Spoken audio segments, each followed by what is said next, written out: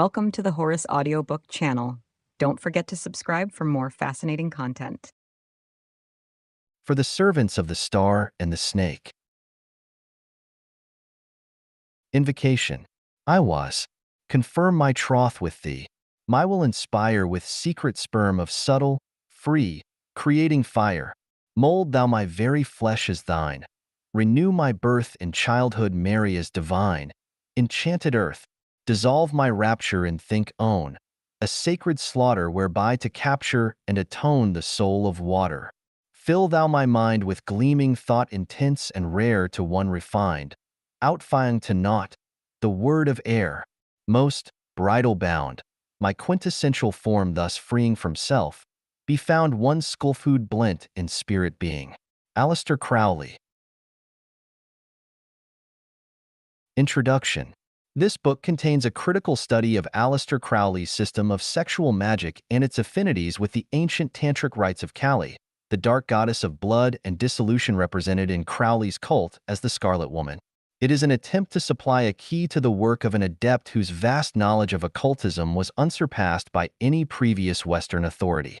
I have emphasized the similarity between Crowley's cult of Thelema and Tantra because the present wave of interest in the tantric system makes it probable that readers will be able to assess more fully the importance of Crowley's contribution to occultism in general and to the magical path in particular.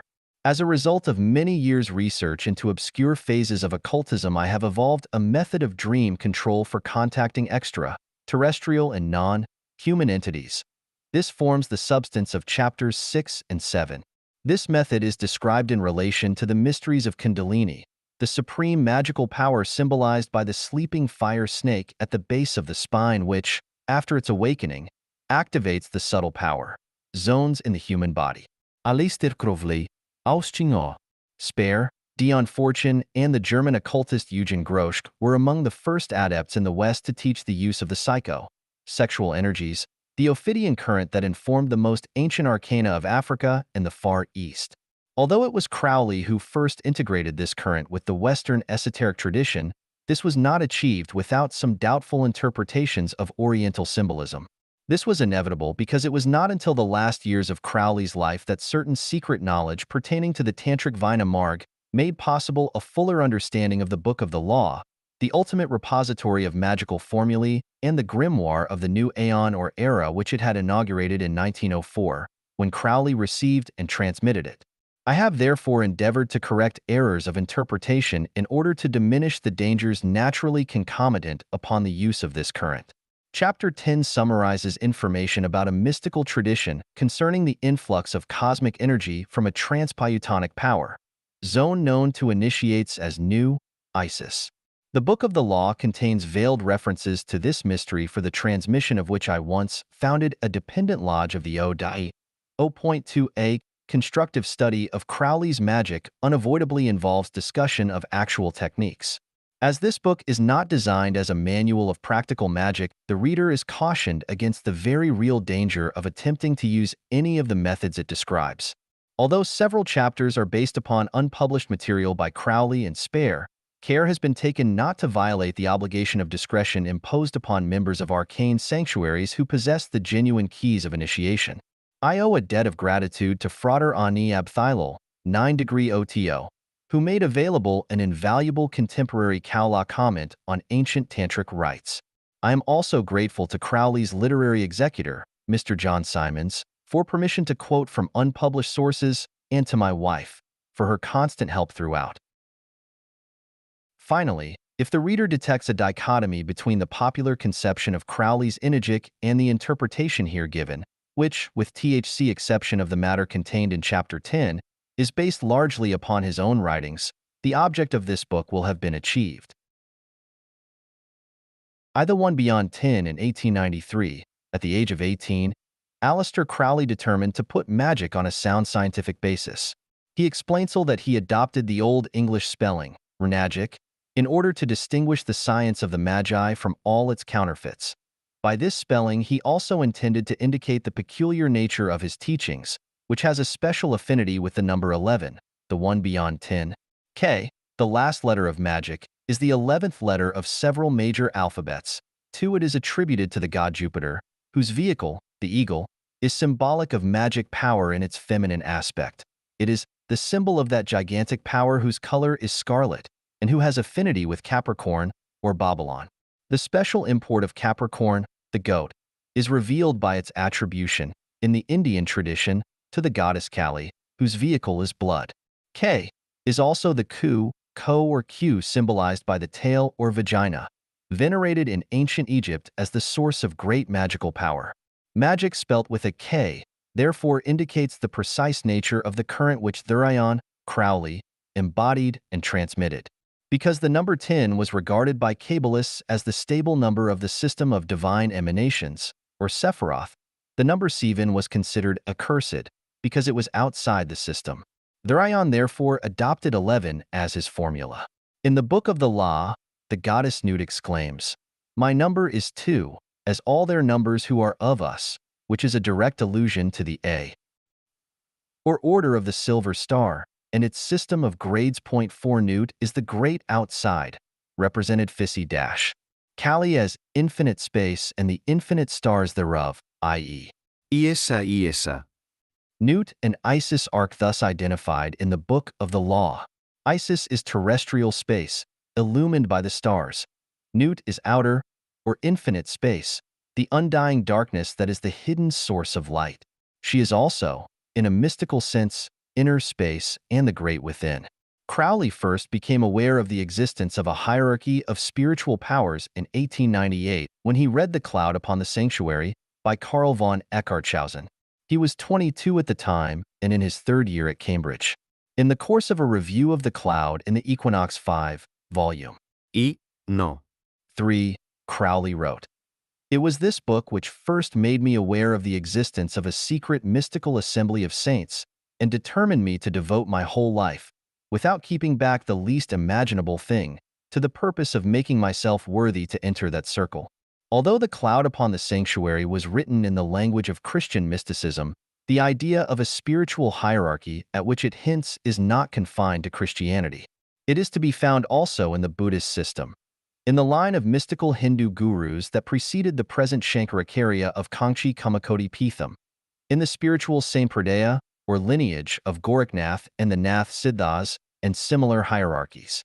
Whether the theory of Christian apostolic succession is true or not, whether the Dalai and Tashi Lamas of Tibet represent in truth a subtle lineage of invisible adepts is a moot point. Some sort of occult order undoubtedly controls the motions of stars and planets, and if stars and planets are governed in the infinitudes of space, why not also men and women in the finitudes of earth? For, as the Book of the Law expresses it, every man and every woman is a star.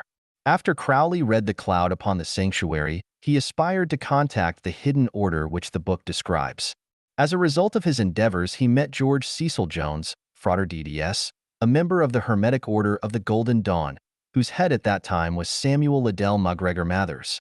It was through DDS that Crowley was initiated into the Golden Dawn on November 1898. He assumed the magical name Perdurabo, I shall endure, a motto undoubtedly suggested by his acquaintance with biblical lore, inherited from his father, a fanatical Plymouth brother, and based upon Matthew 24 verse 13. Crowley extended it to mean, I shall endure to the end, for at the end is there naught to endure, perdurabo. This was no mere wordplay, but an adumbration of that total annihilation of personality which had to be accomplished if he were to achieve the summit of spiritual attainment, a supreme abolishment synonymous with an experience known as the ordeal of the abyss. 6 The Golden Dawn attracted people who were either dissatisfied with traditional, Christianized, Masonic teachings, or unwilling to accept Oriental concepts filtered through the brilliant, though not always flawless prism of Madame Blavatsky's Theosophical Society. One of the most outstanding members of the order, from Crowley's point of view, was Alan Bennett, Frater Lehigh. It was he who gave Crowley his grounding in Oriental mysticism. It was Bennett, also, who later became a Buddhist monk in Burma and who, instead of introducing Thelema to the East, as Crowley had hoped he would do, reversed the process and brought Buddhism to the West. Bennett was one of the original members of the Buddhist Sangha in England. Within a year of his initiation, Crowley's advance in the Golden Dawn had been so swift that he attained the highest grade which Mathers was entitled to confer and, According to an unpublished autobiographical note, 1924, by the year 1903 Crowley was the most advanced adept, as distinct from a master, in the world. But as at Cambridge, when he had undergone the Buddhist trance of sorrow and realized the futility of earthly ambition and achievement, so now, when almost at the summit of mystical attainment, he was overwhelmed by a similar sense of futility. It was so acute that he abandoned the great work ate itself. In August 1903, he married Rose Edith Kelly, who, within a year of their marriage, was instrumental in putting him in touch with an occult intelligence of incalculable power, one that was to remain with him to the end of his life. Through this intelligence, named EVA-IA, Crowley received the Book of the Law in 1904. Among other things, the Golden Dawn taught a technique for acquiring mastery of the astral plane, during which the projected astral body of the magician was identified with an Egyptian god form. When practicing the assumption of a god form, Perdurabo, i.e., Crowley, chose the form of Horus, one of the oldest deities known to man. He sealed the plasm of his astral body in the mentally formulated image of a golden hawk, a vehicle of Horus, and in that form, he explored the subtle ethers of the universe. 9 The technique of assuming the god form, of ritually evoking and banishing astral, elemental, and planetary entities, forms the substance of Liber Zero Vet Mantis et Sagitti, a Golden Dawn instruction which Crowley later published in the Equinox, Volume No. 2. See also Magic, by Aleister Crowley, Routledge, 1973. The Golden Dawn underwent great changes owing to the failure of Mathers to maintain a magical link with the occult current informing the EVA-IA, the Order of the Silver Star, and the subsequent dissolution of his contacts on the inner planes by the secret chiefs of the order. In a manifesto addressed to members of the Second Order, the Orders of the Rosy Cross and of the Cross of Gold, Mathers had given more than a hint as to what this contact implied. As to the secret chiefs with whom I am in touch and from whom I have received the wisdom of the Second Order which I communicated to you, I can tell you nothing. I do not even know their earthly names, and I have very seldom seen them in their physical bodies. They used to meet me physically at a time and place fixed in advance. For my part, I believe they are human beings living on this earth, but possessed of terrible and superhuman powers. My physical encounters with them have shown me how difficult it is for a mortal, however advanced, to support their presence. I do not mean that during my rare meetings with them I experienced the same feeling of intense physical depression that accompanies the loss of magnetism. On the contrary, I felt I was in contact with a force so terrible that I can only compare it to the shock one would receive from being near a flash of lightning during a great thunder storm, experiencing at the same time great difficulty in breathing. The nervous prostration I spoke of was accompanied by cold sweats and bleeding from the nose, mouth, and sometimes the ears. This may suggest quackery, or even theosophy, but the fact remains that Perdurabo succeeded where Mathers had failed. Through proper application of the magical methods taught by Mathers, Perdurabo was able to pitch his consciousness into reciprocal harmony with what proved to be an indubitably powerful intelligence. By repeatedly assuming the god form of Horus, Crowley attuned his consciousness to the vibrations emanating from the sphere of that complex of cosmic power. In this way, he prepared himself to receive the Book of the Law, technically entitled Liber Al Vel Legis. This book will be referred to hereafter simply as Al. Al, pronounced El, is a Chaldean word meaning, among other things, God or the Great One. It possesses elemental and planetary attributes, air, to the letter A, and Venus, to the letter L. It signifies the creative spirit, breath, prana, etc., and L signifies the woman satisfied, or fulfilled with creative energy. The relevant tarotic keys are entitled the Fool and Adjustment, respectively. The inner meaning of these keys will emerge in due course. Al was transmitted to Crowley by a discarnate intelligence named Iwas in 1904, for an hour precisely, from noon till 1 o'clock p.m. On April 8, 9 and Io, while Crowley was in Cairo, Iwas dictated the substance of the book which forms the most important magical document of the new aeon. A full account of the transaction is given by Crowley in his Confessions, and, in more technical detail, in the Equinox of the Gods.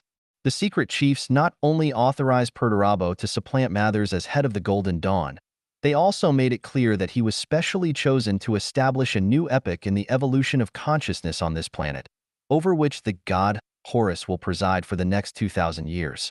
Changes of aeon occur periodically at intervals of about 2,000 years, the most recent having occurred in 1904 when Horus supplanted Osiris as the typical vehicle of the magical current that now infuses the aura of the planet.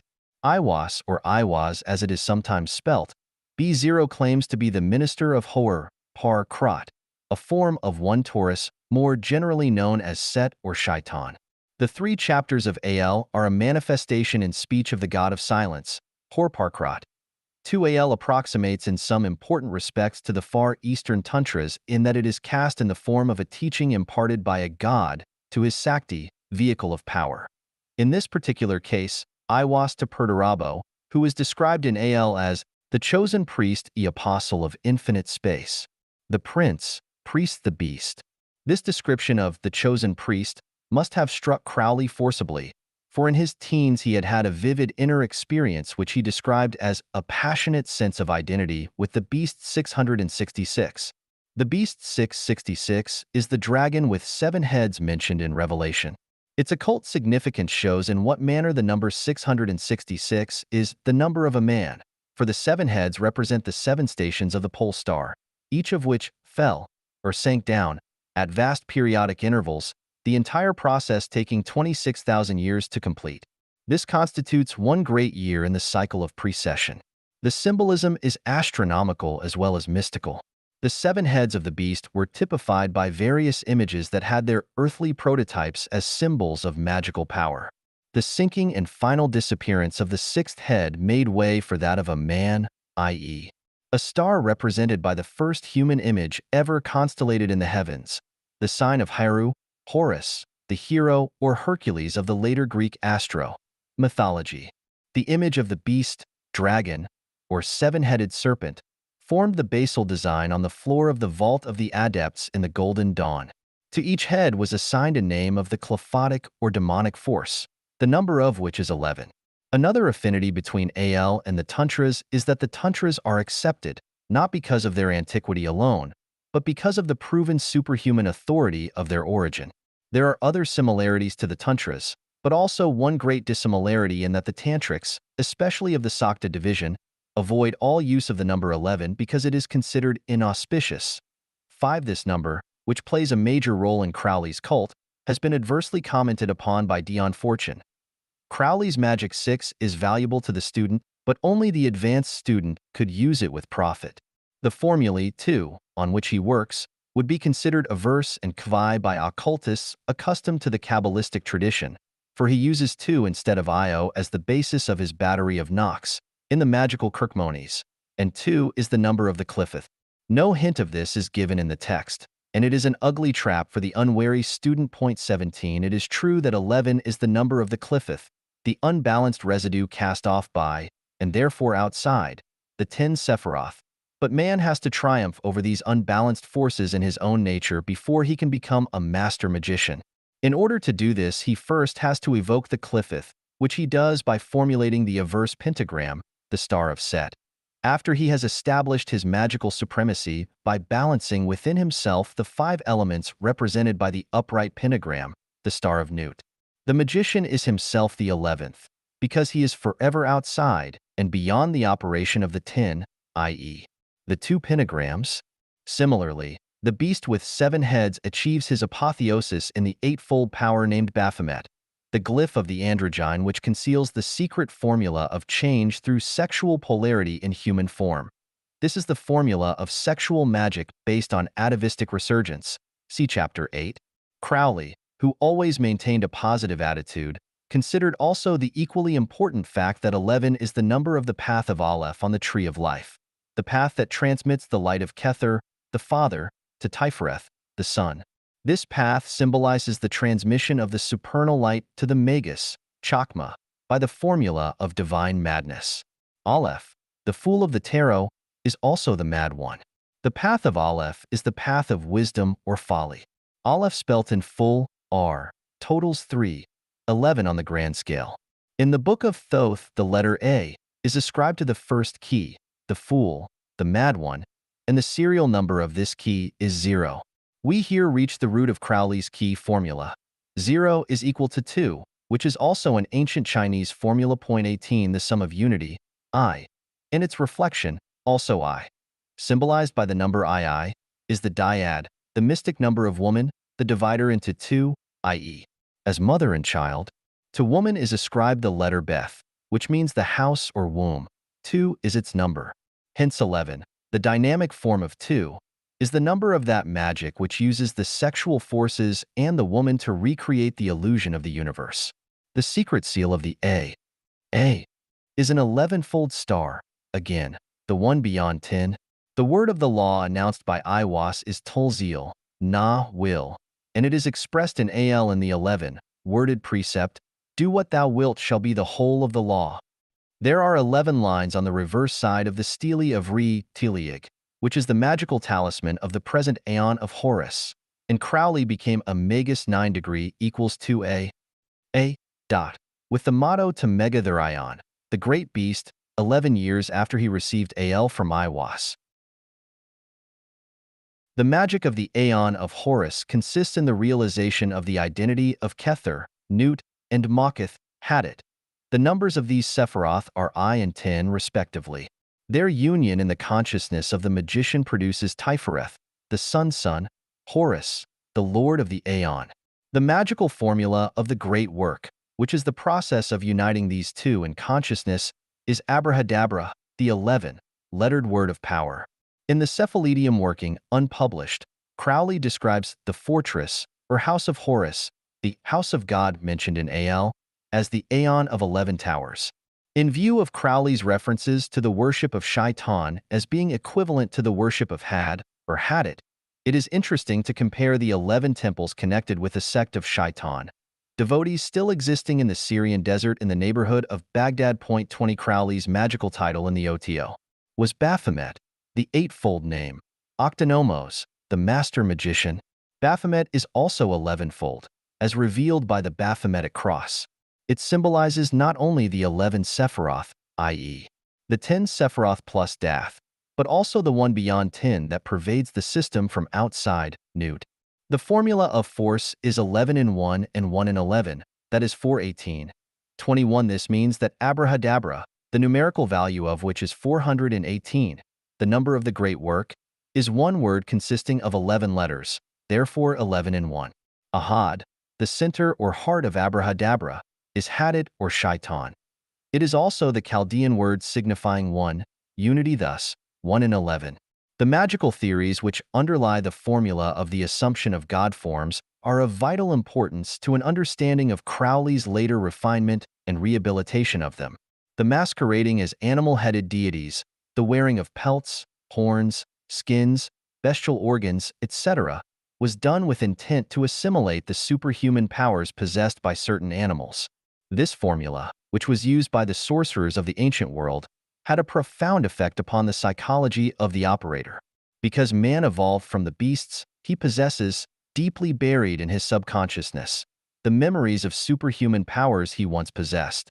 Each animal typifies one or more such powers: strength and subtlety for the leopard, seeing or sensing in darkness for the cat, the OWI, the bat, swift death, dealing power for the snake, the power of transformation for the hyena, and so on. Any required atavism could be evoked by assumption of the appropriate God form. 22 The process was known to initiates as the formula of the divine ape, the ape being an image of the primal link between man and beast. It was also a symbol of the astral body and the reflective quality of the astral light that appears to mimic or ape the images impressed upon it by the will of the magician. The assumption of the God form is therefore an aping of the superhuman power which it is desired to evoke. In a paper on clairvoyance, MacGregor Mathers noted that the specific forms of animals are significant even on the mundane plane, and that on the astral plane this is even more emphatically the case. In the case of the ape, the formula was actually enacted in a sexual rite that Crowley refers to in his comment on the vision, and the voice. 23 Classical mythology is replete with examples of the sexual assumption of the god form. Zeus enjoyed Europa as a bull, Leda as a swan, Astery as an eagle, and Diois as a speckled serpent. Poseidon, as a bull, seduced Arn, as a ram, Theophane. Kronos, as a horse, covered Philyra and begot the centaur Chiron, etc. There is also the biblical mystery of Mary and the dove. Crowley interprets the formula as a magical unification of larval consciousness, characteristic of pre-human phases of life, with the ultimate product of an exalted and illumined human will. The exaltation of pre-eval atavisms to cosmic consciousness through the instrumentality of sexual magic. The Sphinx is the most celebrated image of this concept. Crowley describes it as the deification of the bestial, and therefore an apt hieroglyph of the Magneto Opus. 24. In other words, it symbolizes the formula for the bringing through of cosmic power, the meeting of beast and God through the mediumship of man. The use of ritual masks, more particularly those of the ancient Egyptian gods, a falcon for Horus, a jackal or fennec fox for Anubis, an ibis or ape for Thoth, a crocodile, dragon or ass for Set, and hippopotamus for Typhon, was a means of identification with subconscious strata corresponding to remote atavisms. The law of evolution is retrogression of function governing progression of attainment, i.e., the more wonderful our attainments, the lower in the scale of life the function that governs them. 25. The subconsciousness responds to properly applied magical theurgy, in some cases, even to brain surgery. Walter Penfield's work has shown that during brain operations, stimulation of the temporal lobe of the brain may actually reproduce a sense of the full experience of a past memory, as if it were occurring again. This was discovered when epileptic patients were treated surgically. 26. It is clear from the nature of some of the Golden Dawn instructions that its chiefs were fully aware of the occult significance of animals in ancient arcane traditions. In an abstract of one such teaching, Perturabo notes that monkeys, for instance, are the debased result of ancient magical effort to form a direct link with animals, i.e., with the pre-human strata of consciousness, those strata which contain superhuman energies in latent form. In Magic Without Tears, 27. Crowley notes that in certain types of animal, there appears, if tradition have any weight, to be a curious quality, which enables them to assume at times the human form. No. And the rest are also Rands, is the seal. There is a whole body of literature about this. Then come wolves, hyenas, large dogs of the hunting type, occasionally leopards. Tails of cats and serpents are usually the other way round. It is the human, nearly always female, that assumes these shapes by witchcraft. But in ancient Egypt, the papyri are full of formulas for operating such transformations. The magicians of antiquity were deeply versed in this and allied formulae. By the assumption of the form or nature of the deity, they made themselves the vehicles of the elemental energy typified by the god. It was Crowley's frequent assumption of the god, form of Horus, as a golden hawk, that enabled him to invoke the magical energies of the new aeon which lay latent in the racial subconsciousness in the form of animal atavisms. Animals were the first sentient forms of the primal current of consciousness that proceeded from an extra-terrestrial source. They were, in fact, the primal forms of cosmic energies or gods, their literal god forms, and the later assumption of these forms by man was a magical means of contacting the stream of consciousness that first penetrated this planet from outside. Aiwass is the link, the corridor through which the impulse was transmitted from the source of extra-terrestrial consciousness. That is, Aiwass was a messenger from the forces ruling this earth at present. 28. The location of that source and the nature of those forces, or gods, are mysteries concealed in A.L. Rather than originating with Crowley, this impulse included and comprehended him in its sweep. Aiwass is both a subjective and individualized concept and an objective and cosmic entity. This explains how Aiwass is simultaneously a part of Crowley's subliminal consciousness and an independent entity identified with cosmic energy. From the time Crowley entered the Golden Dawn in 1898 to the receipt of A.L. in 1904 and for several years afterwards, sex had had for him no particular occult significance. He used it in the normal course of events. His casual use of it, however, during his period of magical training explains his rapid progress in the order. The effects of the formula of the divine ape, augmented by the use of sex in his personal life, mysteriously released the serpent power, kundalini, within him. Yet it was many years before Crowley acknowledged Aiwass as a being identical with his daemon, his genius, or holy guardian angel. Aiwass, the minister of Hor, Par, Krat, therefore equates with the solar, phallic, hermetic Lucifer, the devil, Satan, or Hadad of our particular unit of the starry universe. This serpent, Satan, is not the enemy of man, but he who made gods of our race, knowing good and evil. He bade, "Know thyself," and taught initiation. 29. Furthermore, Crowley typifies the true nature in every man and woman, the true will, by the Satyr, 3 degree of form of Saturn or Set, Shaitan Aiwass, the hidden god. 2. The Scarlet Woman I, the Beast 666, am called to show this worship and to send it forth into the world. By my woman called the Scarlet Woman, who is any woman that receives and transmits my solar word and being, is this my work achieved. For without woman man hath no power. The Jeridensis working Chapter 11 of Crowley's Magic, original edition, is entitled Of Our Lady Babylon and of the Beast whereon she rideth. It begins, "The contents of this section, inasmuch as they concern Our Lady, are too important and too sacred to be printed. They are only communicated by the Master thereon to chosen pupils in private instruction. It is not claimed that the contents of the present chapter constitute the private instruction mentioned in Magic, but the following interpretation of the formula of the Scarlet Woman is based upon a study of unpublished material which possibly formed the basis of such instruction. The adjective scarlet has reference to the draconian current upon which the new aeon is based, for it is the color of Aries, Horus, or Horus.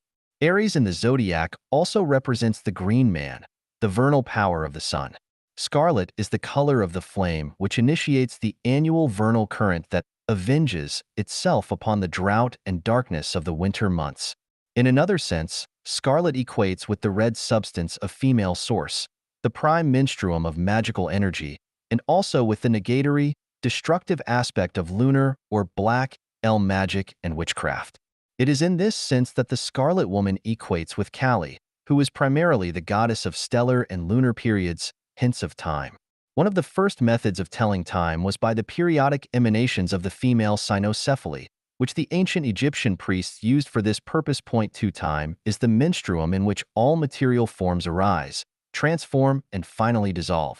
The best blood is of the moon, monthly, says A.L. This refers particularly to the Kali aspect of the formula.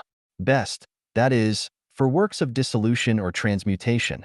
Best, in other words, for magic or energy tending to change. The name Babylon, which is used to designate the office of Scarlet Woman, differs from the apocalyptic version not only in respect of its orthography 3, but also for the following reasons. The biblical concept of the Scarlet Woman is already a corruption of that ancient magical tradition of which, outside sanctuaries of initiation, temple prostitution is the only remembered form. The tradition is best preserved in the doctrines of the Indian and Tibetan tantras, which describe ceremonies involving the use of the kalas, medicines, which imbue the exudations of specially trained priestesses. The sweet, smelling ladies, Suvasinis, have a more than literary correlation to the sweet, smelling perfume of sweat spoken of in A.L.I. 27. The formula of the Scarlet Woman is the formula of the Suvasini. Babylon means the gate of the sun. She admits the solar force through her gate, gut, cut, or cat, i.e., pudenda. As the cat she is the moon, or the sun reflected in the eye of Aminta, the left eye of space as the sun is the right. Thus the Vama Marg, literally the left path or the path involving the use of woman, the female being considered as the left or lunar aspect of creation in contradistinction to the Dakshina Marg, which involves the solar current, the male or right hand aspect. In another sense, Vama Marg is the esoteric aspect of Tantra, of which the exoteric aspect is the Daxil, Ina Marg. These distinctions have nothing whatever to do with white and black magic, as often and erroneously supposed. The name Babylon is numerically equivalent to I6, whereas the corrupt, apocalyptic form, Babylon, totals 165, a number of no particular Kabbalistic significance. 1, 5, 6, on the other hand, conceals many ideas relating to the function of the Scarlet Woman. For instance, it is the number of Tzivn, Zion, the holy mountain. It is also the number of the city of the pyramids beneath the Night of Pan, for which may be entered and explored through the magical use of Babylon. It is also, according to Liber 4I8, the number of chaos, which is a concept of singular importance in the Kabbalah of Thelema, for it is a secret name of the beast. Babylon is thus identified with her true lord.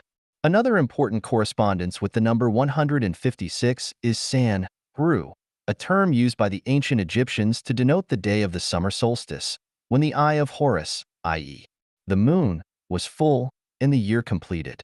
The number 156 is therefore a perfect symbol of the magically inspired female, i.e., of the Scarlet Woman. It is also her numerical formula, which is one of change and manifestation, Scorpio and Capricorn. The apprehension of the interchangeability of these symbols requires the use of a special kind of mental faculty, one which is capable of simultaneously distinguishing and identifying apparently disparate concepts. The disparity exists only in relation to the mentality which conceives it. Once this is grasped, initiation becomes possible and the mind transcends itself by means of the reconciliation of opposites. The Visvakosatantra says, no worship is valid without women, Sakti, fish, and meat. Similarly, a Sahajiya text declares, if you do not submit yourself to a Manjari, woman, but simply rely on theoretical knowledge of the thing, you cannot get Krishna by spiritual culture. According to Munindra Bose, 6, the Sahajiyas do not use fish or meat in mystic culture, but as regards the necessity of women, they have the same idea of the utility of a female companion as preached in the Tantras.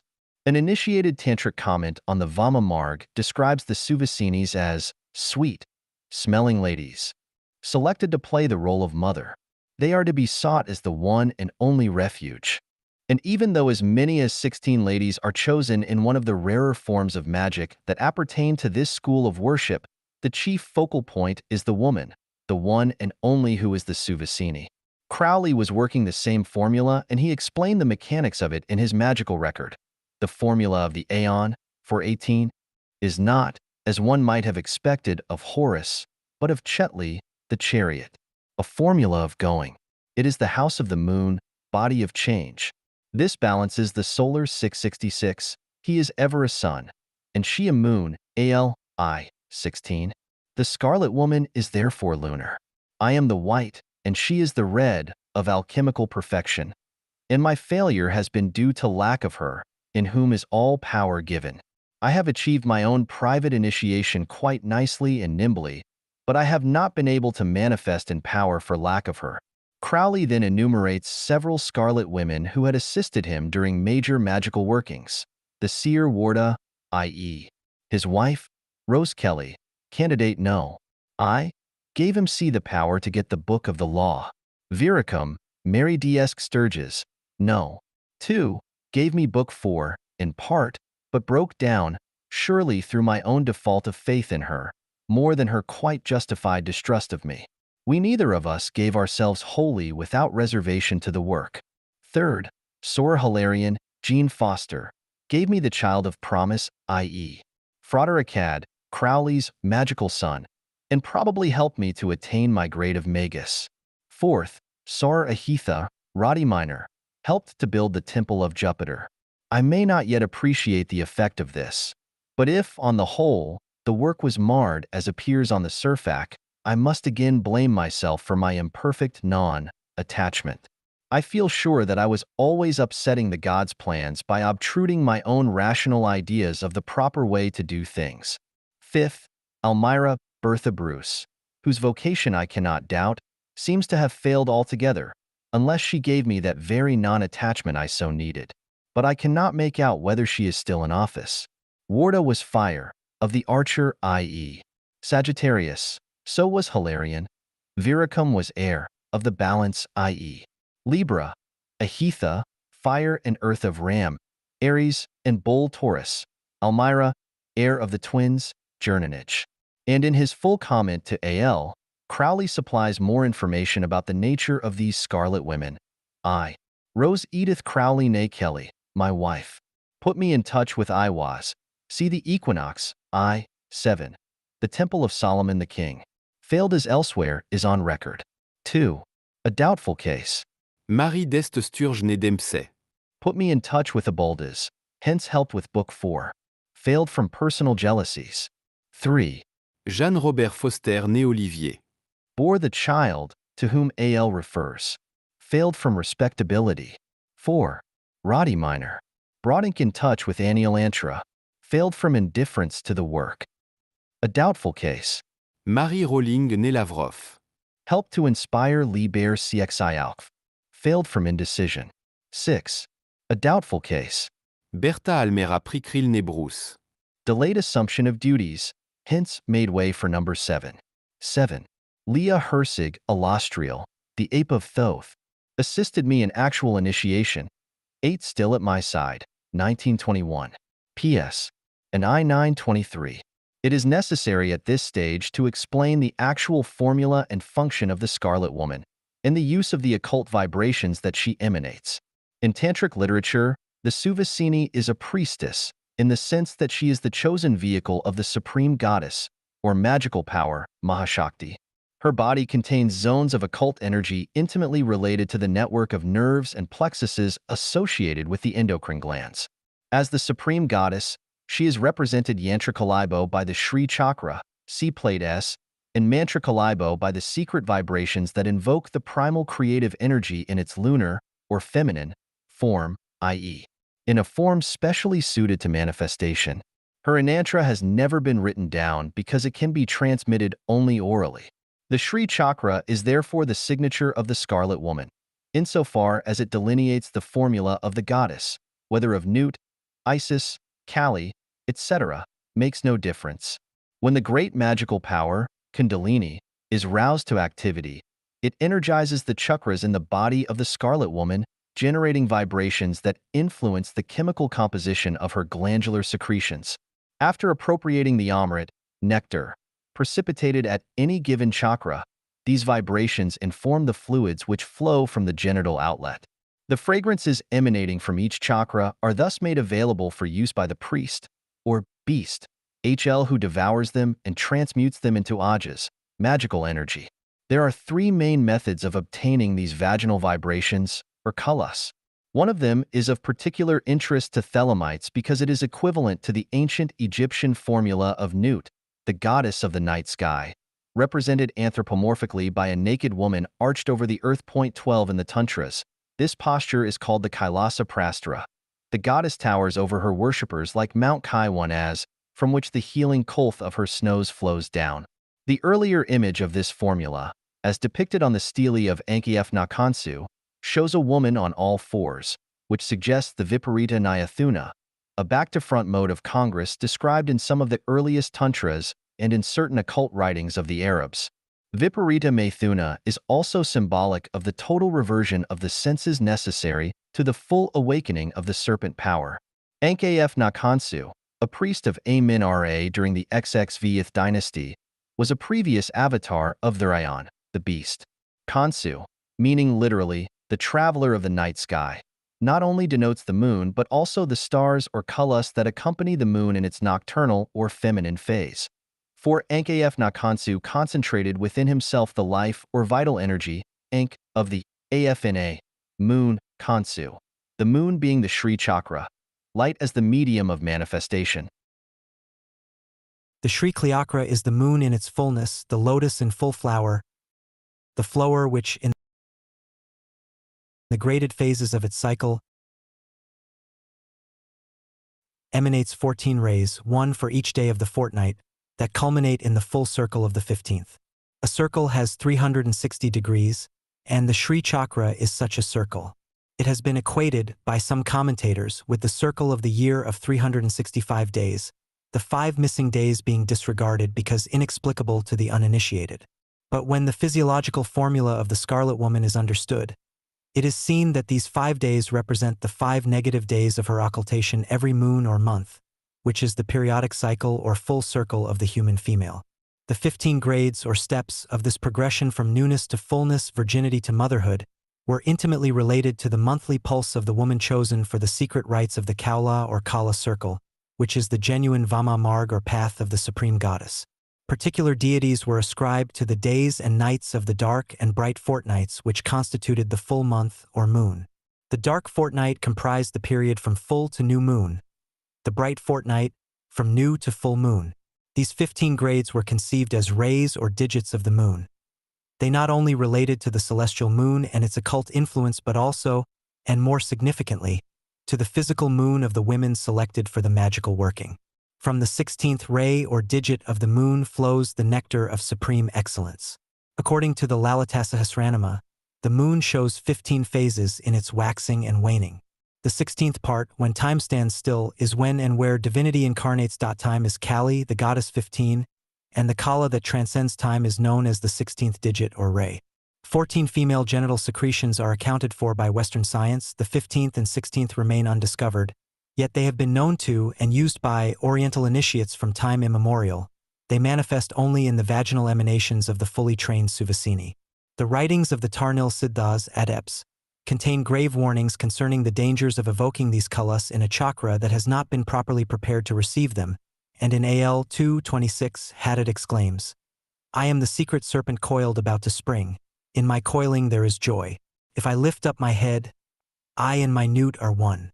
If I droop down mine head and shoot forth venom, then is rapture of the earth, and I and the earth are one. There is great danger in me." The downwardly directed forces are charged with poisonous vibrations. They can be used for works of materialization and dissolution, and with deadly effect in works of black magic.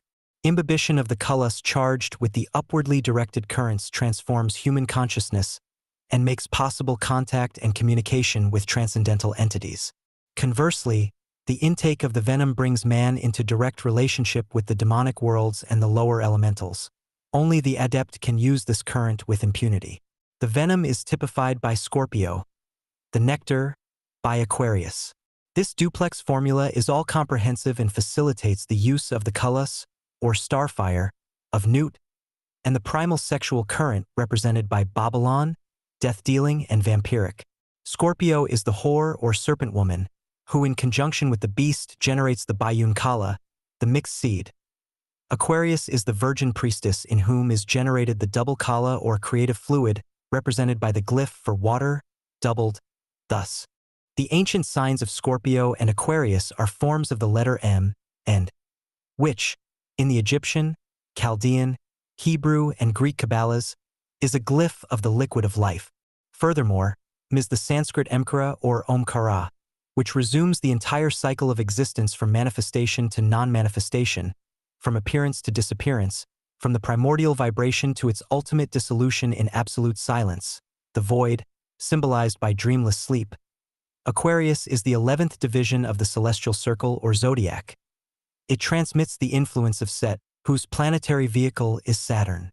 The Scarlet Woman is thus the repository and the focus of all the kalas required by the adept whose will it is to establish contact with transmundane intelligences such as Aiwas, Amalantra, Abuldas, etc. These considerations explain why Crowley insisted on observing the arcane tradition that sanctions initiation of the priestess by the priest, but prohibits the opposite procedure. Perhaps they also explain why so many of Crowley's magical operations ended in failure for himself, and in so much psychological trouble for the Scarlet Woman concerned, several of whom succumbed to insanity. Crowley supposed that an instantaneous reciprocal attraction between the parties concerned was a sign of magical competence. The partner had, so to speak, been chosen of the gods. This is brought out in a secret instruction given by Crowley to members of the Sovereign Sanctuary, OTO. Choice of an assistant seems so important that perhaps it should be left to caprice, i.e., to subconscious attraction. With regard to the choice of one to serve this sacrament, man is so confused in mind, and so easily deceived as to this matter, that it seems to us not unreasonable to allow full sway to the caprice of the moment. For this caprice so-called is in truth perhaps the voice of the subconsciousness. That is, it is the deliberate choice of the holy phallus itself. The phallus is the physiological basis of the oversoul. For this very reason are these many men led astray. But let the conscious will be devoted wholly to the great work. Then shall the subconscious will choose inevitably the appointed vehicle for the work. Over and above this, however, It appears from Crowley's magical recordal that he took no pains to ensure that his assistants possessed all the requirements of a scarlet woman. It is no doubt true that the particular qualifications necessary for this office have little to do with the moral status of the woman used in the rites. Whores, no less than respectable women, may possess the necessary competence. The ultimate test of eligibility is the purity of passion brought to the rite by both priest and priestess. Yet there is some indefinable something beyond even this, and about this aspect of the matter the Oriental initiates were prolix. Their writings, like those of the medieval alchemists, were couched in mysterious ciphers, impenetrable to all but initiates. One thing is certain, however: the lotus or flower of the human female supplies the vital elixirs sought after by the alchemists and adepts of old. Among the welter of published arcane writings there is one, and one only known to me, that contains an initiated inner sense commentary which approximates to the genuine Varna Marg interpretation of this chakra. This is the Carperdistatra of the Kaula Tantrics, translated by Sir John Woodruff as the HYM to Kali. Therein, the Mahachakra, which is the focus of the mystic rite, is the mandala or yoni of Kali herself, a close-up, as it were, of the trikona inverted triangle that typifies the supreme goddess. The stotra is a litany of praise that contains the secret of Kaula worship. 3. Zone of the fire snake. There are several methods, mystical and magical, of arousing the serpent power or Kundalini Shakti. They may be studied in the tantras and the various textbooks on yoga. Here we shall treat of a technique involving the will and the imagination dynamized by psychosexual energy. The process is easier of accomplishment in the female than in the male, for the simple reason that for her the serpent power or fire snake can be more readily imaged in phallic form. The priestess visualizes the image in the sexual zone, Muladhara chakra, and inflames herself to the point of orgasm by the power of controlled imagination, or love under will. Before orgasm is achieved, she must move the image by the power of her mind and transfer it to the center of will, the Ajna chakra, represented by the third eye in the cerebral region. If she is highly skilled, she will have transferred the primal power to this center at an earlier stage of the rite. If not, she must make the transfer immediately before orgasm occurs and maintain in mind the magical child or bud, will, until consummation occurs.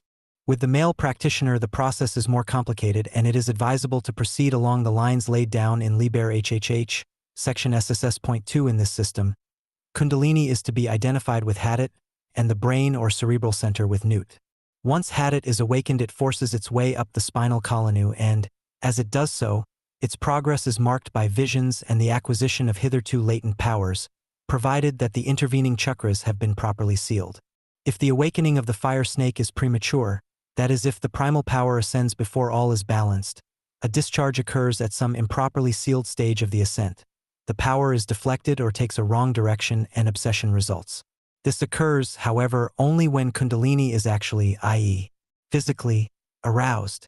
It is therefore safer for the operator to perform these practices mentally or astrally so that the power, although awakened, remains at the Muladhara chakra. There is then less danger of trouble along the path of the Sushumna, spinal column. Mind, the Ajna chakra, is the 11th sense. It is the name given to generated thought. Thoughts spring from a particular region of the brain called Ajna, or will. When Kundalini ascends to this chakra, the operator becomes a king. Ajna is the seat of will, and the kingly man of the Dharayanic cult is he who functions at this level and, by his magically imbued thought stream, actually creates new worlds, new conditions.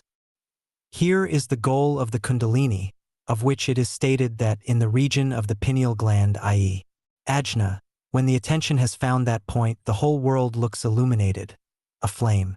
Whenever there is joy in man, then Kundalini is at the pineal region. As Al has it, "They shall rejoice are chosen, whose sorroweth is not of us." There are many other references in Al to this royal state, this kingly condition of the will. This also is why it is written, "Ye are against the people, O my chosen," for, in a mystical sense, the people represent the mass of thoughts, the disconnected fragments of consciousness that obstruct the attainment of unity. Adepts of the Kaula path, i.e., those who use the kalas, the vaginal vibrations or essences, invoke the goddess at the region of the Muladhara chakra, the zone whose gate in the outer is the female genital outlet.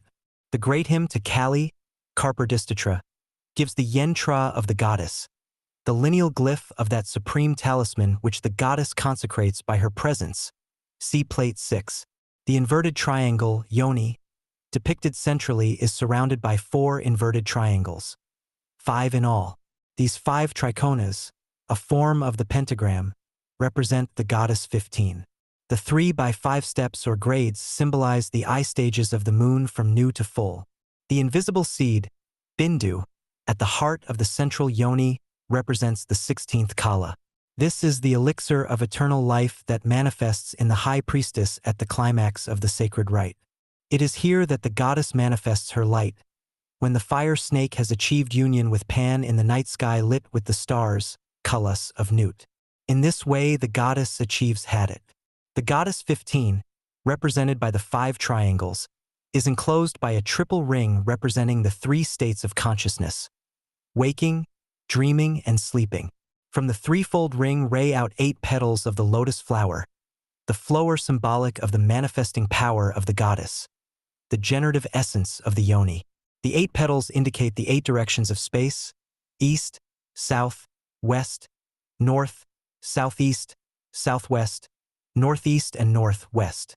The in-betweenness concepts, indicated by the last 4 directions, play an important part in the African mysteries, where they are interpreted in mantric terms as the off-beat rhythms of the ritual drums, a mantric expression of this great yentra. The inverted triangles, the circles and petals, each symbolic of various phases of the female lunar cycle, are enclosed within a large inverted triangle that typifies the sexual organ of the priestess. This is surrounded by a fortress consisting of 4 pylons, the 4 gateways to outer space. The yentra of the goddess Kalika resumes the entire doctrine of the Vama Marg, or left-hand path. 2 of the 16 vaginal vibrations emitted by the earthly embodiment of the goddess are, so far, unknown to profane science. Oriental initiates have used them from time immemorial. They can no more be located and analyzed by objective scientific methods than the mind can be discovered by brain surgery. These mysterious emanations, of such vital importance to the adept, exist in potential only in the ordinary unregenerate human organism, as do the sachakras. The goddess has very definitely, very precisely to be invoked. The mystique of her invocation is given in the tantras of the Vana Marg, and, so far as I am aware, in one only Western grimoire or manual of magical procedure, Liber al vel legis. Crowley incorporated vital aspects of the Vama Marg into the Western magical tradition. This was one of his major contributions to occult science. This path is equivalent to, and perhaps the sole surviving example of, the vastly anterior draconian cult considered ancient by the Egyptians as far back as the XXVth dynasty, when Crowley, in his avatar of Ankef Nakansu, attempted unsuccessfully to revive it.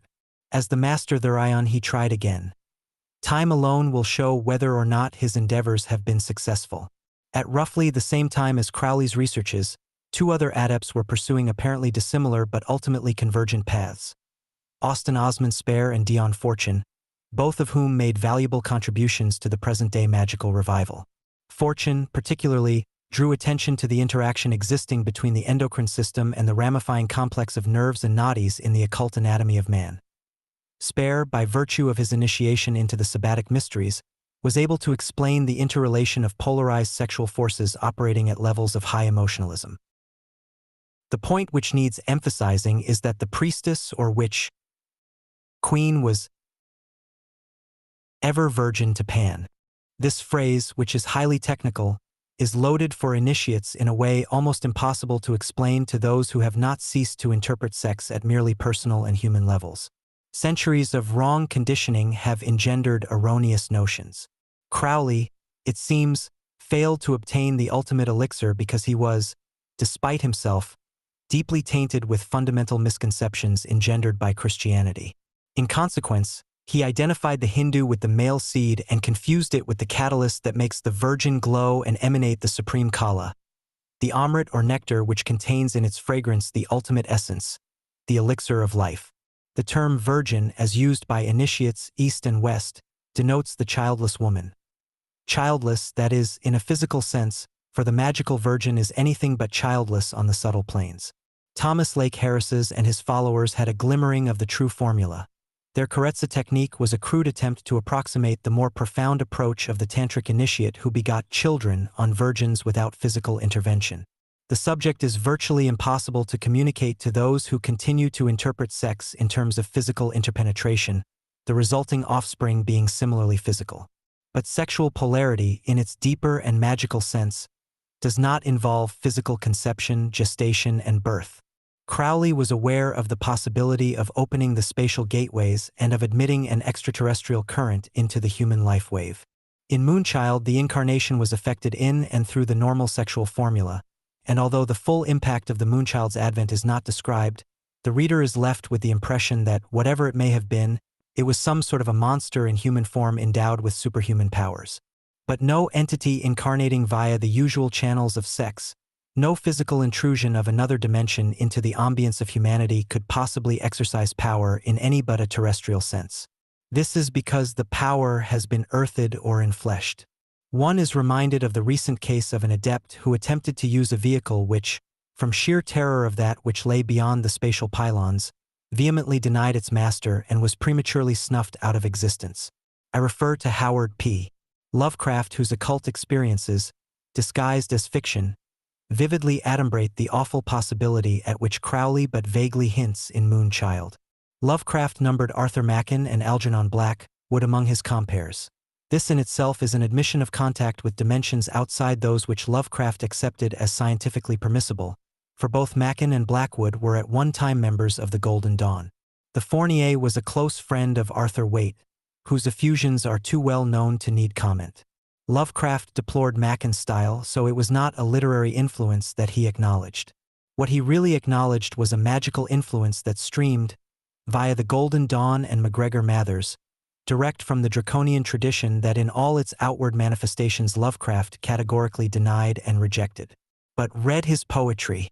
He cannot there conceal, as he does persistently in his letters, the real source of his visions, of the intrusion of forces completely in accord with the archetypes, symbols, call them what you will, that Crowley brought through when in contact with a transmundane entity of supreme power. I refer to Aiwass. If the reader will turn to pp. 2 and IO of the Magical Revival, he will appreciate how close is the comparison with Lovecraft's, yet nowhere in his published or unpublished writings, including his numerous letters, did Lovecraft give any sign of either having read or heard of Aleister Crowley. The quality of evil with which Lovecraft invests the types of his Cthulhu cult and other mythoses is the result of a distortion in the subjective lens of his own awareness, and I have shown elsewhere how these images emerge when not so deformed, approximating sometimes to the point of actual identity with Crowley's cult types of Shaitan Aiwass and the Book of the Law. Lovecraft's literary hangers-on are interested in bolstering the fallacy to which he himself gave the initial impulse because they wish, no doubt, to preserve the illusion of originality which they ascribe to him. To their limited vision, it seems, Lovecraft maintains his unique position only at the cost of tearing out of its real context his undeniably remarkable achievement. This is both foolish and short-sighted because Lovecraft's achievement is not diminished but greatly enhanced if one sees it in its correct perspective, for it is an occult tradition, and Lovecraft gave it persistent utterance in his writings, that some transfinite and superhuman power is marshalling its forces with intent to invade and take possession of this planet. In his preamble to the Paris working, Crowley writes concerning a specific magical operation. This invocation produced a message from Jupiter in Enochian to the effect that the gods wished to regain their dominion on Earth, and that the two brethren OSV and LT were as fiery arrows shot by them, the gods, in their war against the slave gods. This is reminiscent of Charles Fort's dark hints about a secret society on Earth already in contact with cosmic beings and, perhaps, preparing the way for their advent. Compare the following verse from A.L. Let my servants be few and secret, they shall rule the many and the known. The 93 current is destructive. Only of the wrong direction mankind has taken. It seeks to correct this and is powerful so to do. Perhaps Aiwass is preparing the way for the takeover by those from outside, by a formula of purification through fire. Crowley insisted that AL will affect the total destruction of civilization as we know it. The above passage from the Paris working was written in January 1914. The war that ensued was the first step towards the breakup of values that has dominated humanity for eons past. Lovecraft was not the first to color his visions with an aura of nameless dread. Nor was he the first to use fiction as a medium for their expression.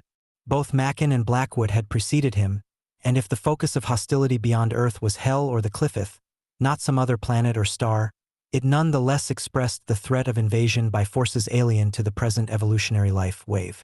Crowley dispels the aura of evil with which these authors invest the fact. He prefers to interpret it on thelemic lines, not as an attack upon human consciousness by an extraterrestrial and alien entity, but as an expansion of consciousness from within, to embrace other stars and to absorb their energies into a system that is thereby enriched and rendered truly cosmic by the process.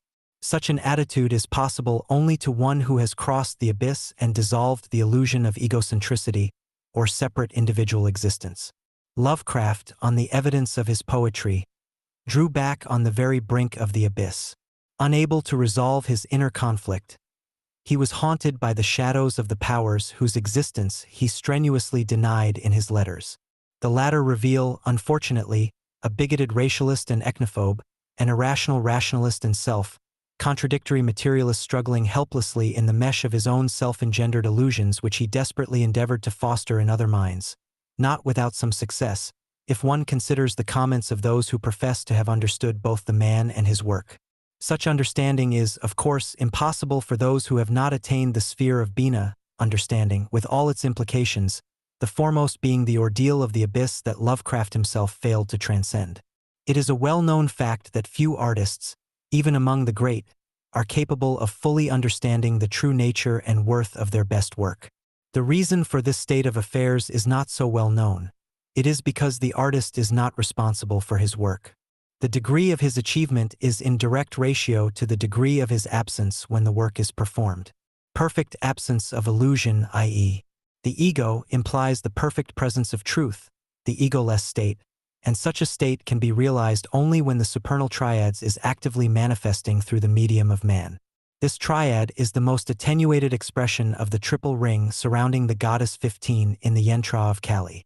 I have interpreted this Yentra in accordance with my understanding of Varna doctrine. The invocation of the goddess is therefore a direct invocation of cosmic power and an unsealing of the 8 directions with a consequent and reverberant opening of the 4 great gateways of outer space through which the power inflows. That power which, as the poet has it, is indriving and imbued with death that is, to the limited individual existence focused in and by the ego. Lovecraft stressed the spaces in between.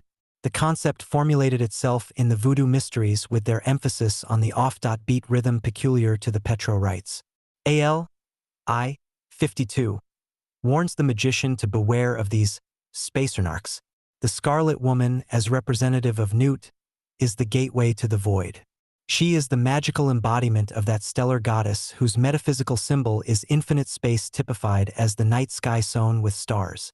She is the yoni strewn with flowers, imaged in the hymn to Kali, for the stars of Nut and the flowers of the nubile virgin goddess are identical.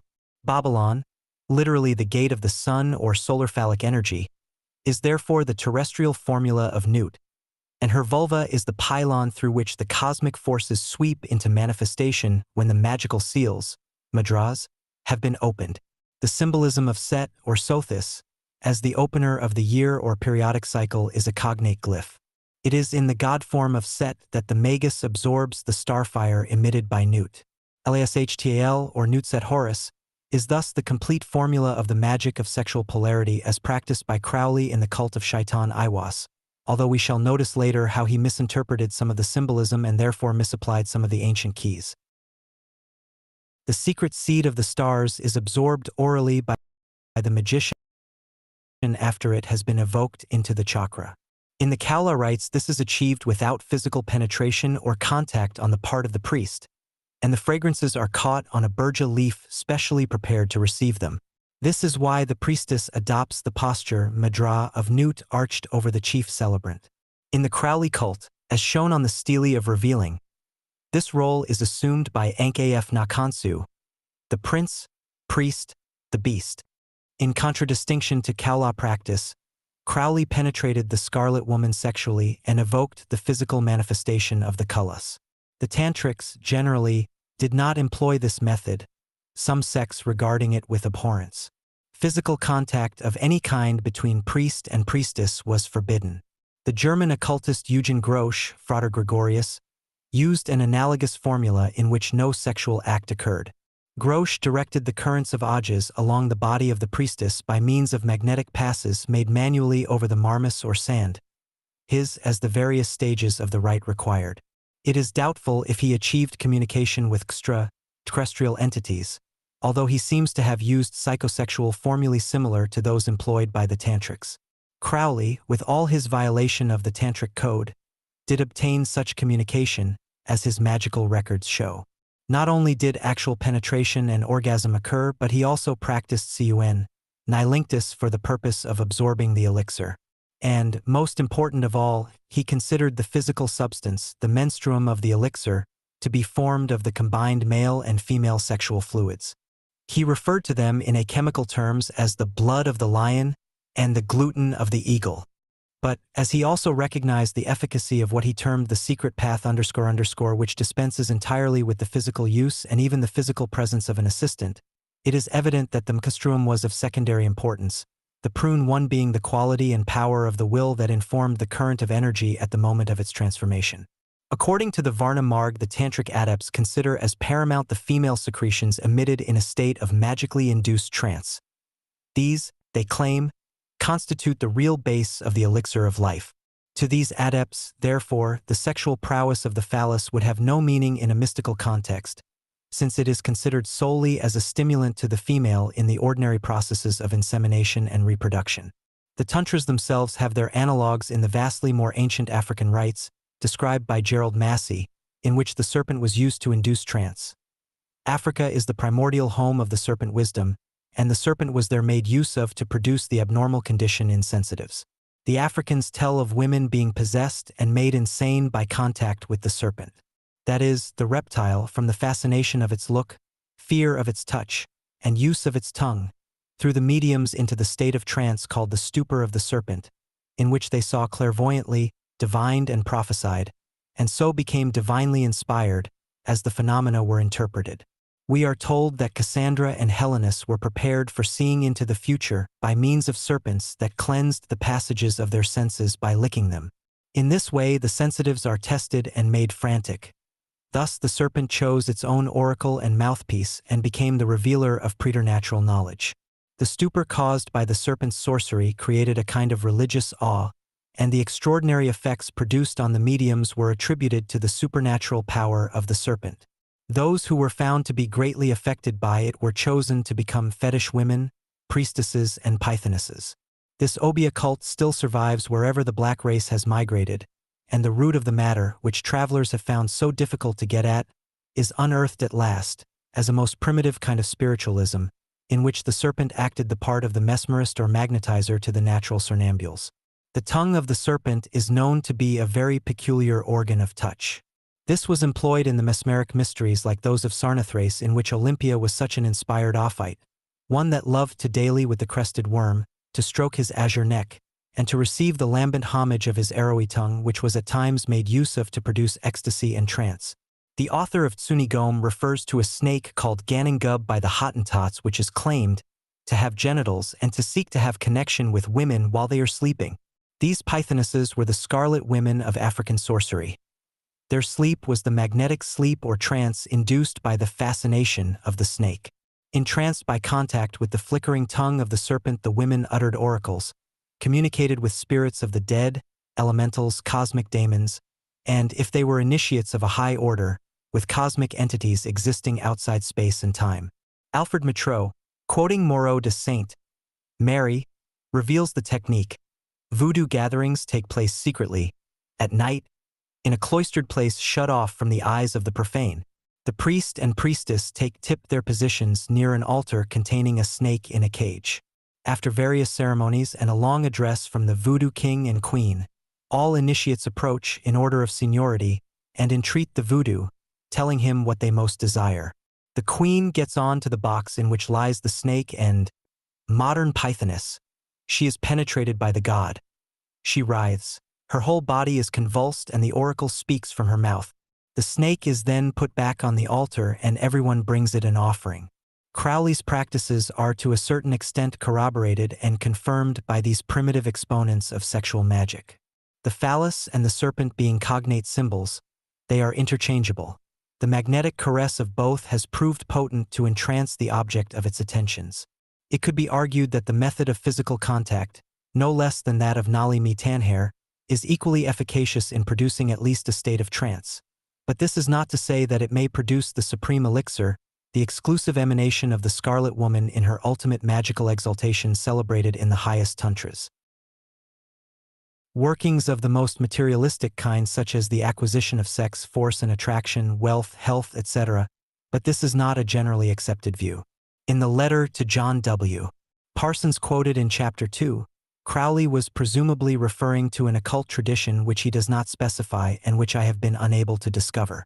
Dion Fortune, on the contrary, perhaps because she was herself a woman, advocated initiation by women.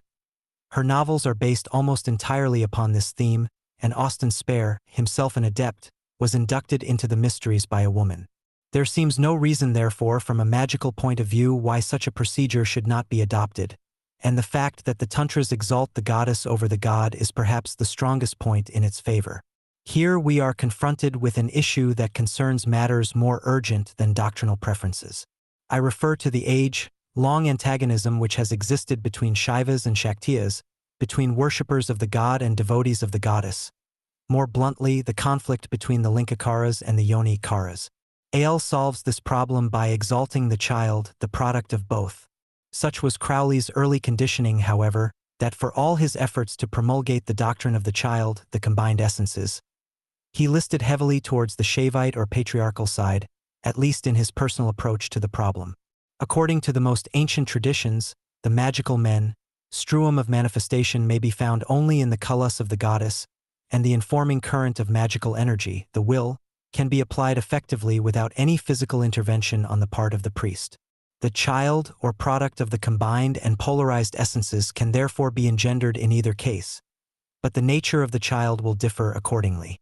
In the tantric sense, that is where the goddess is considered supreme, the resultant or child is mystical.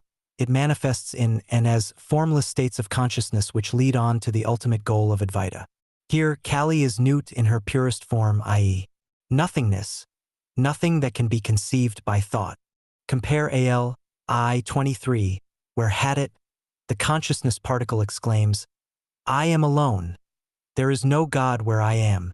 With the intervention of the will, desire is brought into play, and desire can culminate in the state of freedom, or desirelessness, only after it has discharged its potential energy in the form of its own image. Hence the bud, will projected or reflected at the moment of seminal discharge is in the realm of form, magical as distinct from mystical, light or perceptible as opposed to dark or imperceptible. Kabbalistically considered, the supreme formula of Nut, not, is Kali equals 6I equals Ein equals nothing, Nut or not. This is the highest, most transcendental equation which it is possible to project into the realm of mind by mathematico-kabbalistic symbolism. It is evident that the Shaivite conception functions altogether at a different level. The child, R.A. Horquit, projects or bodies forth the limitless light, Sof or of Kali/Nut as blackness which, by its seeming opacity, appears as Set, the absorber of light. Set takes the form of the shadows cast by the magical vortex created by the interplay of Hadit and Nut, or Shiva and Shakti, whose explosive union is so blinding in its brilliance that it appears as thick darkness and sudden death. The darkness of Set is the womb of the goddess from which appears to emanate a glamorous web in the form of the world all. None other than that world bewitching Maya that revealed itself as the Supreme Mother, Kali, in Sri Ramakrishna's ecstasies of inward contemplation. This is also that shadow play or Leela, celebrated in the Tnahavakia that proclaims the ultimate truth. Servam Klialvadani Braun, Thakur Hernath, the saint of West Bengal, 1865 to 1927, referred to this divine play of consciousness as the game of hide-and-seek which Krishna, pure consciousness, perpetually plays with his consort Radha, herself a form of Maya. Crowley's cult of the child involves the earthing of the magical current. It is in this respect alone that Thelema may be regarded as a magical cult, as opposed to the tantric cult of the Kullas wherein the scarlet woman remains ever virgin. As such, she is the sole source of the supreme elixir, the virgin whore of heaven who sheds her star, light without direct sexual contact with the priest or any other male member of the circle. The aim of such rituals is mystical, that is to say they are directed to spiritual ends, cosmic or microcosmic. The Scarlet Woman in the Dhurionic cult embraces both the inwardly directed or mystical current and the magical or outwardly directed current of consciousness. Whereas the mystical use of women operates at levels of sushupti, deep trance, their magical use operates at the swapnik or dream level, the level at which the astral archetypes may be modified with the purpose of influencing objective phenomena as experienced in Jagrat, the wakeful state of mundane consciousness. 4. The angel and the aeon. Al has been likened to a tantra, see Chapter 1. The term has much the same connotation in Hinduism and in Mahayana Buddhism as the word Kabbalah in the Western arcane tradition. Both terms imply a received tradition, something continuous that weaves and interweaves throughout the entire fabric of existence, at times visibly, at other times invisibly. Both the Tantric and the Kabbalistic systems are viewed askance by the orthodox adherents of Hinduism, Buddhism, and Judaism. They are also viewed with suspicion by those who fail to understand the sacramental nature of an act which an innate guilt complex condemns as bestial, and therefore degrading.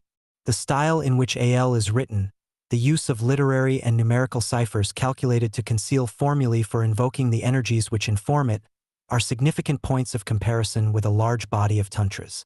The peculiar intimacy existing between deity and scribe is another point in common.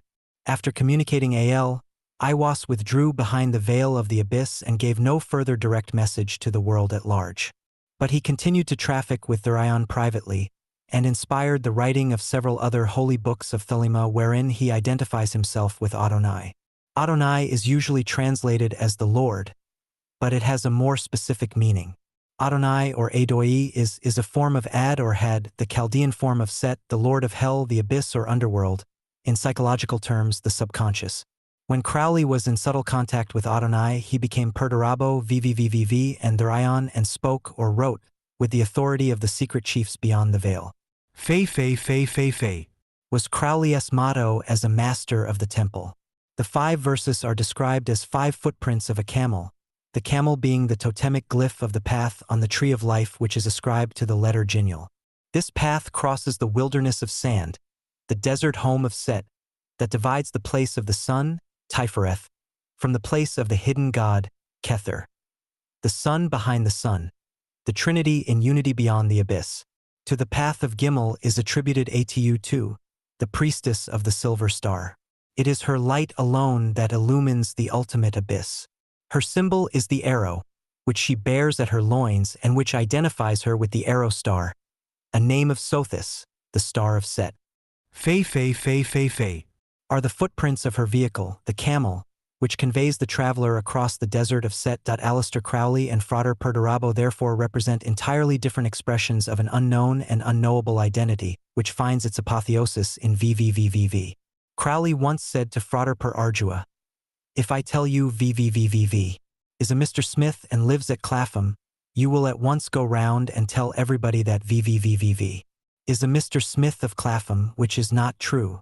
Fei is the light of the world itself, the sole mediator between God and man, and in your present frame of mind, that of a poopstick, you cannot see that the two statements may be identical for the brothers of the A.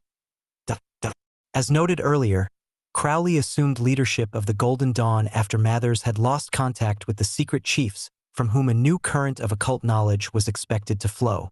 Members of the lower grades had risen individually to the summit of the Second Order, and there they remained, unable to advance for lack of initiated guidance.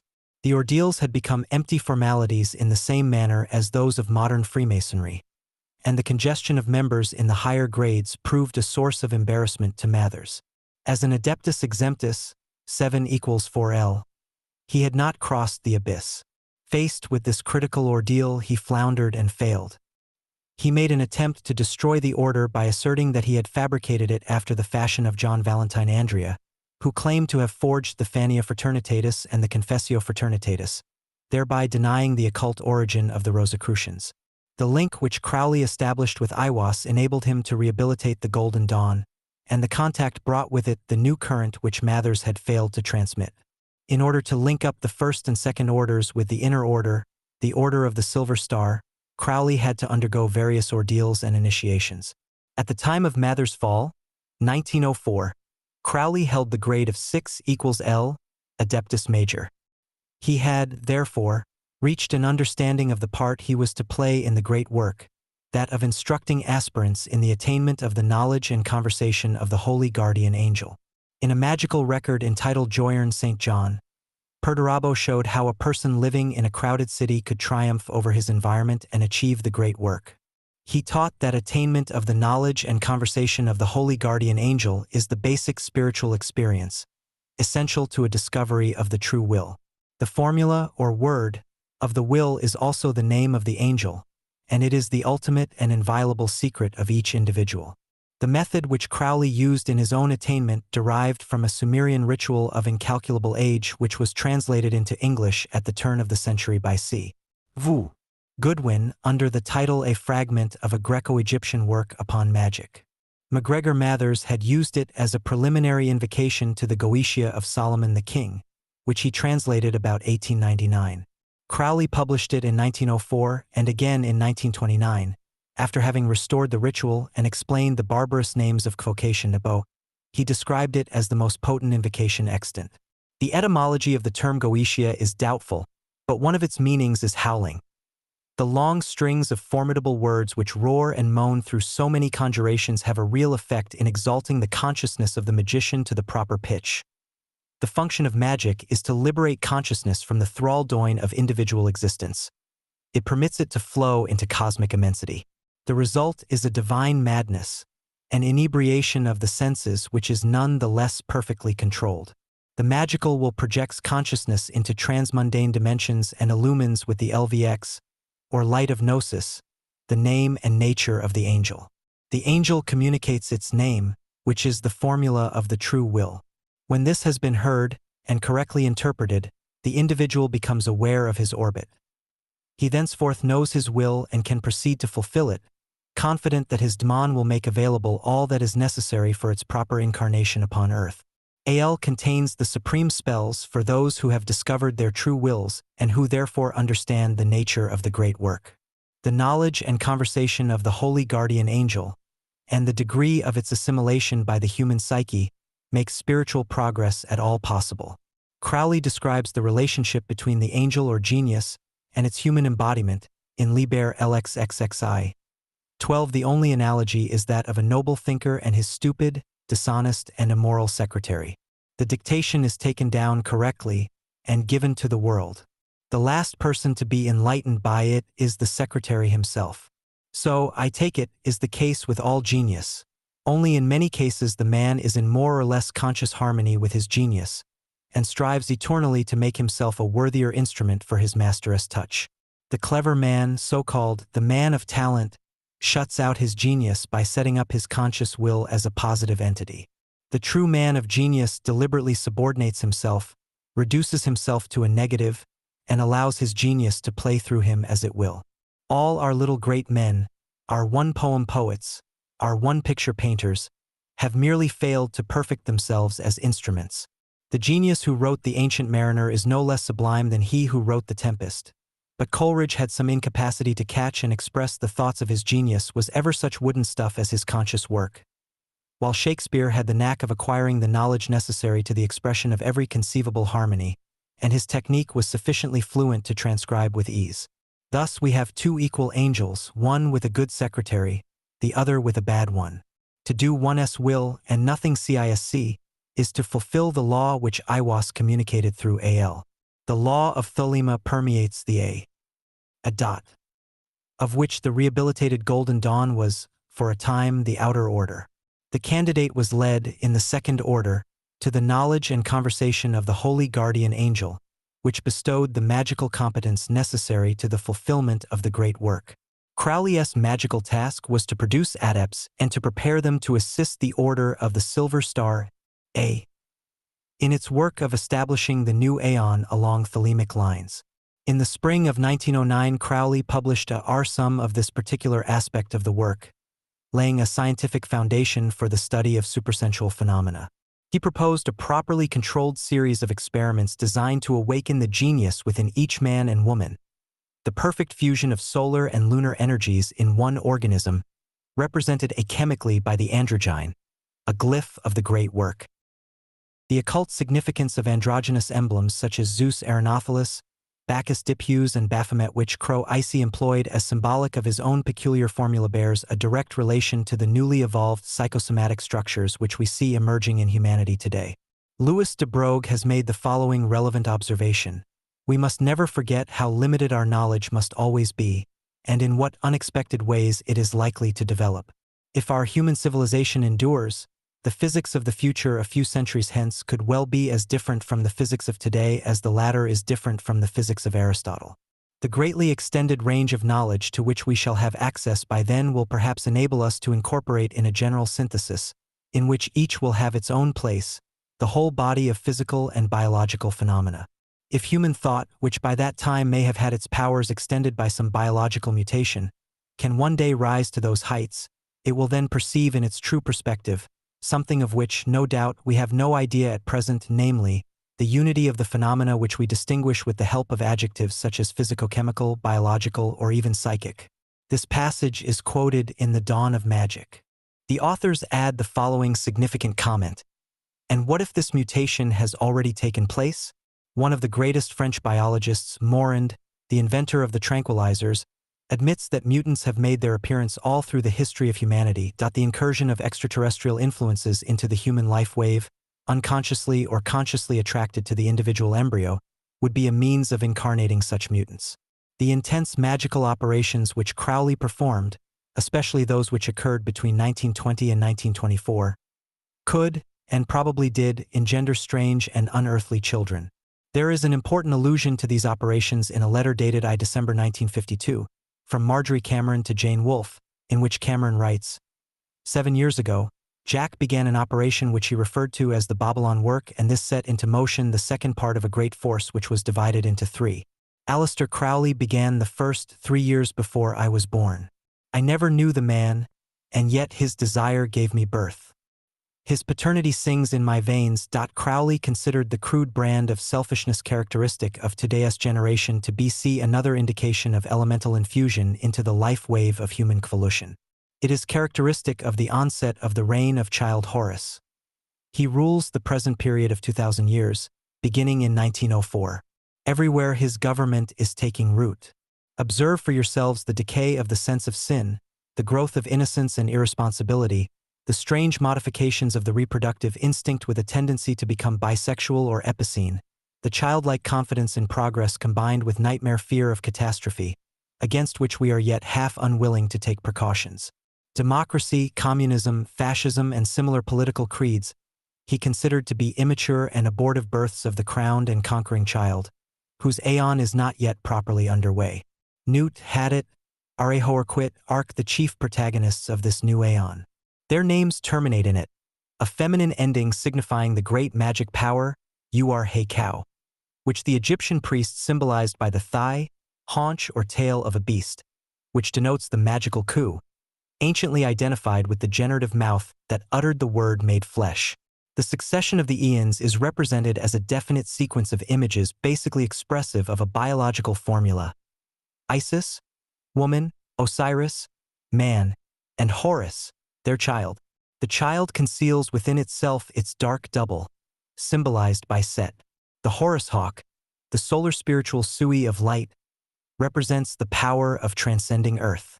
Its terrestrial shadow is symbolized by the dragon or crocodile, the beast that devours the solar god as it sinks nocturnally and annually below the waters of the western horizon. The hawk of Horus resumes in a single symbol the concepts of height and depth, north and south, female and male, heaven and earth. The fourfold division of Earth, upon which the symbol of the solar cross or crossing was based, represents the metaphysical axis north and south, or heaven and hell, height and depth, intersecting the plane of the horizon, east and west. To the east was attributed the bull, or beast of earth, Taurus. To the west, the dragon of death and darkness, represented by the scarlet woman, Scorpio. Thus, north, comprising Nut and her son, Horus, and south, Hadit, Set, were typified terrestrially by the places of sunrise and sunset. The beast and Babylon represent the double equinox, and the beast and Babylon conjoined form the androgynous Baphomet, lord of the double horizon, the double wand one. North and south were typified celestially by Aquarius and Leo. Babylon and the beast therefore represent terrestrial embodiments of stellar infinity, Nut, and solar energy, Hadit, N. Horus is described as a god of war and of vengeance, Al. 3:3. Horus and Ares, Mars, are identical in name and nature. The Greek version of the war god is based upon the Egyptian original, from which our word hero derives. Horus, or Heru, was the hero, the solar vanquisher of the demon of darkness and of the dragon of the deep. But the idea of Mars being a god of war and of bloodshed is merely a derivation from the primary one of shedding blood in conception for the first time. Thus, with the Egyptians, Mars was the primeval generative principle. Crowley recognized further evidence for the onset of the reign of Horus upon Earth in the widespread turbulence and unrest which had already resulted in several minor and one major war in the first decade of the new aeon. He indicated a possible occult connection between the publishing of AL and the occurrence of these wars. Shortly before its reissue in 1936, when Crowley took steps to see that AL was presented in accordance with the instructions given in the book itself, he published the warning reproduced in plate. Although the 1939–45 war failed to fulminate within 9 months of its publication, certain political incidents occurred which Crowley interpreted as proof of AL's intrinsic power of making itself felt. The actual outbreak of hostilities, which occurred a few months later, he considered to be the baptism of blood traditionally associated with the birth of a new aeon. There is a magical operation of maximum importance, the initiation of a new aeon. When it becomes necessary to utter a word, the whole planet must be bathed in blood. Before man is ready to accept the law of Thelema, the great war must be fought. This bloody sacrifice is the critical point of the world ceremony of the proclamation of Horus, the crowned and conquering child, as Lord of the Aeon. Although blood was the chief vehicle of magical energy in the Aeon of Osiris, which was characterized by blood sacrifice and by the dying god. In the current Aeon, the Aeon of Horus, the menstruum is semen. The change from blood to semen is symbolically implicit in the astronomical transition from Pisces to Aquarius, a change of equinoctial color. Pisces, with its fish and water symbolism, represents the vagina whose watery or liquid emanation, blood, was the source of magical energy. Its formula was change in matter. Aquarius, on the other hand, typifies the airy element, ether or infinite space, and its formula is change in spirit, and spirit or breath is symbolized by zero or zro, semen, and the fool of the tarot. It implies therefore a bloodless or spiritual revolution rather than a war of bloodshed. The formula of the current aeon is the passionate union of opposites, and it suggests the baptism of spirit to which Crowley looked forward when he wrote, "The one hope of avoiding a conflict which would be finally fatal lies in a spiritual revolution." The baptism of blood occasioned by the Great War was not an ushering in of the new aeon. Rather was it a farewell oblation to the old. Hence Crowley anticipated, in later life, a spiritual revolution as against bloodshed caused by war or proletarian revolt. According to obscure occult traditions, the present planetary life wave comprises 7 cycles, or eons numbered, for the sake of convenience, not to 6. The current aeon is the 5th. Eons O, I, and 2 are preval and nameless. That is to say, their names are unknown to history. They covered immense periods of time, their cycles not being limited to a 2,000-year period, which is the equivalent of a single change of equinoctial color. The perceivable eons were dominated by the elder gods, of which the great one of the night of time was supreme. These elemental powers were divided into 2 major streams, the Chthonian Old Ones and the Lords of the Abyss, sometimes known as the Deep Ones. To the first aeon, the void was ascribed, nothingness in the sense of the great abyss, sometimes called the primal sleep, the symbol of which is the bindu, seed, dot, or point. To the second aeon was attributed chaos, of which the phallus is the emblem. To the third aeon, earth or chaos stabilized, its emblem the ties.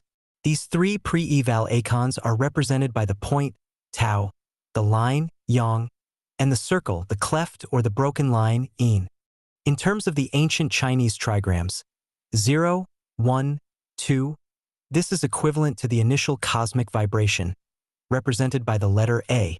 Following these three eons came the Aeon of Isis, the mother, represented by the element water and typified by three angles and the planetary power, Saturn.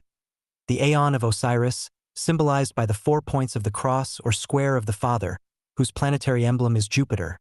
The Aeon of Horus, the child of Isis and Osiris, whose vehicle is the fire or blood of Mars, the 5-rayed star of will. The fifth Aeon will be followed by that of Mot, the daughter, and the flowering of full solar consciousness imaged by the 6-rayed star. The 6-fold star of the daughter combined with the 5-fold star of the sun forms the 11-fold star of the great work accomplished. And this in a mystical sense, for the radiating bindu or root vibration of the 6-rayed star is the lunar light of Babylon, therefore a 7th and hidden ray to her manifested 6. This star is, then, a figure of 7, not of 6. Similarly, the energy center of the 5-rayed star is the Hadit point, or bindu, of their ion which, together with its manifest rays, forms the 6-fold star. The nature of the great work is therefore that of unity, exemplified by the marriage of the 6 and the 7, or the sun and the moon. The 6-rayed star also combines the Isis, V, and Horus, A, symbolism, the mother, and the child of the mother, in a transcendental unity that is glyphed by the star of will, Thelina, which is the star ruby and the symbol of the great work accomplished. Icons 3 to 6 comprise the phases of evolution of the life wave on this planet through the formulae of A. Parthenogenesis, Isis, B. Self-sacrifice, Osiris, C. Analysis or disintegration, Horus, D. Synthesis or reintegration, Mot. To recapitulate, Aeon O is of the void, darkness. Cf. The darkness on the face of the deep, Genesis I, 2. Aeon 1 is of chaos, preternic stage of evolution. Aeon 2 is of Earth, Anenta, the underworld star, moon, and Chthonian cults. Aeon 3 is pagan, mother goddesses, lunisolar cults. Aeon 4 is paternistic, father gods, solar cults. Aeon is thelemic, atomic cults, the sun behind the sun. Aeon 6 is Maatian. Note, human consciousness evolved in the pre-eval Aeon 2. Osiris, the Egyptian god of the dead, the broken, interrupted consciousness is exemplified by the Christian cult with its emphasis on death, suffering, sorrow, darkness, and similar negative qualities. The antithesis of all that is symbolized by Horus Mot, the androgyne that cometh forth in the full light of day. The 7-rayed star of Babylon, which is also the sacred seal of the A. Resumes not only the 7-fold eonology but also the 7 stations of Polaris, see Chapter 1 p. 2. Frater Akkad telescoped the Aeon of Horus into 44 years, and announced the commencement of the Aeon of Mot on April 2, 1948. As there is no sign that the Aeon of Truth and Justice, Mot, has yet made its appearance, and as there have been no previous cases of truncated eons, Akkad's claim does not appear to be valid. The first 3 eons, 02, are cryptically alluded to in Liber Trigarmaton, 31, a Class A publication which Crowley described as an account of the cosmic process, corresponding to the stanzas of Zion in another system. There is much of an illuminating nature concerning these eons in Blavatsky's comment on the Book of Zion. Liber Trigarmaton, subtitled The Book of the Trigrams of the Mutations of the Tao with the Yin and the Yang, is said to contain the ultimate foundation of the highest theoretical Kabbalah, which means that in some occult manner the progression of the 7 eons in their 4-fold elemental phases of evolution, 0.4/7, equate with the 28 trigrams of Liber Trigarmaton. If to each trigram is ascribed the correct letter of the English alphabet, a new Kabbalah will emerge. Crowley endeavored to discover this Kabbalah, and thereby to fulfill the prophecy of Al. 2ss. He did, in fact, attribute certain letters to each trigram, but was dissatisfied with the result. The attribution in Liber Trigarmaton is good theoretically, but no Kabbalah of merit has arisen therefrom. I am inclined to look further into the question of Sanskrit roots, and into the Enochian records in order to put this matter in more polished shape. It is doubtful, however, whether Crowley pursued this line of inquiry. The one place in Crowley's writings where he gives the meaning of the initials A is in his magical record, Cefalu 1921, where it appears as ACTHP APIOC. This is a corrupt Greco-Coptic form of Argentinian Astern, the silver star. Yet it is the true occult key to the nature of the order, which is not expressed by the correct Latin version of the name. Argos derives from arg or arca, the female generative power symbolized by the moon, the womb-shaped urga used in the mysteries, synonymous with the Queen of Heaven. Arugya, Sanskrit, is the libation cup. Aster Argos is the lunar or silver star. The lunar component is represented by the Eye of Isis, and her star is Sirius, the dog star, Set.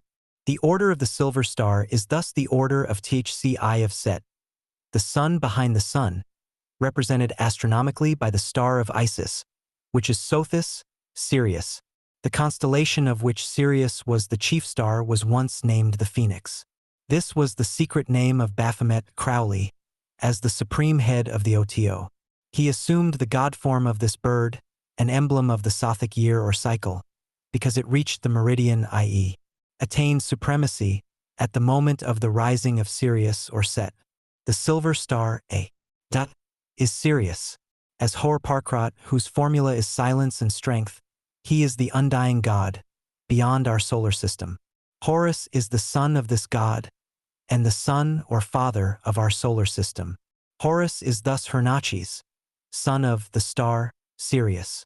Sirius, Sothis or Seton, thus represents the supreme, the eternal light. The star, ATU 17, attributed to, is therefore the key to the present aeon of Horus, for it represents the energy of Satan that will permeate the earth during the present cycle. 5. The tantric element in the OTO. Unless one be asked, one must not explain to anybody, nor must he answer a person who asks improperly. Let the wise man, though he knows the answer, behave among men as if he were an idiot. Laws of Manu 2 IOIN. The year 1912, a curious though characteristically Crowleyan incident occurred. It arose from one of those misunderstandings that so often damaged Crowley's reputation through no fault of his own. But in this case, the incident proved fortunate rather than otherwise. Unaware that he had published, in plain terms, the most cherished secret of an occult society known as the Ordo Tenepli Orientis, he one day found himself confronted by the head of that order, Theodore Roos, who asked him for an explanation. On Crowley's assuring him that he was quite innocent of the offense of which he was being accused, Roos produced a copy of the Book of Lies. This is a curious work containing subtle and recondite mystical knowledge worked into a series of epigrams. Although they read like riddles and defy rational analysis, they a small volume published by Crowley in 1913. Aleister Crowley and the hidden god succeed in conveying strange flashes of illumination from unfamiliar spheres of consciousness. Roos indicated a specific passage which Crowley read with amazement, for it was only then that its significance dawned upon him. The passage to which Roos had taken exception later formed part of an official instruction of the EVA-IA. It contained an important magical formula relating to sexual polarity. Crowley recalled writing the passage one night as he lay with a whore. He had, quite by chance, surprised the supreme secret of all practical magic, and had embodied it unintentionally in the text of the Book of Lies. From the summer of 1911, Crowley had been aware of the theoretical possibilities of this kind of magic, although he did not begin practicing the formula until January 1914. When he started the Paris Working Point 2 in 1913, he published an article entitled Energized Enthusiasm, the Equinox, I-9. It contains the kernel of the psychosexual technique which he developed more fully in the 9 OTO. Several years after the incident with Roos, the latter seceded from the headship of the OTO, in favor of Crowley, who took the name Baphomet and became the supreme and most holy king, Summus Rex Sanctissimus, ex-OTO, of Ireland, Lona, and all the Britons that are in the sanctuary of the Gnosis, past Grand Master of the Knights of the Holy Ghost, most puissant Sovereign Grand Commander of the Holy Order of the Temple, and several other titles besides. The connection between the OTO and Orthodox Freemasonry was described by Crowley as follows. so far as the OTO is at all concerned with Freemasonry, it is that the whole of the knowledge of the 330 of the reduced rite is incorporated in the first 7 degrees of the OTO. But the degrees superior to the 7th of the OTO contain a vital magical secret, at which the whole of Masonry of any rite certainly hints, though it is nowhere openly disclosed. The OTO became the first officially Masonic body and the first great order of antiquity to accept the law of Thelema. Crowley reorganized and remodeled the grades above the 4th degree. The first 4 degrees retained their traditionally Masonic character, although with modifications to obviate infringement of the rules and regulations of Orthodox Freemasonry. With the 5th degree, however, an entirely new current appears. Crowley replaced the traditional rite of this degree with a symbolic abnegation of historic, as opposed to Gnostic Christianity, a ritual involving the crucifixion of a toad previously baptized in the name of Jesus of Nazareth. This was a magical affirmation of the supersession of the aeon of the dying God by that of Horus, the ever-living one. This ritual ensured the exclusion of believers in an historic interpretation of Christianity from the higher and more important degrees of the OTO. There was no malice or Satanism involved in this procedure, but Crowley was well aware that a person who subscribed to historic Christianity would be psychologically unable to use the formulae of sexual magic taught in the sovereign sanctuary. He maintained that it would be difficult, if not impossible, for a person born before 1904 to accept the law of Thelema without reservation, and especially the 3rd chapter of AL, which contains ideas that are totally incompatible with the ethics of historic Christianity. At that period, i.e., 1904, the tremendous influx of magical energy initiated by Aiwass dispelled much obstruction to the acceptance of the new word and the new law. Dr. Karl Kellner, who reformulated the OTO in modern times, for had been initiated into the use of the sexual current by an Arab named Solomon ben Ifa and 2 Indian tantrics Bhima Sen Pratap and Sri Mahatma Agamya Paranahamsa. It is not certain, but it is highly probable that they were initiates of the Vanya Marg or left-hand path. The distinctly tantric element in some of the OTO instructions which involve the use of sex then becomes clear. The term Vanya Marg, despite Sir John Woodruff's precise explanations, still lies under a cloud of misrepresentation generated by emotional reactions to ideas alien to Western thought. I do not expect to succeed where such an authority appears to have failed, but will say again that the expression left-hand path is a technical term indicating the magical use of the sexual energies, sometimes with the help of female assistants, Shaktis, as in the case of the Tantrics, and female companions, Nyanjaris, in the case of the Sahajiyas. The Tantrics, especially those of the Kaula sect, follow practices similar to those of certain African or Neo-African cults such as Voodoo and Obeah, but the assistance of women is not always implied, nor is it always used. A system of spiritual culture which includes the sexual use of the female and which establishes an exalted ideal of reverence for the female principle as the Shakti, or power aspect of the cosmos, is not the product of psychopaths, unless we posit the existence of an unbroken line of delinquents extending over untold centuries. Nor is the original African concept of sex in any way inferior to the highly evolved and complex formulae used by alchemists or Rosicrucians in their great work of transforming the base metal of earthly passion into the pure gold of spiritual light. It is the bigotry of orthodox religionists and the purblind gropings of materialistic psychologists that reads a diseased expression of the primal creative urge into these systems. Crowley's life was a struggle against an attitude of mind that led to killing, in the name of a servile creed, whether religious, humanistic, or scientific, the secret and sacred source of life, in favor of a deformed reflection of the psychological impotence which characterizes those who prescribe suppression and restriction as a way of life. The only sin which AL recognizes is that of restriction, the cause of all sins. When Crowley took over the OTO, it was with the purpose of promoting individual liberty in accordance with the law of Thelema. He incorporated the main tenets of this law in Liber Oz 6, which he published in 1942. In the space of a few hundred words, he declared what he described as the political program of the OTO. In the outer world, the old aeon, like any other event, was inevitable, and it excited the very current which its ministers strove to suppress, if not to destroy. The inhibited sexual energy of 2,000 years, therefore, is now spending itself in a tremendous orgasm, the impetus of which in physical terms will project human consciousness into transphysical realms. Projection is the formula of are or quit, Horus in his active phase. There will be explosion, disintegration, and the reintegration of newly discharged elements into vehicles whose substance will be subtle and comparatively immaterial nature, approximating to the scientific conception of entity as envisaged in AL. During the dictation of AL, Crowley asked for a sign and Newt exclaimed, "The sign shall be my ecstasy, the consciousness of the continuity of existence, the omnipresence of my body." The last 5 words were originally heard by Crowley as the atomic fact of my universality. Supposing that this phrase would be incomprehensible, Crowley queried it, thinking, "People will never be able to understand this." Newt then replied to his unspoken doubt, "Write this in whiter words, but go forth," and Crowley replaced the words by the omnipresence of my body. As one aeon succeeds another, modifications will appear in the sexual nature of organisms which will develop this thelemic concept. The progenitrix predominated in the aeon of Isis. Parthenogenesis was the formula of that age. In the aeon of Osiris, the progenitor prevailed. The aeon of Horus, the aeon of the crowned and conquering child, will see the blending of the 2 sexes in one. The bisexual Baphomet of the Templars symbolizes this concept.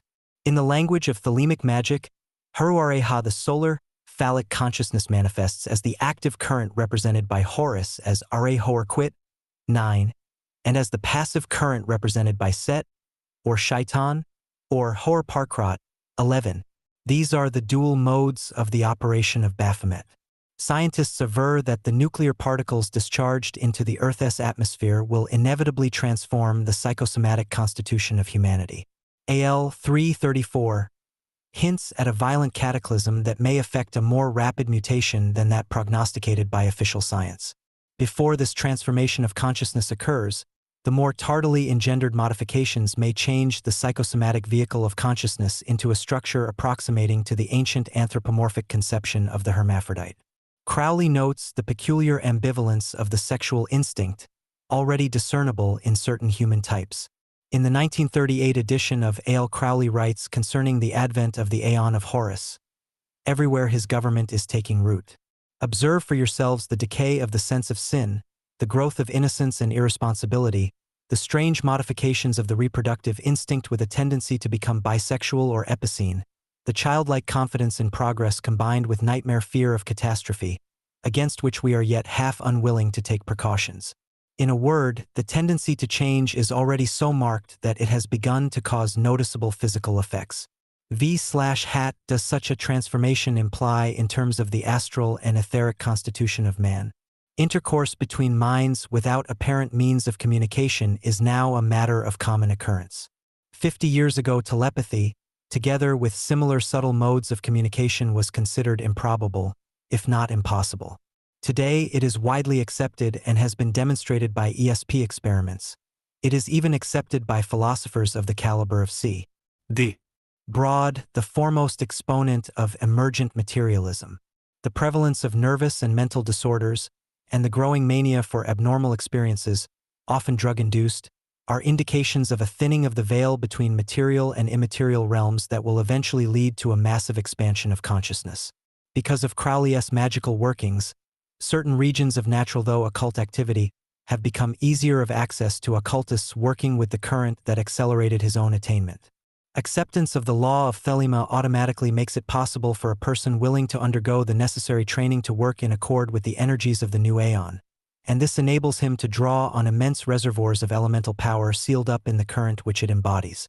Such acceptance involves not only empathy with AL, the manifest image of Iwas, but a corresponding vitalization of the zones of magical energy known to the tantrics as marmas and sandhis.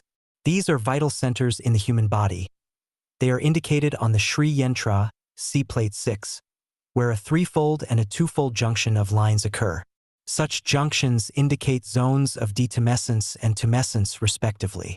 The term sex magic has caused much misunderstanding, particularly with regard to Crowley and the Odatida. Even the innocuous performance of the rites of Eleusis, which he presented at Caxton Hall in 1910, was misrepresented by the critics. The popular newspaper conception of sex magic is as far removed from the operations of the magic of light as the Gnostic conception of love is removed from the blandishments of cabaret. There is a link, however nebulous, as Dion Fortune has observed, which makes it sometimes difficult to distinguish between the two. Crowley's attitude to sex is revealed in the following extract from a synopsis on 6 articles on drugs, which he wrote in 1923. Every man should learn to master his passions absolutely. The preliminary condition of success is to obtain a clear view of the subject in every detail, by accurate and intimate analysis. The first step is, obviously, to conquer the fear and fascination which the slightest allusion to the subject arouses in the ordinary man or woman. It is therefore essential for people to acquire a complete intellectual mastery of the subject. When they can contemplate any given sexual idea without emotion of any kind, they are well on the way to freedom.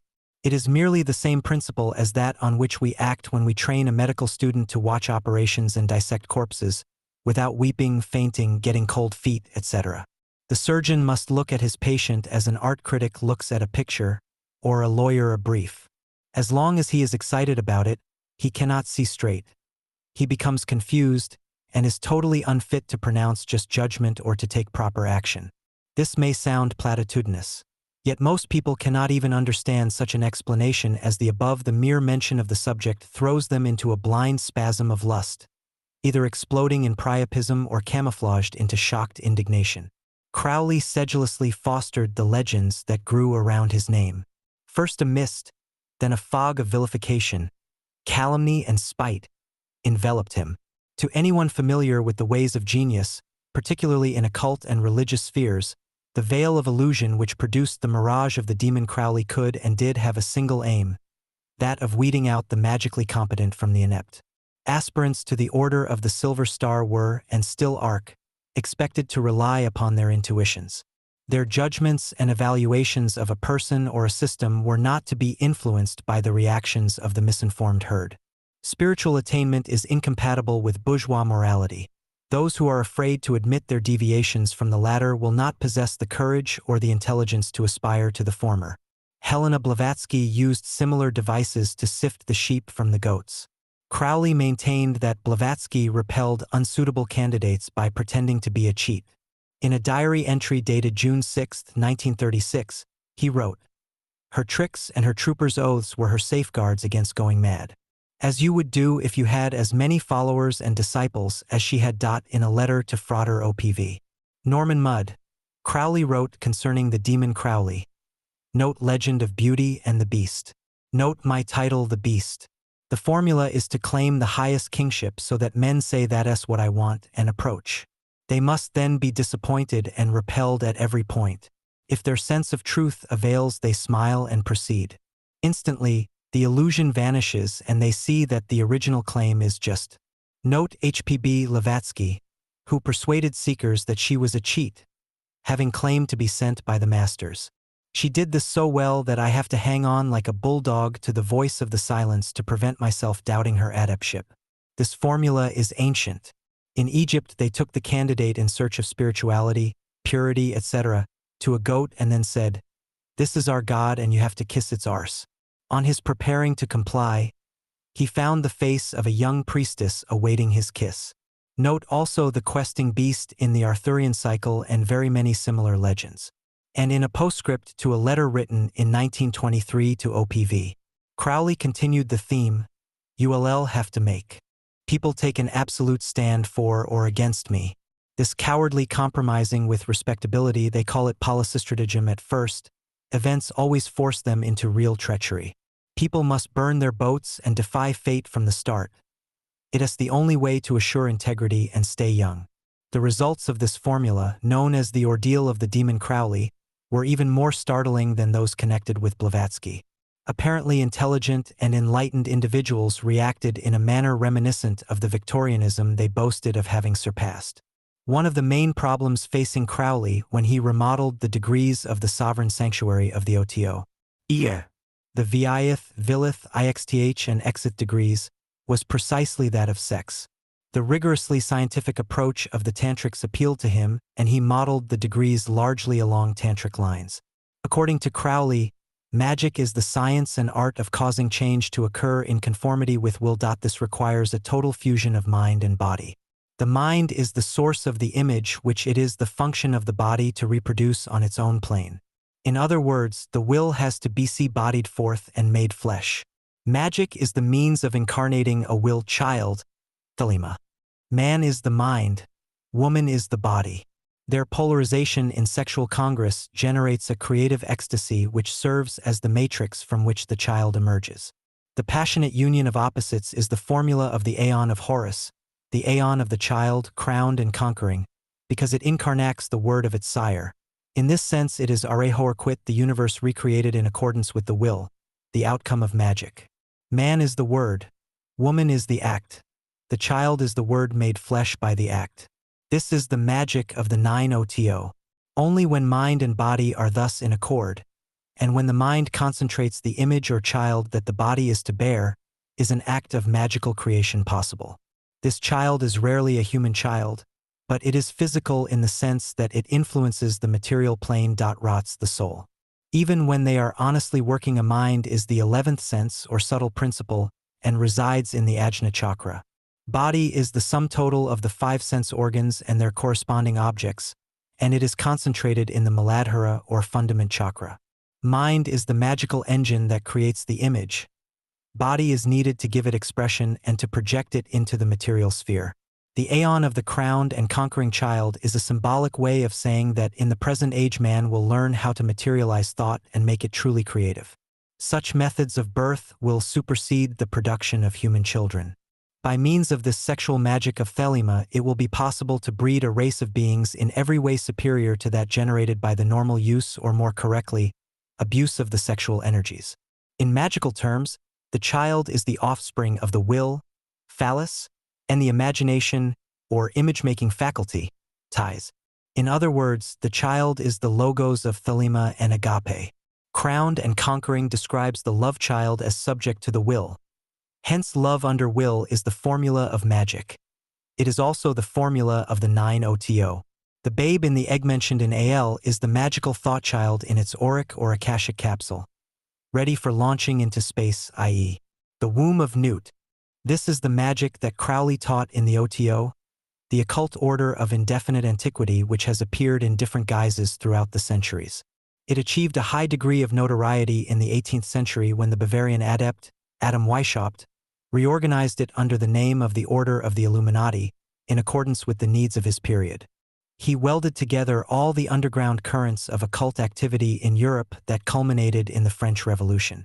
The order then disappeared from public notice. Uedel, in 1904, an Austrian adept named Karl Kielner once more concentrated its far-flung forces into a knot of intense activity, one result of which was the advent of Crowley, who took over the leadership of the order from Kellner's successor, Theodore Roos, in 1922.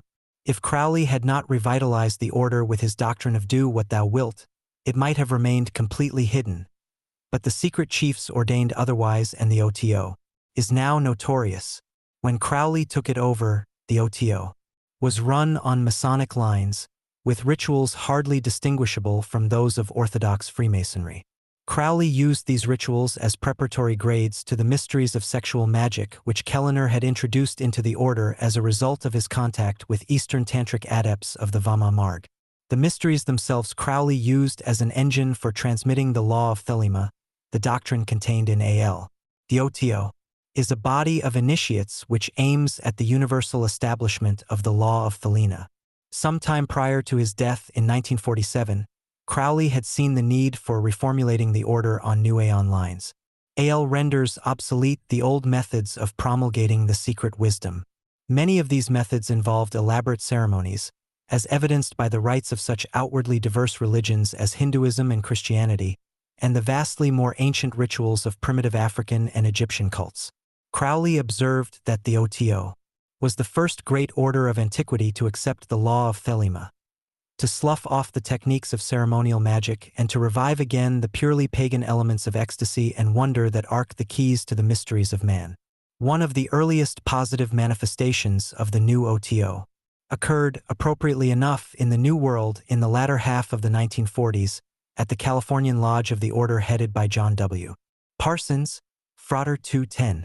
Working with the formulae of thelemic magic, Parsons established contact with extraterrestrial beings of the Order of Iwas.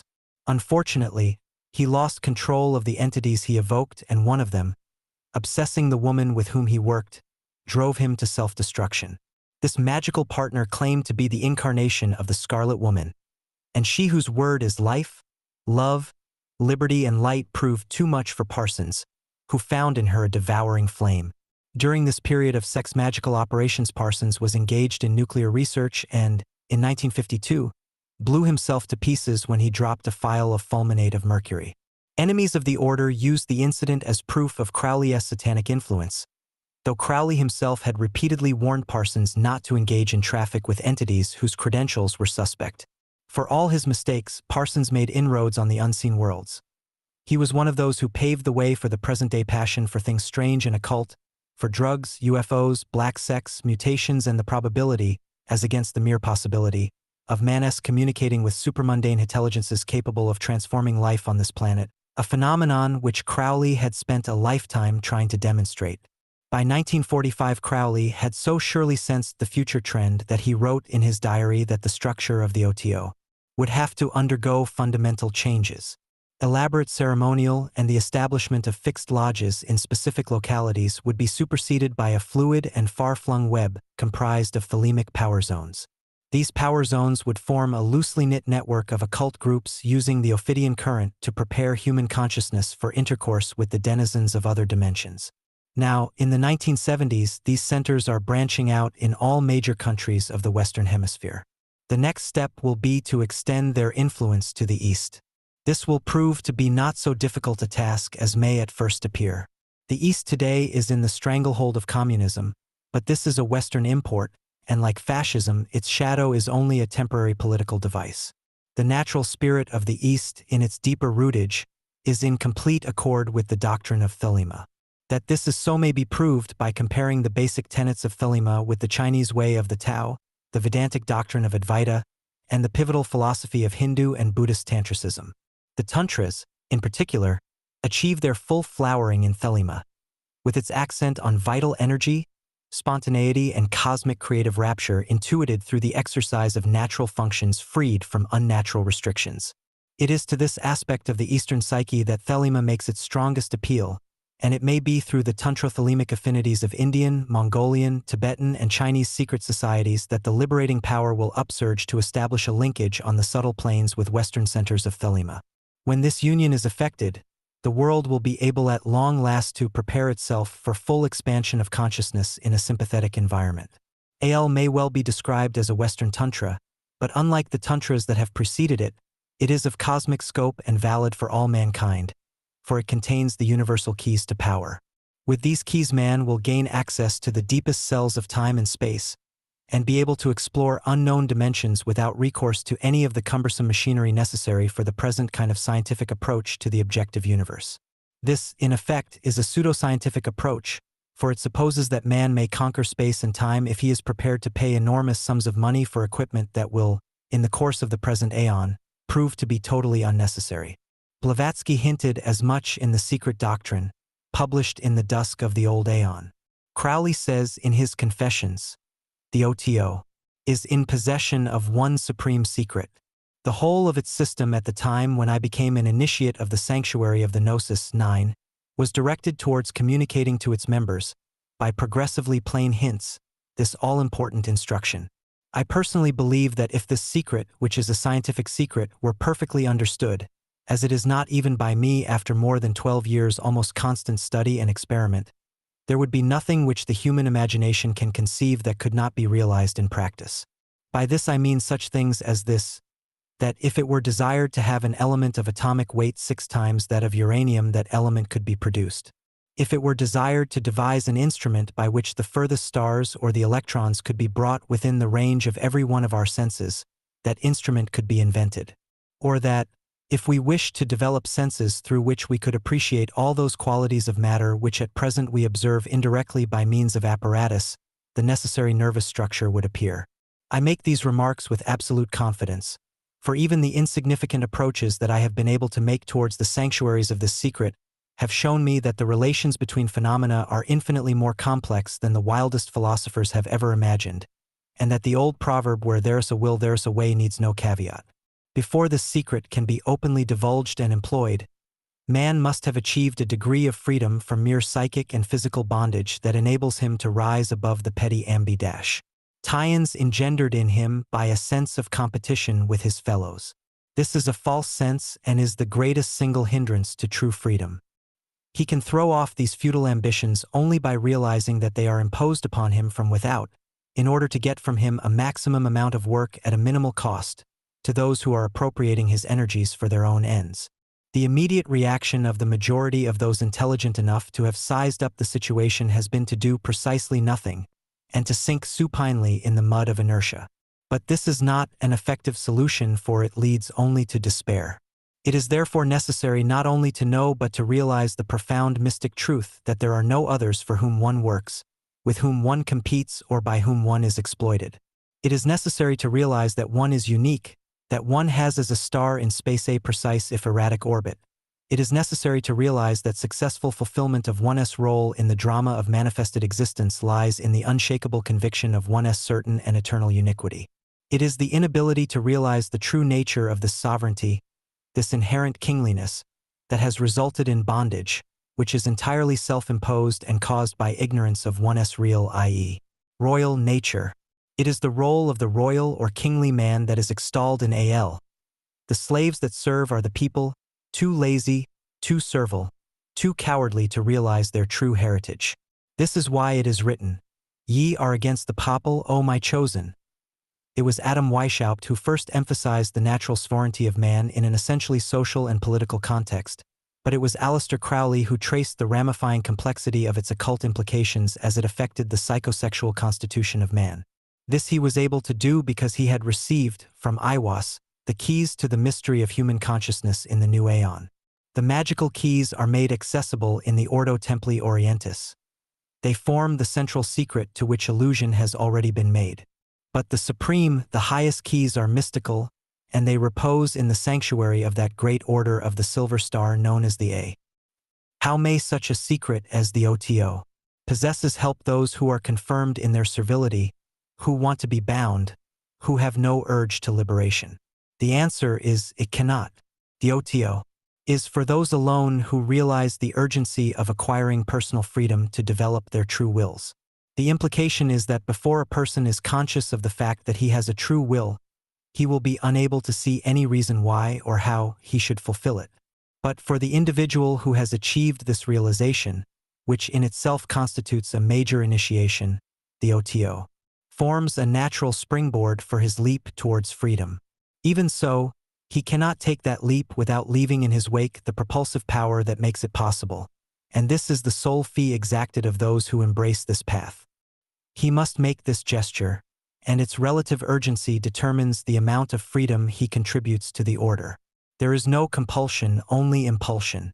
If the candidate fails to make the grade, he falls back into the old ways, the old servitude, and vegetates until he finally decomposes.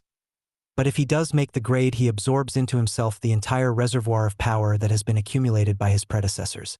This is the true significance of parampara, or spiritual, i.e., royal equals real lineage. Crowley therefore envisaged a total reorganization of the OTO along these lines because he realized that a person who truly identified himself with the current of magical energy symbolized by 93 thelema will already, in a sense, be that current, will, in actuality, be the OTO and therefore a radiant zone of thelema. Thelema represents a necessary stage in the spiritual development of the individual. Paradoxically, no one can create or contribute anything original or bring more to life than he takes from it, unless he is already a thelemite. The term thelemite has a wider connotation than its hitherto exclusive use in Crowleyan literature might suggest. The artist, the scientist, the inventor, the poet, is such only to the degree that he expresses his true will. There is much insistence today on schools, systems, orders, and traditions. Yet, when all is said and done, there is only the individual, and his will is unique, even though obscured by karmic commitments, personal prejudices, psychological blocks, and phobias. This does not mean that, in order to be a thelemite, one must have formally accepted AL.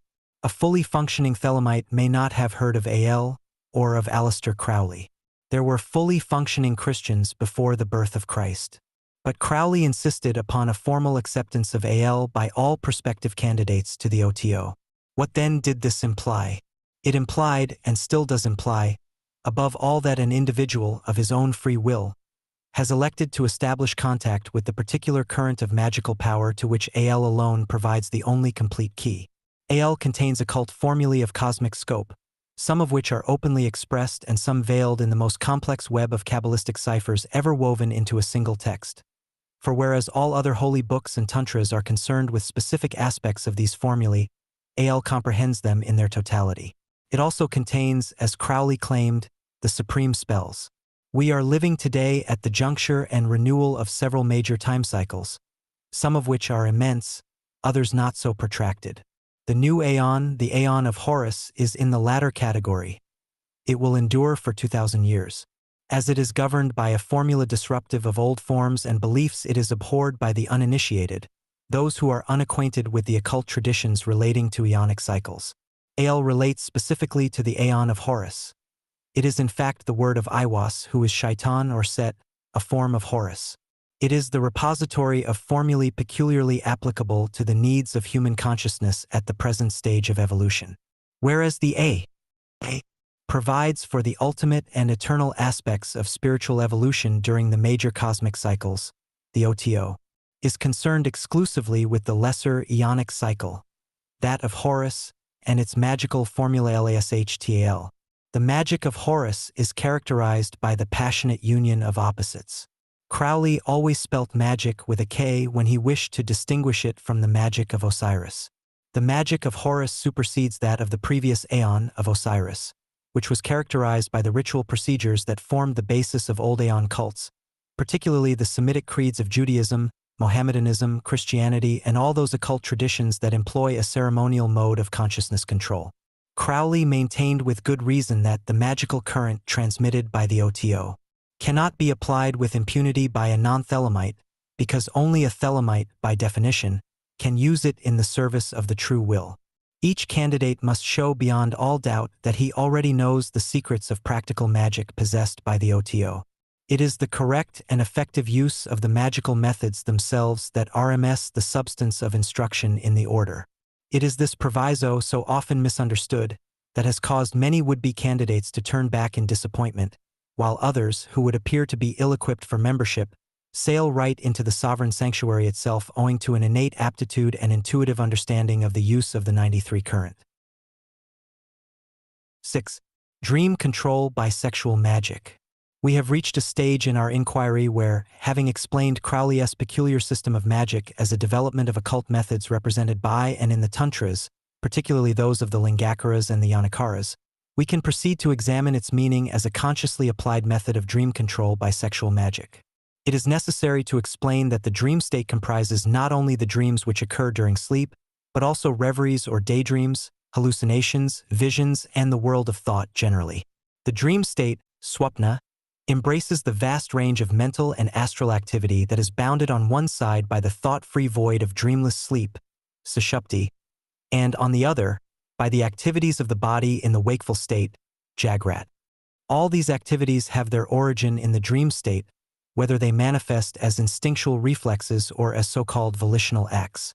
Dion Fortune emphasized the importance of the consciously controlled daydream, basing her practices on aspects of the spiritual exercises of Saint Ignatius of Loyola.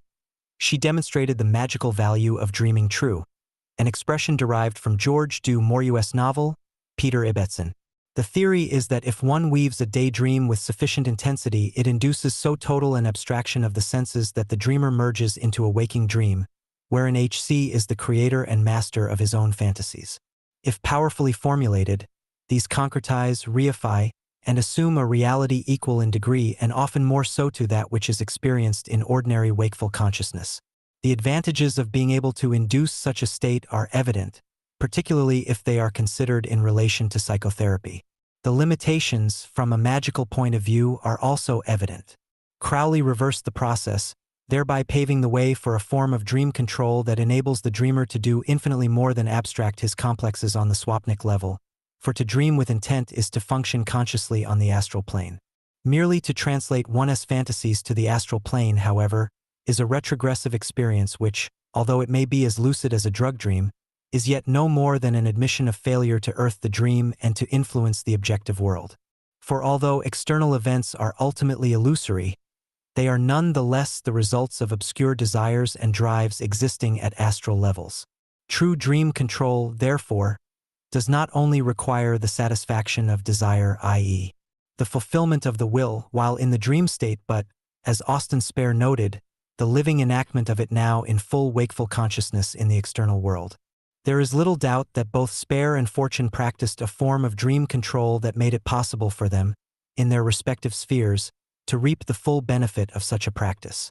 But Fortune, it seems, did not succeed in realizing her dream, and Spare translated his vivid inner experiences into works of art that the world has not yet properly evaluated.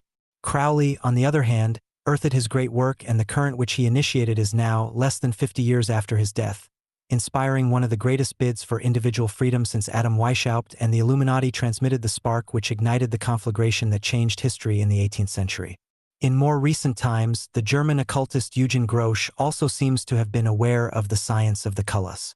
In his privately circulated Beelter für Lehenskimst, he showed how the required sexual polarity may be induced by manual passes made over the erogenous zones in the body of the woman selected as a channel for the transmission of magical forces. These passes, or mudras, whether made manually or with a wand or rod previously charged with ajas, can, though they need not always brush the surface of the woman's body. The idea is to arouse the bodily pranas and cause their convergence upon the basic chakra or yoni. The pranas saturate the kundalini, already inflamed by rhythmic breathing, mantra, ecstatic dancing, especially belly dancing, which provokes the latent fire, and sexual coupling in which the woman inhibits her orgasm. Crowley frequently supplemented these waniks with alcohol and drugs in order to induce a state of tumescence. When the woman has been excited to the utmost pitch, but not before, the magician begins the manual passes. The mudras collect the as that has accumulated at the erogenous zones until the woman's magical potential is wholly concentrated in the yoni. Success is indicated by a violent quivering in the region of the genitals and, in extreme cases, the entire body is convulsed with paroxysms that mark the withdrawal of energy from the various chakras. This should not be permitted to continue. If it does, it is a sign that purification of the nadis has not been properly achieved. It is at this stage, after the body becomes calm, that some operators absorb the kullas or vaginal vibrations that have accumulated in the magic cup. They appear there in the form of sexual fluids, but the kullas are not the ordinary sexual secretions as understood by physiologists. They are fluids charged with magical energy which represents the total potential of woman as an agent or vehicle of the goddess who is powerful at that moment to give birth to anything desired. Concerning this stage of the rite, bitter controversy has raged as to the correct manner of obtaining the vital 15th ray or kala. For when the woman becomes an actual fact, the goddess 15, she becomes oracular, a superhuman force capable of saving or, if the rite has been improperly performed, of blasting any person who approaches her. Hence the ferocious countenances of the dakinis, witch queens, depicted on the Tibetan sacred banners. In Oriental terms, wrong procedure at this stage of the rite is condemned as Vedic, that is, contrary to the Vedas and therefore heretical. This includes the actual imbibition of the fluids by cunnilingus, although some tantric sects follow the practice of regularly exercising the tongue by a sort of milking movement which prolongs it sufficiently to permit deep vaginal exploration. The higher forms of cunnilingus are performed without physical contact, but this method is a closely guarded secret in tantric circles. The Hatha Yoga Pradipika and the Shiva Sarnhita, which Crowley mentions in Magic as famous Hindu treatises on certain physical practices, describe a method known as Vajroy Mudra in which the fluids are absorbed via the penis, which is used after the fashion of a siphon. Much practice under the guidance of an experienced guru is required to use the organ in this manner. No record survives of Crowley having used it himself. This oil, as it is called, appears to be Vedic and therefore acceptable as orthodox Hindu practice. The great Mudra Mahanudra of the Dharanic cult is exhibited in the STI of Ravine. It shows the star goddess Nut arched over the celebrant of the rite, and this is precisely the posture or mudra known as the Kailasa Prastra of the Sri Chakra, in which a burja leaf is placed beneath the vulva of the priestess to receive the magnetized kayas. The leaf is then passed round the circle after the fashion of the earliest form of Holy Communion, when the cup of charis was offered to celebrants of the agape, the love feast of the Gnostics. It was the blood of charis, the female savior, that preceded the blood of the Christ. Hence its efficacy as compared with its later, masculine, substitute. That it was a substitute and not a counterpart is proved by the failure of the Christian formula. The Gnostics represented the earlier and genuine tradition. In this situation is pinpointed, perhaps more vividly than elsewhere, the eternal struggle between the Shaktiya and Shaivite elements of the mysteries. In the cult of Thelema, the conflict is finally reconciled by the exaltation of the child, or combined essences of both cults. But Horus the child is the child of the mother alone, and the masculine component, Bindu, that engendered him, though present, is unknown. As it is written in Al, in the sphere I am everywhere, the center, as she, the circumference, is nowhere found. The Roman conception of the Virgin Mother was a misunderstanding of this symbolism. Hence Crowley's definition of the Thelemic Trinity as comprising the beast, the whore, and the bastard. I have explained this symbolism at length in my previous book. There is thus no place in Thelema for asceticism of the kind practiced by the Christians, whose priests deny the very sacrament to which they themselves owe their existence. The formula of Thelema love under will is in accord with natural law, not a blasphemy against it. Having concentrated ojas in the basic chakra, the magician can either absorb it immediately or proceed with the rite and, by magnetic manipulation, take the energy up stage by stage, realize ing en route the potential of each chakra. Or, he can raise the power to a specific center, say the Ajna chakra, and explore the ethers. The Scarlet Woman is the gate of vision, and it is at this stage of the rite that dream control becomes possible, for the operator establishes direct contact with the swapnic state while remaining awake. He is thereby able to control the vision as the seer, i.e., the Scarlet Woman unfolds it. Crowley used many seers in the course of his career. 8 were of paramount importance. The list given in Chapter 2 dates from the Cephaloteunis period, 19203, when he was composing the long comment on Al. His later magical records show that many more candidates aspired to the office, most of them being rejected for one reason or another. It has been remarked by various of Crowley's critics that the women who did qualify for the role almost always ended their term of office in Coneyhatch, or some similar institution. This may be true, but it is not a valid criticism of Crowley's methods, for what is not considered is that a special kind of temperament is required to establish contact with the dream state while still awake.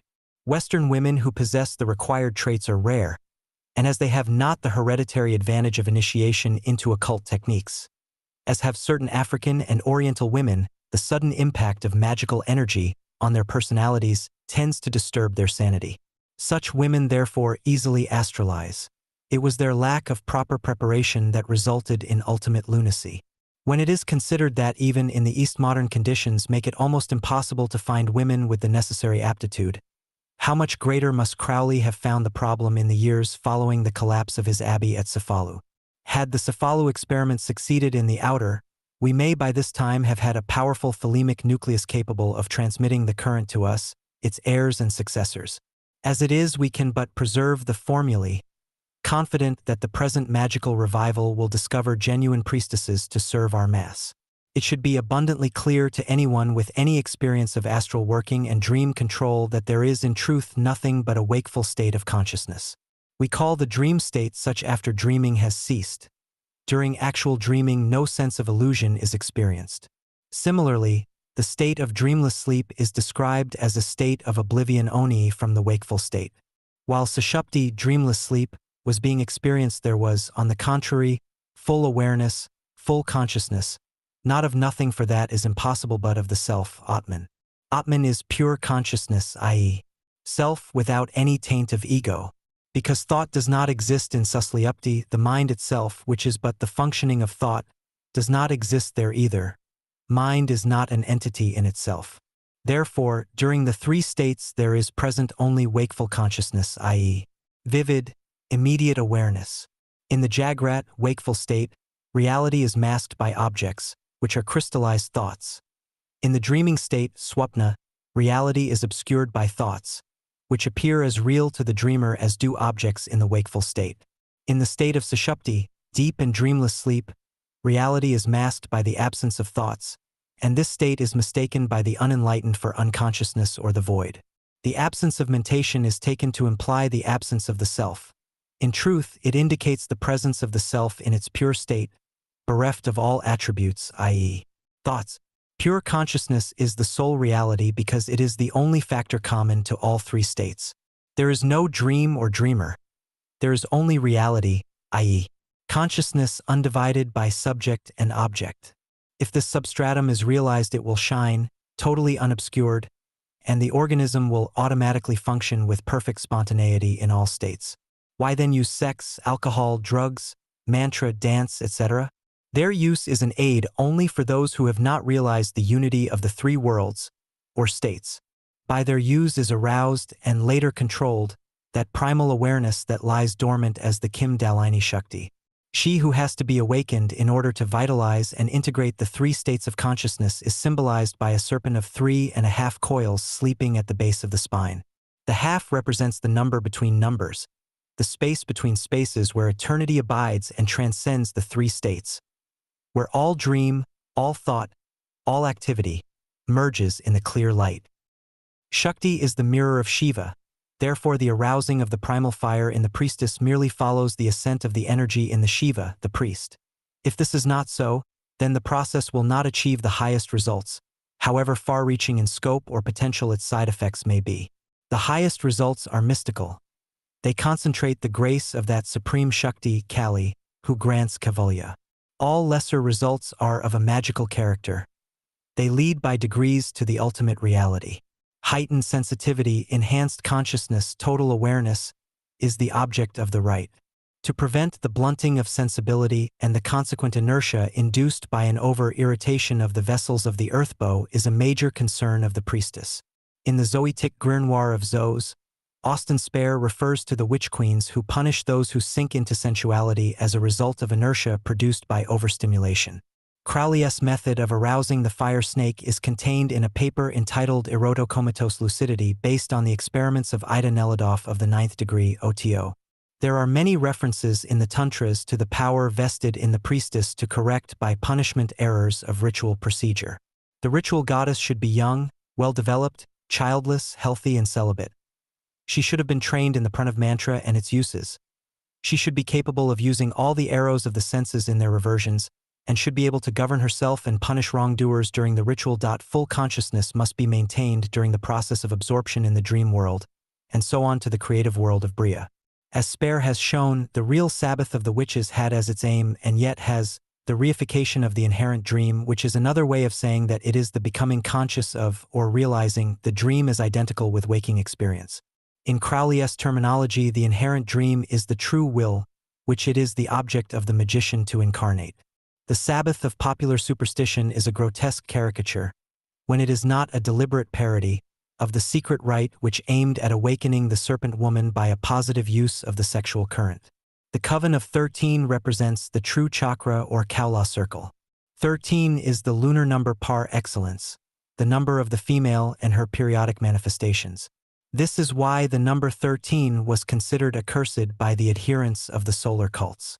But there is another, Kabbalistic implication, which is that 13 is 31 in reverse and 31 is the number of Al Horus, of La Newt, and of Sht Set, which 331s constitute the 93 current represented by Shaitan Iwaz, whose formula is love underwool. In the Book of the Law, a direct allusion is made to this formula of reversion. Is a god to live in a dog? No.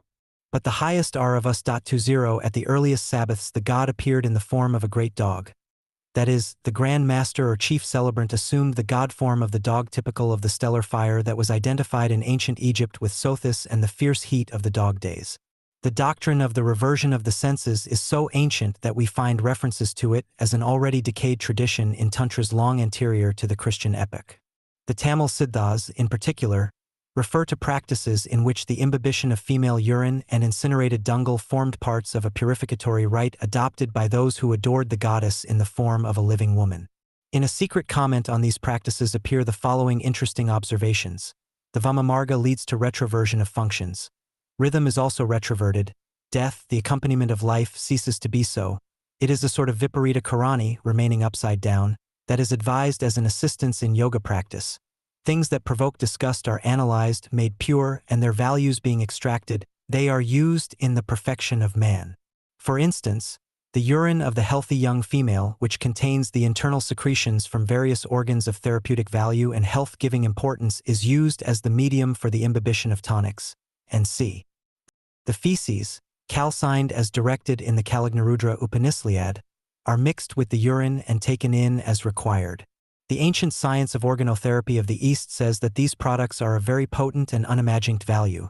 These ancients did not obtain their ductless glands extracts from brainless and dead cats, dogs, or pigs, from which the pure science of modern times obtains them, but from the excreta of living human beings, wherein there are substances of far more value than can be found in the dead animal. And in another place in the same comment, in the Shakta Tantra, Viparita Karani consists of habitually taking in repulsive and annoying things, such as urine, feces, cow, or human is a detail menstruum and bindu. Further, some adepts would take their nutriment via the anus and their drink via the sexual organs. While the Hatha Yogins would also take in the female fluids as per above, the Shakta Tantra refers only to those acts of viparita and venam that are required when physical contact is deprecated. Viparita is the exercise of abolishing disgust by taking in repulsive things which are useful, by enjoying the presence and company of ugly but gifted women, by doing extremely unconventional, nay disgusting things, which are yet purposeful and bettering, the living a better life than in an environment of prudery and mock modesty. This attitude is a natural outcome, affecting the mind, the attitude of which changes with that of Kundalini when she begins to take her Viparita return course. Austin Spark, a modern exponent of these mysteries, says of the genuine Sabbath, the witch so engaged is usually old, grotesque, worldly, and libidinously learned, and is as sexually attractive as a corpse. Yet she becomes the entire vehicle of consummation.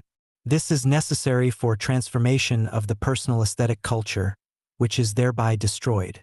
Perversion is used merely to overcome moral prejudice or conformity.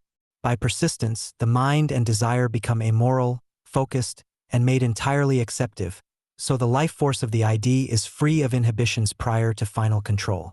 Spare similarly believed that the personal aesthetic culture as the value has destroyed more effective affinity than any other belief, but he who transmutes the traditionally ugly into another aesthetic value has new pleasures beyond fear.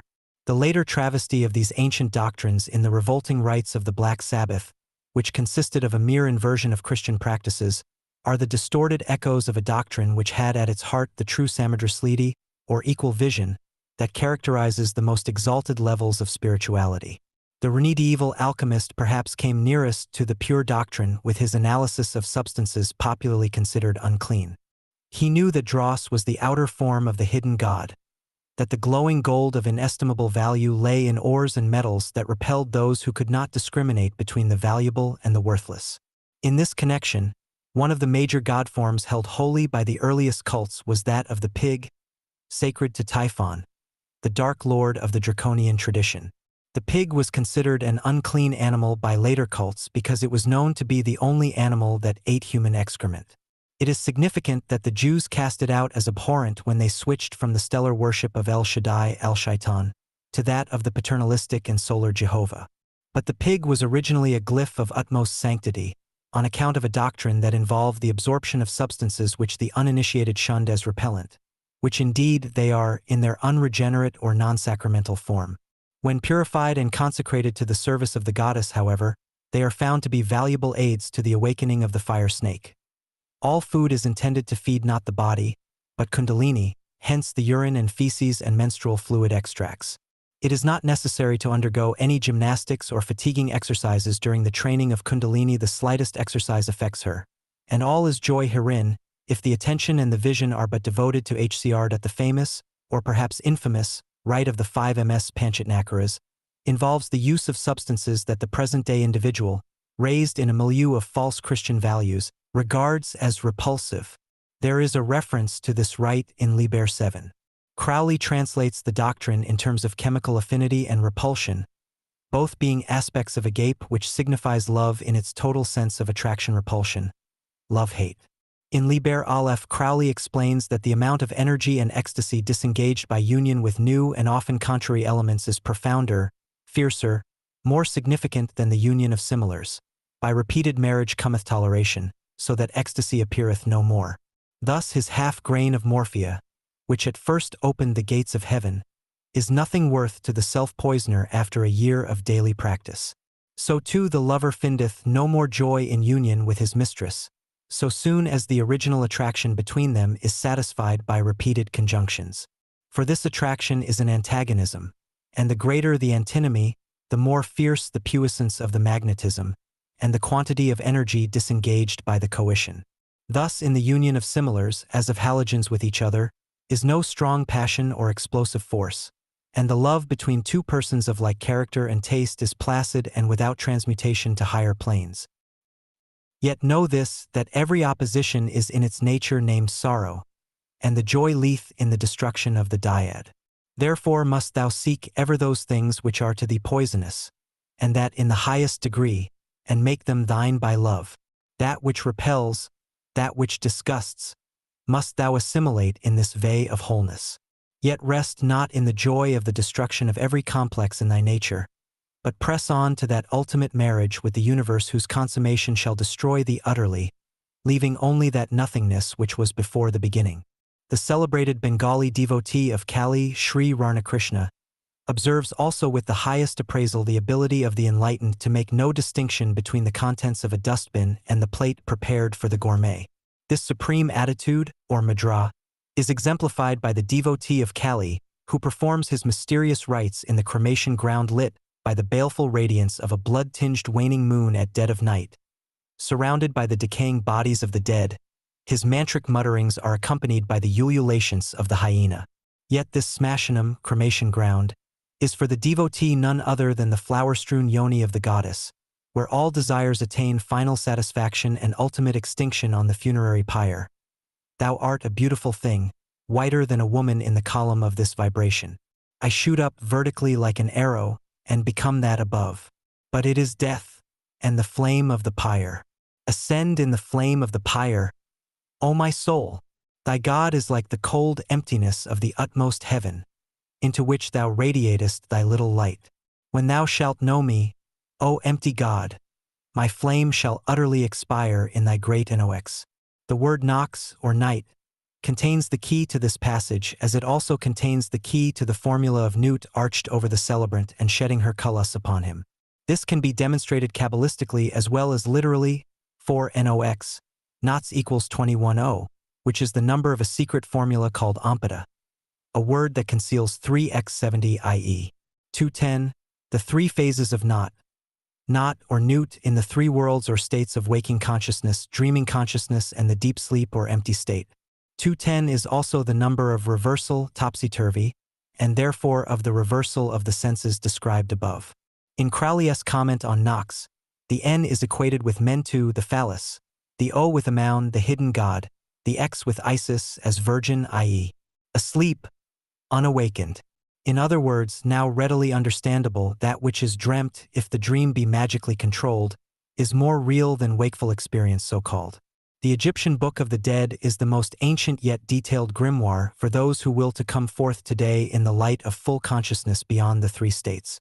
Similarly, AL is for those who, as Austin Spare has phrased it, will to reify the inherent dream. In AL also there is emphasis on the unclean element of the pre-Christian gnosis.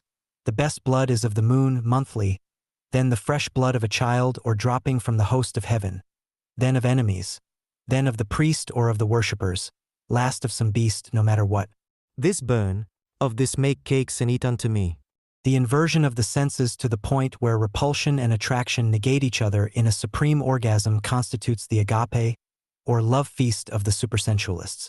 This feast was referred to by Spare in the Book of Pleasure, Love Feast of the Supersensualists being the title of an illustration which was unfortunately omitted from the book. It is easy to imagine what it would have depicted if we consider the nature of the repast in terms of the Shakta Tantra ritual of the Vama Marg. Spare made a point of engaging in sexual intercourse with the most repulsive types of women imaginable, which is reminiscent of an advertisement for models which Crowley composed during his residence in Greenwich Village, New York. Wanted dwarfs, hunchbacks, tattooed women, Harrison Fisher girls, freaks of all sorts, colored women, only if exceptionally ugly or deformed, to pose for artist. Apply by letter with a photograph. Austin Spare's penchant for ugly women, especially teratomas of the kind here illustrated with hypertrophied clitoris, was based upon the doctrine of sense reversion.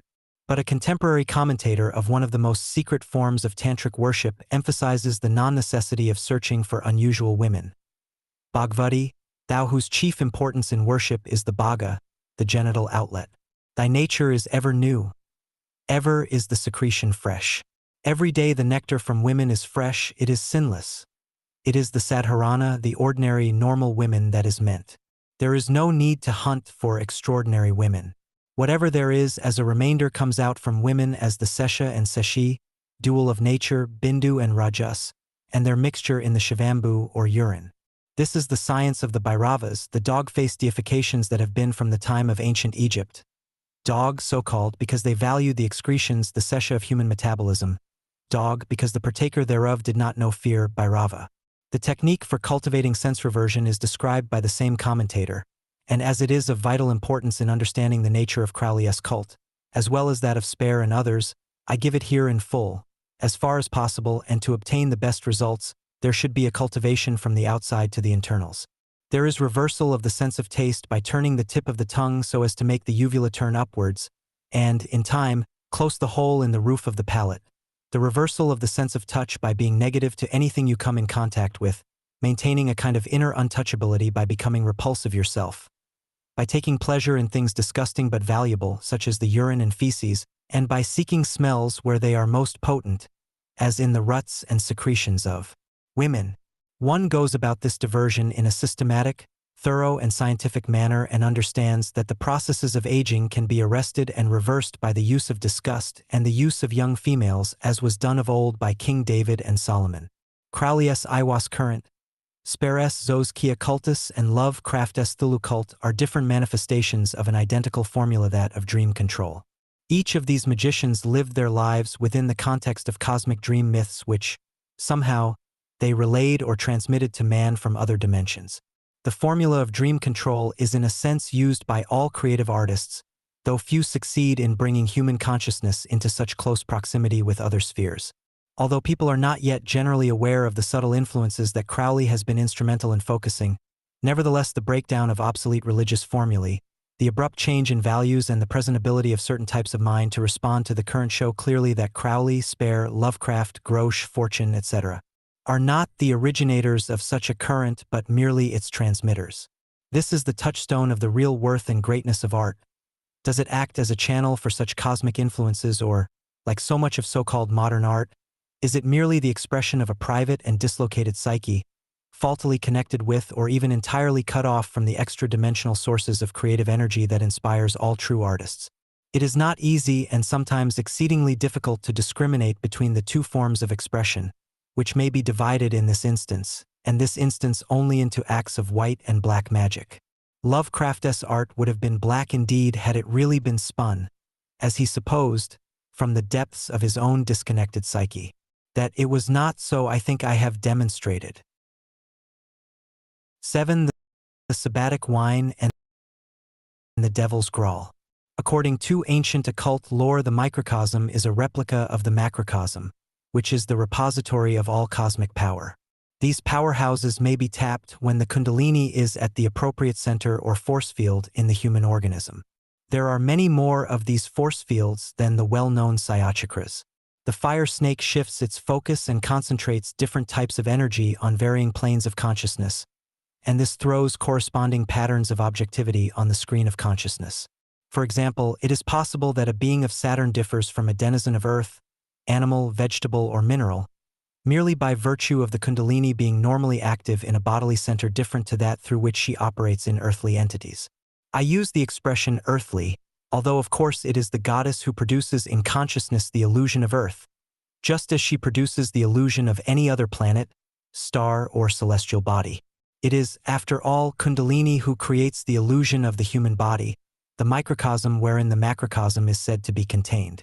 Non-human entities in which Kundalini is partially arisen, partially, though permanently in relation to a specific life cycle, possess different anatomies and types of intelligence to those in which it remains dormant. The planets themselves are an expression of Kundalini at particular levels. It is therefore possible to equate the force fields, the Kundalini in the chakras, with planetary and stellar powers. How then are we conscious of such planets, etc., if the fire snake has not arisen in ourselves to the corresponding microcosmic power zone? The answer is that we are but vaguely conscious of their outer existence, though not of their real nature and power, in the same way that we are vaguely aware of the existence of a snail, a stone, the ocean, sun, moon, and stars, without being able to realize our identity with their essential nature, without in fact being able to share their states of consciousness. We cannot identify ourselves with these states until the Kundalini unites us with them through appropriate force fields. The Kundalini can be stirred and sometimes fully awakened by any of the following methods. 1. Total concentration and absorption of the mind in its source, brought on by intense study or research, or by absolute introversion, or by some state of mental quiescence, or 1. Pointed concentration of mental energy on a magical symbol or sigil. 2. Drugs and alcohol. To worship me take wine and strange drugs whereof I will tell my prophet, ye be drunk thereof. They shall not harm ye at all. 3. Shock, in the form of intense surprise, grief, ecstasy, etc. Any sudden release of subconscious energy affects the Kundalini. 4. Ecstasy induced by music, jazz, kirtana, rhythmic drumming, mantra. 5. Speed, which has a tendency to loosen the astral body and thus make possible a willed influx of cosmic energy. The whirling dance of the dervishes and the frenzied gyrations of the voodoo practitioners induce a similar condition of receptivity to cosmic influences. This acts directly upon the fire snake. 6. Magically controlled sexual activity of which the Kundalini is the immediate object. This is a dangerous method and demands a high grade of initiation in the practitioner. As the Kularnava Tantra declares, one reaches heaven by the very things which may lead to hell. 7. Absolute compassion for all created things. This is the Buddhist formula par excellence. It leads to the highest trances and to that Silaja Samadhi, or state of natural and permanent self-realization, achieved by Advaitins. 8. Aesthetic ecstasy or impersonal rapture induced by the contemplation of supreme artistry. 9. Religious enthusiasm induced by total devotion to the Absolute conceived under the form of a personal deity. The resulting obsession leads to a transcendence of the individuality and taps cosmic energy. The devotee is caught up into the heaven of his God. 10. Violence carried to the pitch of frenzy, either masochistic or the reverse. This unseals primal atavisms, the resurgence of which leads directly to the most ancient, i.e., the original state of consciousness which, being pure, is cosmic, unlimited. Once the Kundalini is awakened, it forces its way up the Sushumna and, as it does so, its progress is marked by wonderful visions and the acquisition of hitherto unknown powers, provided, that is, the chakras are duly sealed. The danger of this kind of yoga is that one may awaken the primal power before all is properly balanced. A discharge occurs in some wrong direction and obsession results. It is possible to draw off stellar or transmundane energy by using the human organism as a condenser. This is achieved by tapping the appropriate power zone, after Kundalini has animated and magnetized it. A magus could, if so he willed, breed a race of entities capable of reaching, even by mundane means such as the rocket, the stars, and planets. The cosmic energy remains dormant in the entity until it is launched, either magically or mechanically, into the atmosphere of the star whose energy it represents and condenses. Such an entity will have no interest in, or point of contact with, mundane concerns beyond that which is essential for its physical existence. It may even exhibit intense apathy and inertia and, at the same time, a profound nostalgia for a vaguely sensed lost paradise. This imbues it with an overwhelming urge to leave Earth and seek its true home in the stars. An analogous situation occurs among men when the artist sacrifices all for his ideal of beauty, when the devotee dies for the sake of his God, in order to enjoy eternal beatitude in the divine presence. The particles of fine sand-like substance in the Ajna chakra are permeated with energy radiating from the Kundalini. By bringing the will into direct alignment with this center, the fire snake is aroused and induced to ascend. In the secret mystery schools of the East, magnetic metal discs are placed upon the intervening chakras with the purpose of collecting the energies released by the ascent of the fire snake. These energies are preserved in hermetically sealed vessels and later infused into the ajas of the priest who has awakened them. The Scarlet Woman is then inseminated with fluid charged with this ajas. She eventually bears a child able to exist on the particular star which is the outer sheath of the soul which the child embodies. The astral anatomy of man is built around the niyarmas and sandhis which act as receiving stations for emanations from other planes, other dimensions. They are gates through which the kalas are transmitted to the endocrine system for distribution in the subtle network of nadis. This highly complex web is formed by junctures or cross-currents of energy which, seen clairvoyantly, constitute a map of magnetic vibrations flashing like continuous lightning. The moon is the pivot of this system and her beams illumine all the power zones in the solar system. The macrocosm of Vitruvius is a partial Western interpretation of this secret science of Sri Vidya. But the complete system is concealed exclusively in one mystical figure, the Sri Chakra of the Hindu Tantras. Witchcraft, as generally understood or misunderstood, is a degradation and an abomination of this science, at one time universally used by initiates.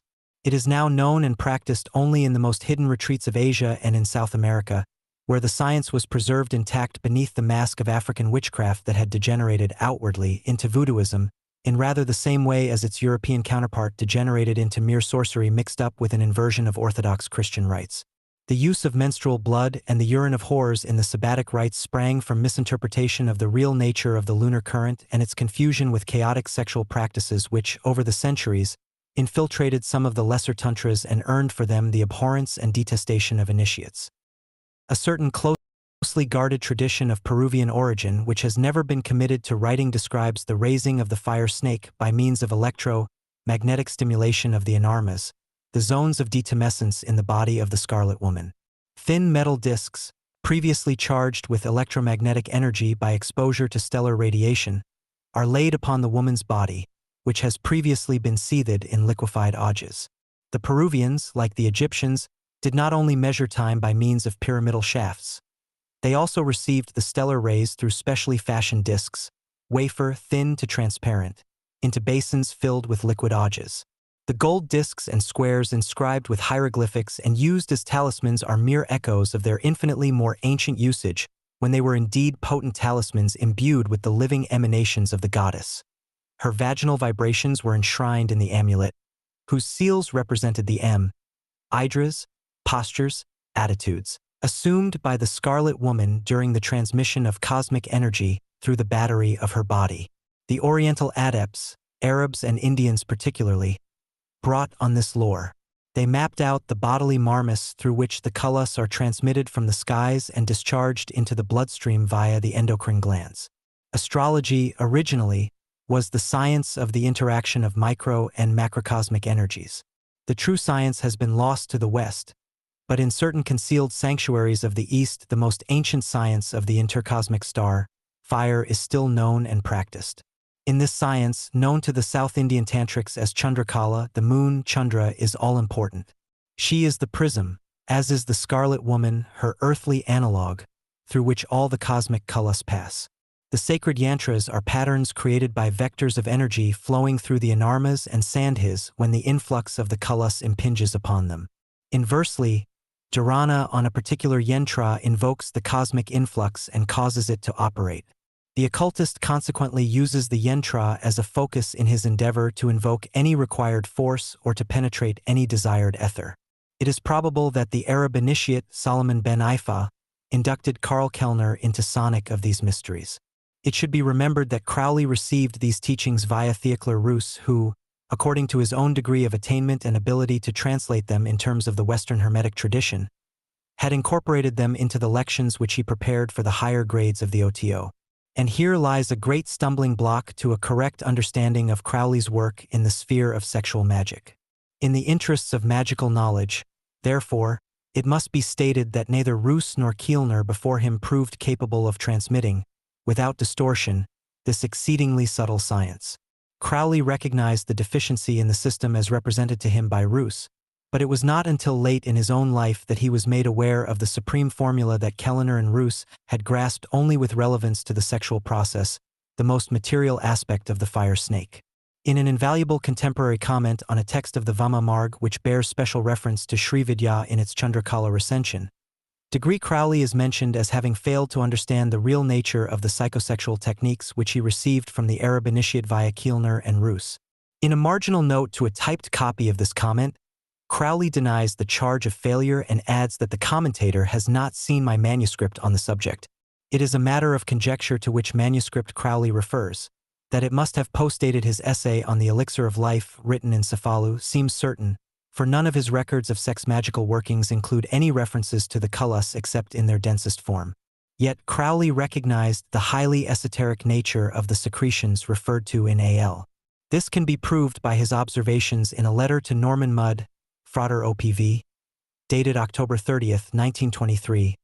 I doubt whether the word secret is used in AL in its vulgar sense. I assimilate it to ideas in secretion. This, and certain references to chemical processes show that as early as 1923 Crowley was alive to the real import of these secrets.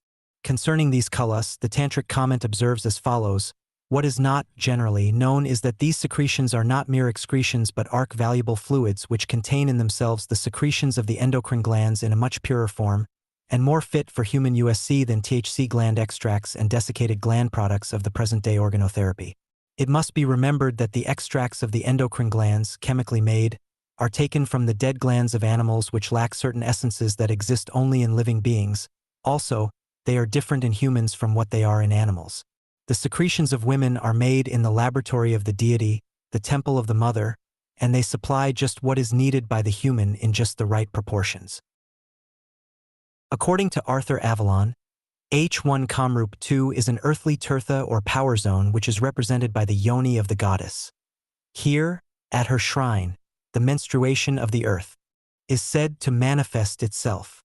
In other words, Karnrup concentrates the vaginal essences in their lunar aspect.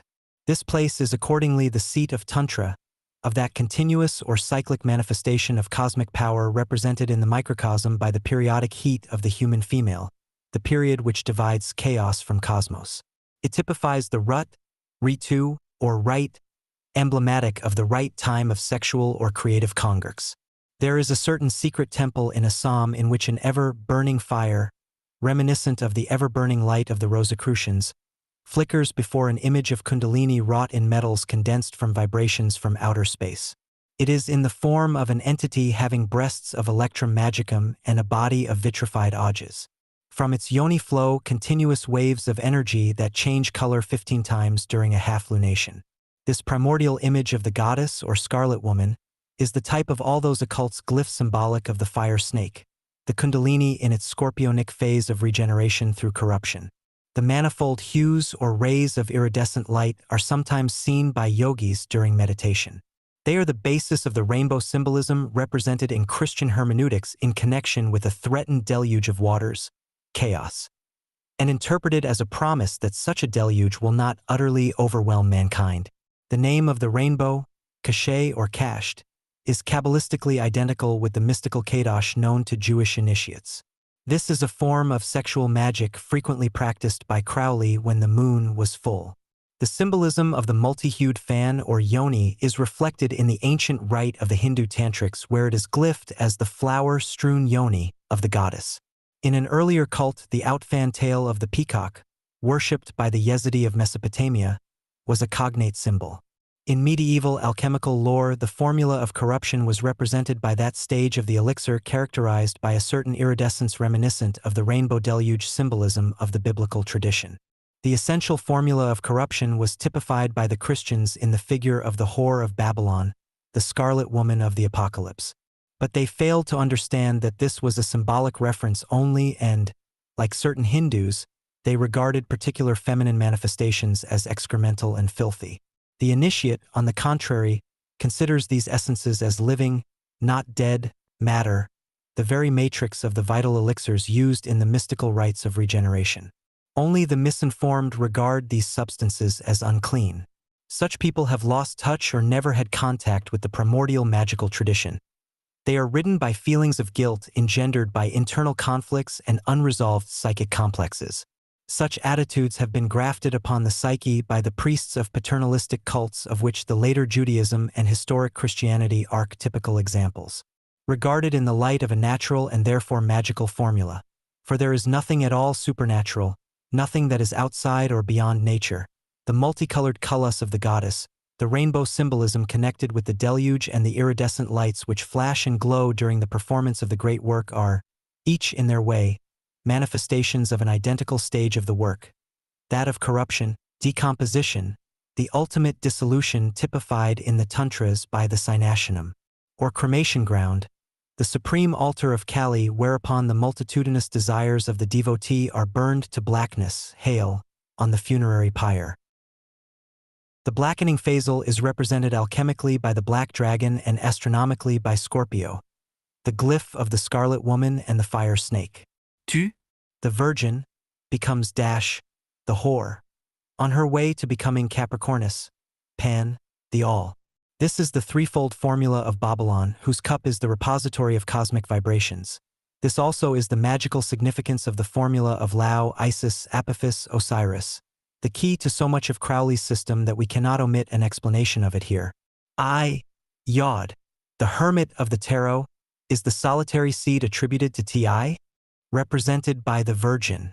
A is Apophis, the evil serpent of corruption and dissolution, represented by the whore. O is the true Ayin or Yoni attributed to the scarlet women represented by the full moon, the goddess 15, in which the concentration of all color or kala achieves its apotheosis. This is the secret meaning of Lao, which conceals a formula that has been practiced for long ages by occultists working the draconian current in places as far removed from each other as Kem, Sumer, Assam, Mongolia, and Peru, to mention a few of the most ancient seats of this power. Crowley developed the formula of Lao into that of FIAOF, thereby bringing it into line with, and assuming it to, the ultimate godhead of Thelkma Arehorquit.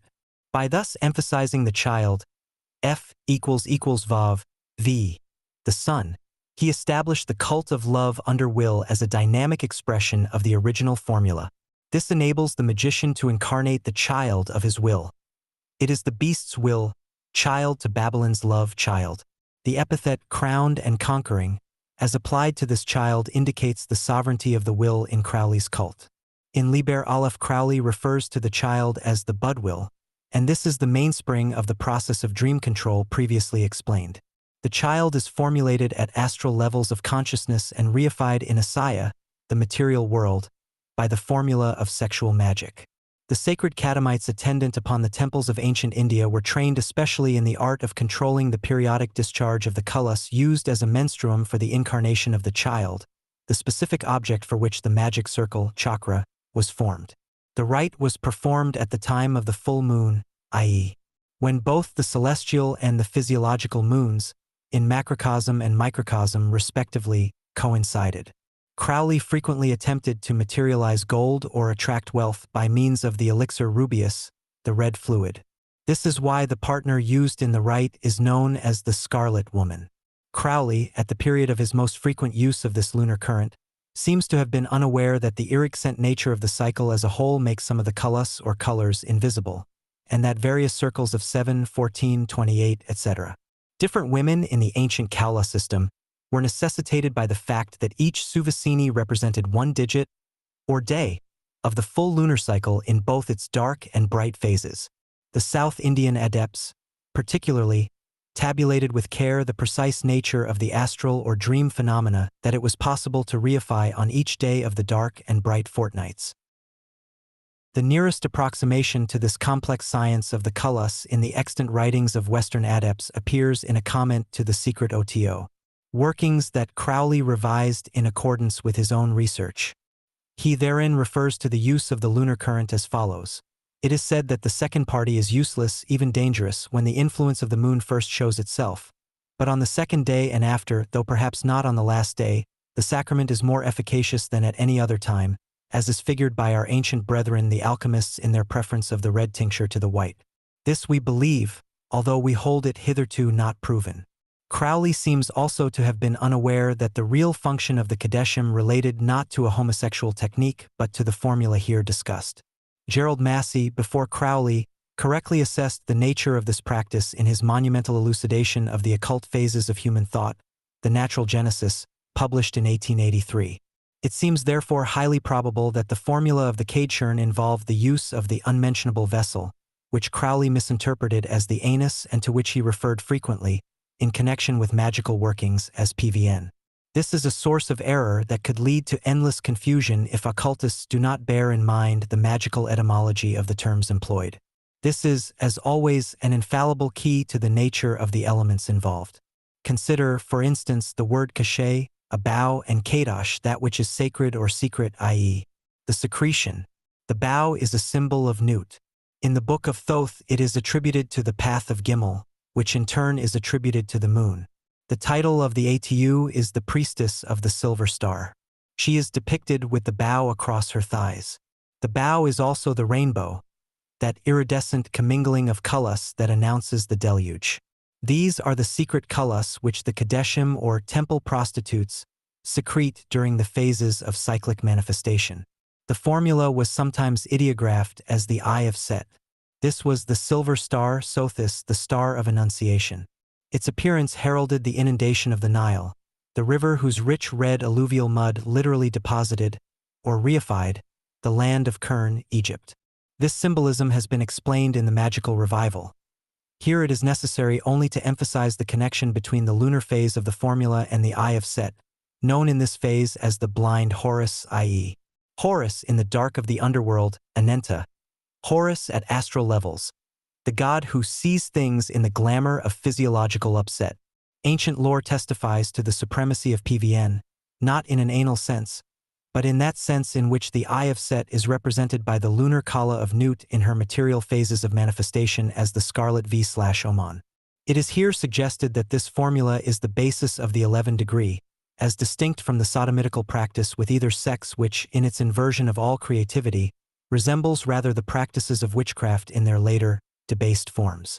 The genuine left-hand or backward path does not involve unnatural practices such as those which occasioned the degeneration of the Greek mysteries, but the use of the primordial stellar current, for mystical attainment by the introversion of the senses, for magical attainment by the materialization of the bud, will formulated at astral levels and incarnated on the plane of EVA-IA.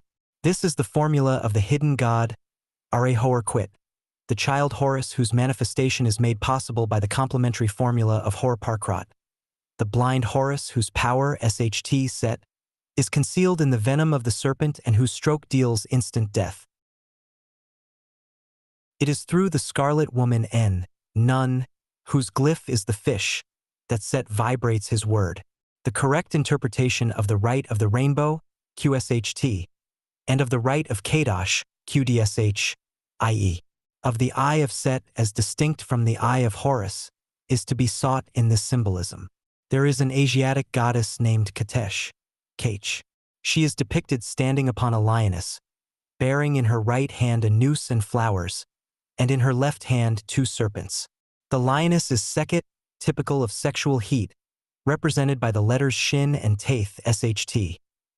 The noose or ring, the flowers and serpents, are ideographs of the letter Kof, which means literally the back of the head, which is the seat of the sexual energies in man. Kof is attributed to the tarot key entitled the Moon.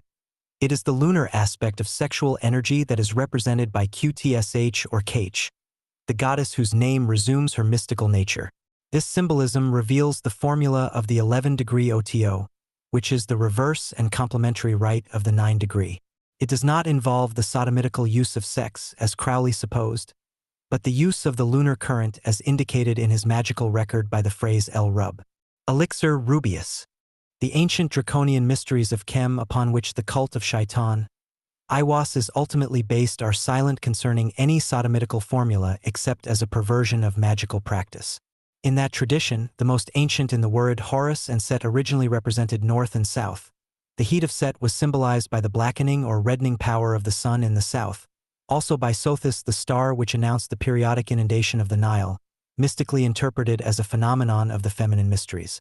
The red mud, the inundation, the blind Horus, the Osiris swathed in bandages, the weeping or eclipsed sun, all were equally symbolic of the periodic cycle of female nature. Set, as the seat, did not symbolize the literal fundament, but the foundation in the lunar and yasodic sense of the physiological flux that is the true basis of manifestation and stability. Degree similarly, the retrogressive symbolism of the medieval parody of these ancient mysteries, with its so-called Witches' Sabbath and Os Obscenum, was a still readable reference to the lunar formula. The misinterpretation of these mysteries in anal terms is, to the initiate, as much a perversion of doctrine, and as such a sacramental blasphemy, as is the recital of the Lord's Prayer backwards and defilement of the sacraments to the Orthodox Christian. A further proof of the antiquity and pre-solar origin of the rite of the Scarlet Woman may be found in the image of the cat which presided over the Sabbath. The cat, another form of the lioness, symbolizes the lunar current. Its name, even, supplies the vulgar type, name for the vaginal cut or cleft, and the priestesses, i.e., the Kachern, who served the mass of the goddess were trained catamites, trained, as were the Indian Suvasinis, in the magical control of the cat or periodic catamenial flow that slew, eclipsed or absorbed the solar light. As such, the cat is the unmentionable vessel, and it was a misinterpretation of symbolism that caused Crowley to confuse it with the anus. This is not to say that the sodomitical use of sex for magical purposes is not a valid formula. It is such in a destructive sense and is only legitimately employed in certain types of working. It was condemned as a formula in both the ancient Egyptian and the later Indian mysteries where its use was associated almost invariably with baleful sorceries. According to Dion Fortune, it was the abuse of this formula that led to the dissolution of the Greek esoteric tradition. It is significant that the Greeks, who were unable to fathom the real meaning of the mysteries, became, as Gerald Massey described them, mere mystifiers having eyes touch with the physiological gnosis upon which the mysteries were based. The Greeks could not master the system of Egyptian mythology, and the hieroglyphics were to them the dead letter of a dead language. What Herodotus knew of the mysteries he kept religiously concealed. What Plato had learned made him jealous of the allegories to which he did not possess the clue. Outside their own mysteries, the Greeks stood altogether outside of the subject. They, as their writers allege, had inherited their mythology and the names of the divinities without knowing their origin or meaning. They supplied their own free versions to stories of which they never possessed the key. Whenever they met with anything they did not understand, they turned it the more effectively to their own account. Nothing could be more fatal than to try to read the thoughts of the remoter pass through their eyes. The reproduction of the primitive myths from the Aryan stage of language in Greece is on a par with the modern manufacture of ancient masters carried on in Rome. The utterly misleading way in which Egyptian physics were converted by Plato and his followers into Greek metaphysics makes Platonism only another name for imposture. Philo complains that the Greeks had brought a mist upon learning which made it impossible to discover the truth. The same charge may be substantialized on other grounds against his own countrymen. In India, the myths have been vaporized. In the Vedas, the shapes are in process of disliming and being evaporated into doctrinal abstractions. The concrete facts of early Earth are passing into the fading phantoms of cloudland. The decadence of mythology is to be found in the Greek poetizing, Hebrew euphemizing, and Vedic vagueness. What the myths have to tell us depends on their having preserved the earliest shape. Diodorus Siculus confirms these remarks. He noted that the Egyptians regarded the Greeks as impostors who reissued the ancient mythology as their own history. If for mythology in these quotations we substitute the word mysteries, it will be seen how important it is to adhere to the earliest phases of the Egyptian cults as represented by the stellar and lunar traditions, i.e., all pre-solar traditions, which it is one object of this book to elucidate. St. Paul, in those few passages with which his enemies did not tamper, also adds his testimony. Howbeit that was not first which is spiritual, but that which is natural, and afterwards that which is spiritual. Another way in which the formula of the Scarlet Woman is adumbrated in the symbolism of the medieval witch cult, how, ever distortedly, is in the old crone and her cat or familiar spirit. The crone, the hag or grandmother, is the ancient or first mother, the Adhikalika or primordial Kala, personalized in the Indian tantras as the goddess Kali. She is the Adisakti, the primordial power who shows her true colors, or kalas, periodically, when the sun is eclipsed. The cat, her familiar spirit, stalks that utter dusk in a form of blackness which is the hue typical of Kali. This is the night of time in which are concealed the radiant splendors of the dawning sun, or sun, her child. It is thus that Set or Sut opens his eye and projects the sun, the moon child, HC that cometh forth as the day. The practical implications of both the formulae of Set and of the Scarlet Woman amount almost to the same thing. The production of Arehorquit, the crowned and conquering child that sets its seal of sovereignty upon the most exalted magic of Thelema, for love, Babylon, is the law, love under will, Horus, had it. Thus is the Scarlet Woman able to achieve had it by the law of the beast. 8. Moon power. Its names, numbers, and reverberant atavisms. Magic was brought to perfection, historically speaking, in ancient Egypt.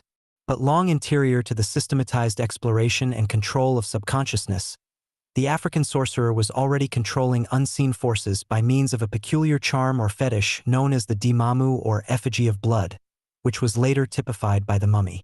Being the true magical link with the unseen world, the dimamu is still the basis of all practical OC cultism, although its form changes with the times. In antiquity, it often took the form of a chance object which has become associated by the sorcerer with the object of his desire, or somehow identified with his magical power. Once it had been charged with his vitality, it was no longer an ordinary object, and it was then burnt or concealed.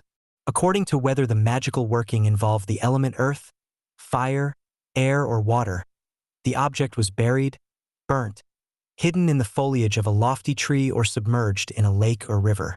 This act affirmed a forgetting by the conscious mind, a sinking of the talisman in the abyss of subconsciousness. It was in the dark womb of forgetfulness that the hidden desire germinated. Fragments of ritual surviving from the remotest times show that the dead underwent a transformation in the abyss or underworld. The deceased arose as a Sarah-Nefer. Legend relates that Osiris was dismembered or cut in pieces by Set, who typified night, forgetfulness. Isis found all the pieces of the body with the exception of the phallus. It was Horus who supplied the missing member, thus enabling the Osirified to rise to new life. The remembered form of the god symbolizes spiritual wholeness and perfection. The goddess Isis represents the spontaneous operation of nature healing the breach of consciousness by revealing the hidden key to the subconscious. In one legend, she copulates with the corpse of Osiris in order to bring forth Horus. This congress takes place in Arnenta, the hidden land, i.e., subconsciousness, the underworld of the ancient Egyptian magical topography. The Egyptian priest identified himself with his god by inwardly assuming its superhuman nature and by outwardly assuming some part, usually the horns or tail, of the animal that represented that nature. By thus identifying his consciousness with that of a beast, the priest himself became a living dimamu, fetish, or sigil. He was then cast into the abyss by ceremonially entering the underworld in a consecrated bark, after which he was immured in a sealed shrine until the god's power manifested. Certain indications, in the papyri and on the monuments, suggest that such a process formed part of a regular investigation of underworld or occult realms. In ancient India, the great perfection was, and still is, sought by continuous service to a deity whose god form was assumed by his devotees. In the cult of Radha Krishna, for instance, there is an elaborate ritual of ecstatic adoration wherein Krishna is worshipped at the time of the autumn full moon in a magic circle formed by devotees, female and male, who assume the god forms of Radha and Krishna respectively. The direct worship of Krishna in his own realm as distinct from prayer, temple service, or household rites focused upon an image of the deity, requires the assumption of the pramadeha or body of divine loves on the part of the devotee. This body and the mystique of its cultivation and development depend upon the devotee's ability to merge himself in Krishna's all-pervasive sweetness. After lives of intense devotion to Krishna, the devotee's physical body becomes transmuted into a praniya, deha, and he is able to enter Krishna's heaven and live in the divine presence. It is in such a pramadeha that transdivine forces manifest on earth, but the uninitiated can see no difference between a genuine God form and a body of flesh and blood. This supreme assumption of the God form is of course rare, but it does happen and has been demonstrated in recent times by the appearance on earth of such avatars as Thakur Hernath, the saint of West Bengal, 1865 to 1927. The secret of bodily transformation lies in vibration. Thakur Hernath urged his followers to repeat the mantra Kusuma Hernath with mind concentrated on Krishna. Kusuma 6 being the Shakti or objectivizing aspect of Hernath. Radha is to Krishna what Kusuma is to Hernath. The mantra Kusuma Hernath is therefore identical with Radha Krishna and, on becoming reverberant through vibration, transforms the physical sheath into a body of pure bliss. The seed, Bua, mantra of Dakshinakalika is Krifni. This Bua, Krim, is a concentration of the word Karparam, which denotes a mysterious substance used in tantric worship. It is usually translated as camphor, the incense sacred to Shiva, the Indian form of the god Set.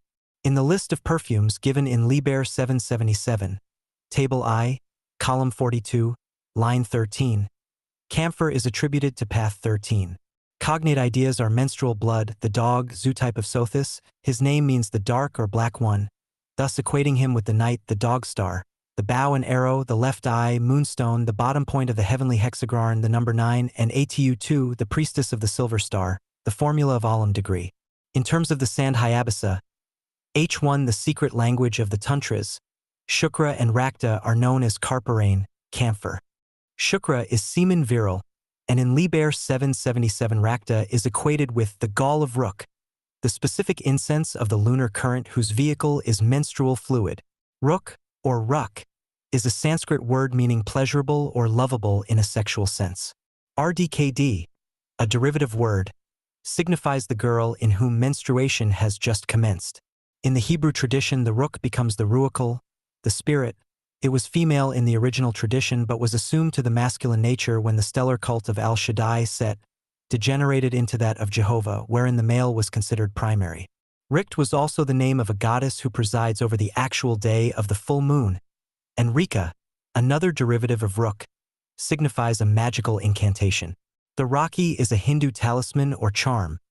In other words, a primal fetish which, like its African original, was charged with the vibrations of the lunar current. Karparati or Kali, the adored of Shiva, thus expressed in her secret name, Krim, a formula of sexual polarity which makes possible her invocation. An alternative translation of Karparam is the Kalpaka or fashioner of the world, the combined sexual fluids. Some of the esoteric meanings of the letter K have already been noted. See Chapter 1.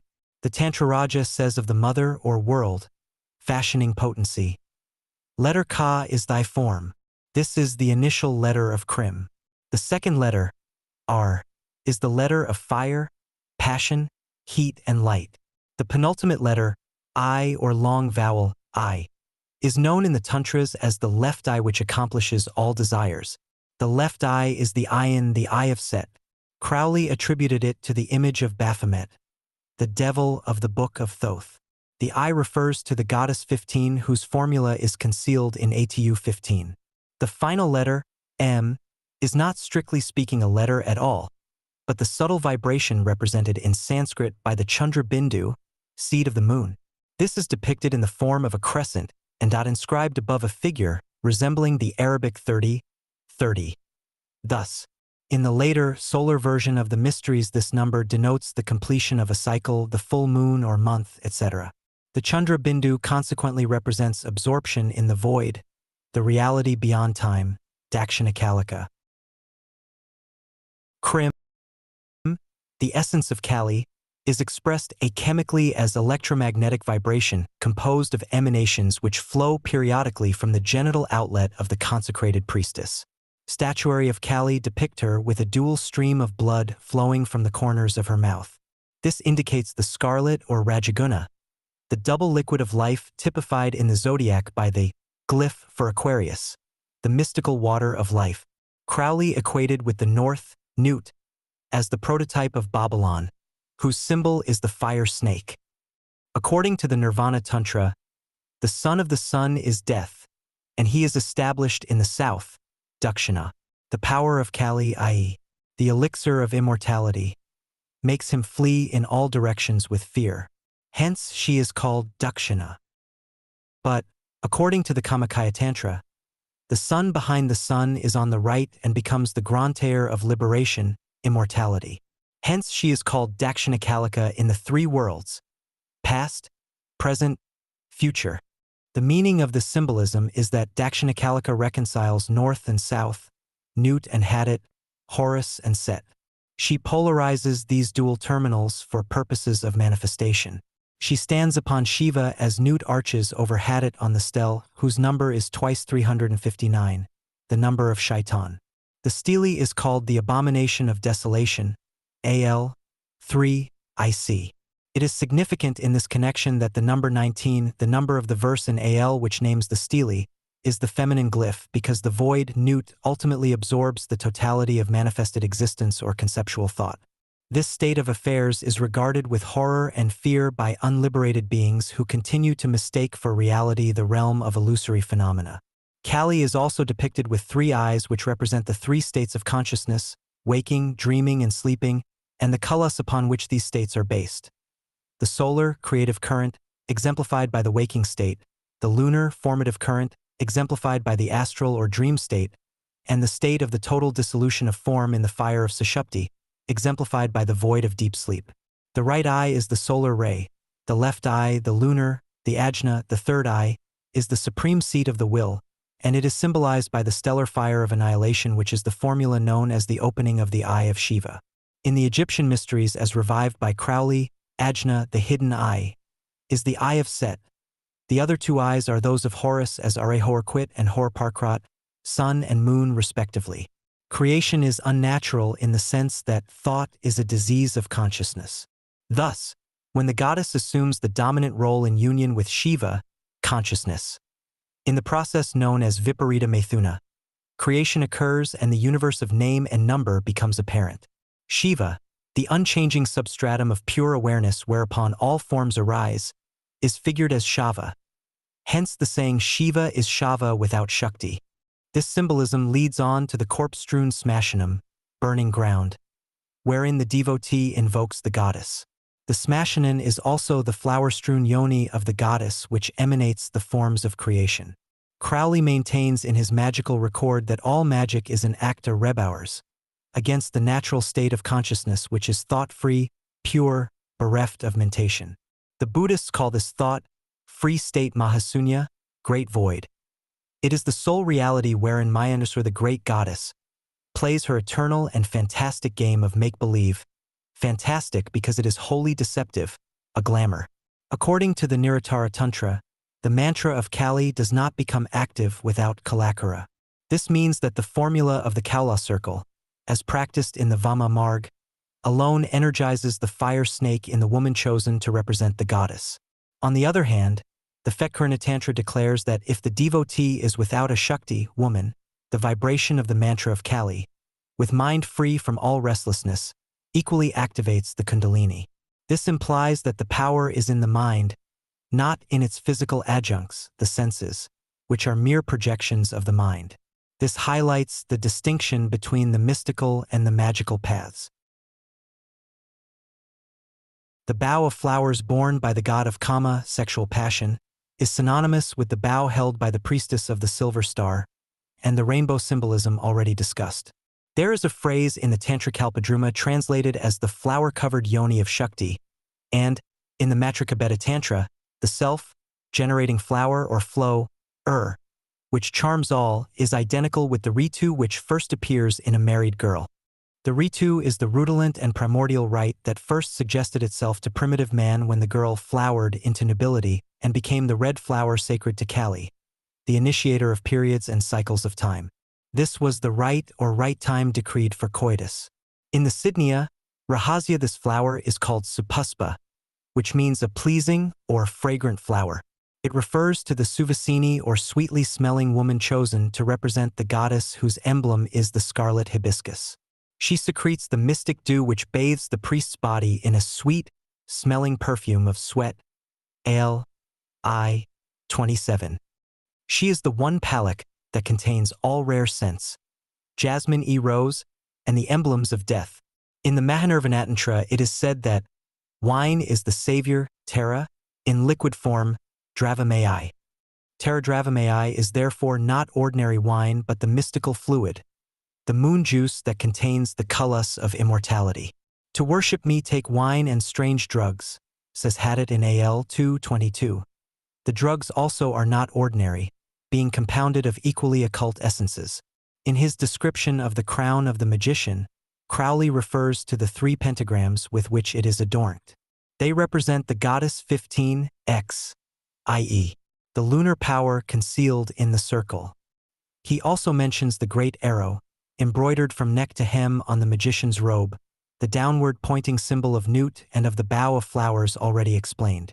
The periodic eclipse of a celestial body was compared in ancient times with the regular occultation and effusion of the female cynocephaly, which acted as a natural horologe in the Egyptian temples.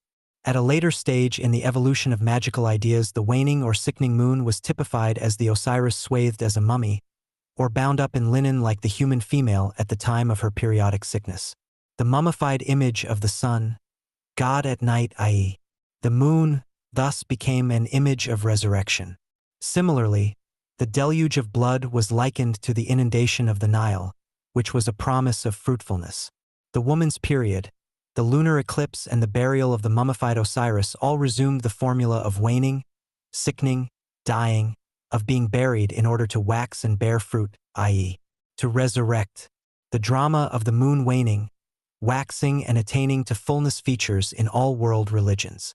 It is implicit in the relationship between Jesus and John. John typifies the dark diminishing moon, the precursor of the waxing light that is the mystical Christ of the Gnostics, not the historical Jesus of the later perverters of the mysteries whose Christ was no longer mystical but merely mythical.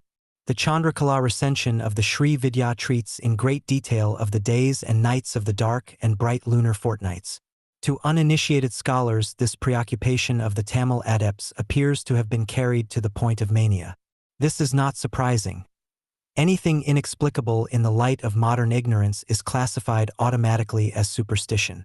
The relegation of the number 13 to the realm of witchcraft and black magic is a typical example. This number signifies unity because 13 moons constitute a full circle or CYCLC, the lunar year of 13 months of 28 days. Because the number 13 typified the moon and the female, the later cults, which based their reckoning of time not on the moon but on the sun, regarded the lunar images as accursed and identified them with ideas of darkness, disease, and death. The number 13 thereafter became the type number of misfortune and uncleanness. 13 was the accepted number of the witches' coven because the rites of the Sabbath were recognized as being of lunar origin. The vinum sabbati, wine of the Sabbath, was the mystical effusion of the Scarlet Woman, the ever-virgin whore of the stars. 13, however, has a very special significance in Crowley's cult. In the system of reversion, 13 becomes 31, the key number of Al and the highest aliquot component of the number of Iwas, Thaletna, and Agape. It was in the lunar phase of the evolution of these concepts that 13 became the number of unity or the return to perfection, the fulfillment in both time and space of the cycle, full circle. All circle craft is based either upon the original, stellar, circle of the Great Bear, goddess of the 7 stars, on the moon and her 13-fold annual cycle, or on the later and final solar circle of the 12 celestial houses of the sun, zodiac. In the lesser lunar cycle of 28 days, 14 are dark with diminishing light, 14 wax bright. The 15th day thus became the day of the goddess. The moon takes 28 days to traverse the 12 zodiacal stations, and the number 28 consequently became a glyph of the female, as did 30 of the male. As 31 is the highest aliquot component of 93, so 5 is the highest aliquot component of 15. 5 was the primal number of woman as the genetrix long before the stellar 7 and the lunar 28. For 5 days woman was engulfed in darkness and eclipsed. From her issued the deluge that primitive man rightly identified as the substance which would later congeal and flesh forth progeny. Blood was recognized as liquid flesh, and the female expressed, through the number 5, her nobility, which was the archetypal nobility because the only known lineage was of the blood of the mother alone. The male's role in the procreative process was at that time unknown. The 5-day eclipse was the seal of woman's nobility, the nobility that wears the scarlet mantle of nature herself, the one unimpeachable rubric of her sovereignty. And because she was seen to renew life upon earth, woman was likened to the goddess in the sky, who renewed herself through celestial cycles, as a type of resurrection, a return to unity and ultimate perfection in the heavens and the hells. The number 5 thus became the seal of authority in the world of spirits. It was represented by the pentagram or 5-pointed star, still used by magicians for establishing contact with and controlling transmundane entities. The origin of the magical pentagram can thus be traced to the first observed facts of elemental nature. 5 was the number of the female. 6, or sex, that of the male, insofar as sexual activity again became lawful after the cessation of the deluge. In Al-I 24, Newt proclaims, "I am Newt and my word is 6 and 50, which is her manner of saying, or the and the indicating that she is the virgin and the mother combined, thus identifying herself with the whore of the stars, the moon, the breeder who brings forth independently of the individualized father. In other words, her cult, whether stellar or lunar, is pre-solar. This is important because it implies that Horus, her child, the crowned and conquering child of the Therionic cult, is the child or essence of the mother alone. This is borne out by Al 2. Yet she shall be known I never. Sni is Tiani Gossictus 13, I is Tiani Inavions 1, the male component, the Bindu or hidden god. Ancient Greece also was not without its techniques for energizing the fetish or dinayamu. There existed a sacerdotal caste known as the Eninx, and its practices involved the use of urns or vessels, in many cases indistinguishable from ordinary vases. The urns were charged with sigils which a priest had previously consecrated. As in the case of the African fetish and the Egyptian deceased, the urn was subsequently buried or cast into the appropriate element. The ancients were steeped in magic, and it is unlikely that Thc Vexus buried with the dead had always the culinary purpose which modern scholars attribute to them. It may be true that the subtle fumes of drink and meat offering are absorbed by the spirits of the dead, but the Greeks undoubtedly used some of their vases for more creatively magical purposes associated with death and resurrection. When hermetically sealed, the urn formed a womb for the germination of the inherent dream, represented by the sigil. In the dark, silent, vacuous receptacle, the sigil or linear mantra bred its reality and fulfilled its will in the hidden places of earth or in the depths of ocean. Mantra yoga, or the magically charged vibration of sacred words and phrases, is one of the oldest occult practices known to man. The spell or incantation did not always have a rational meaning. More often than not, the phrase had no intrinsic significance. As Wei Wu Wei observes, a Niantram is not intended to be subjected to conceptual interpretation.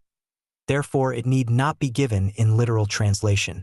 It is not an exoteric resume of doctrine, but an esoteric, chiefly auditive medium for the apperception of what universally we are. Concerning the mantra in Tantric Buddhism, S.B. Dasgupta observes, on the whole, it seems that most of the mantras are composed of a string of syllables which have lost their etymological meaning or which had never an etymological meaning. Vajabandhu says in his Bodhisattva Bhimi that this absolute meaninglessness is the real significance of the mantras.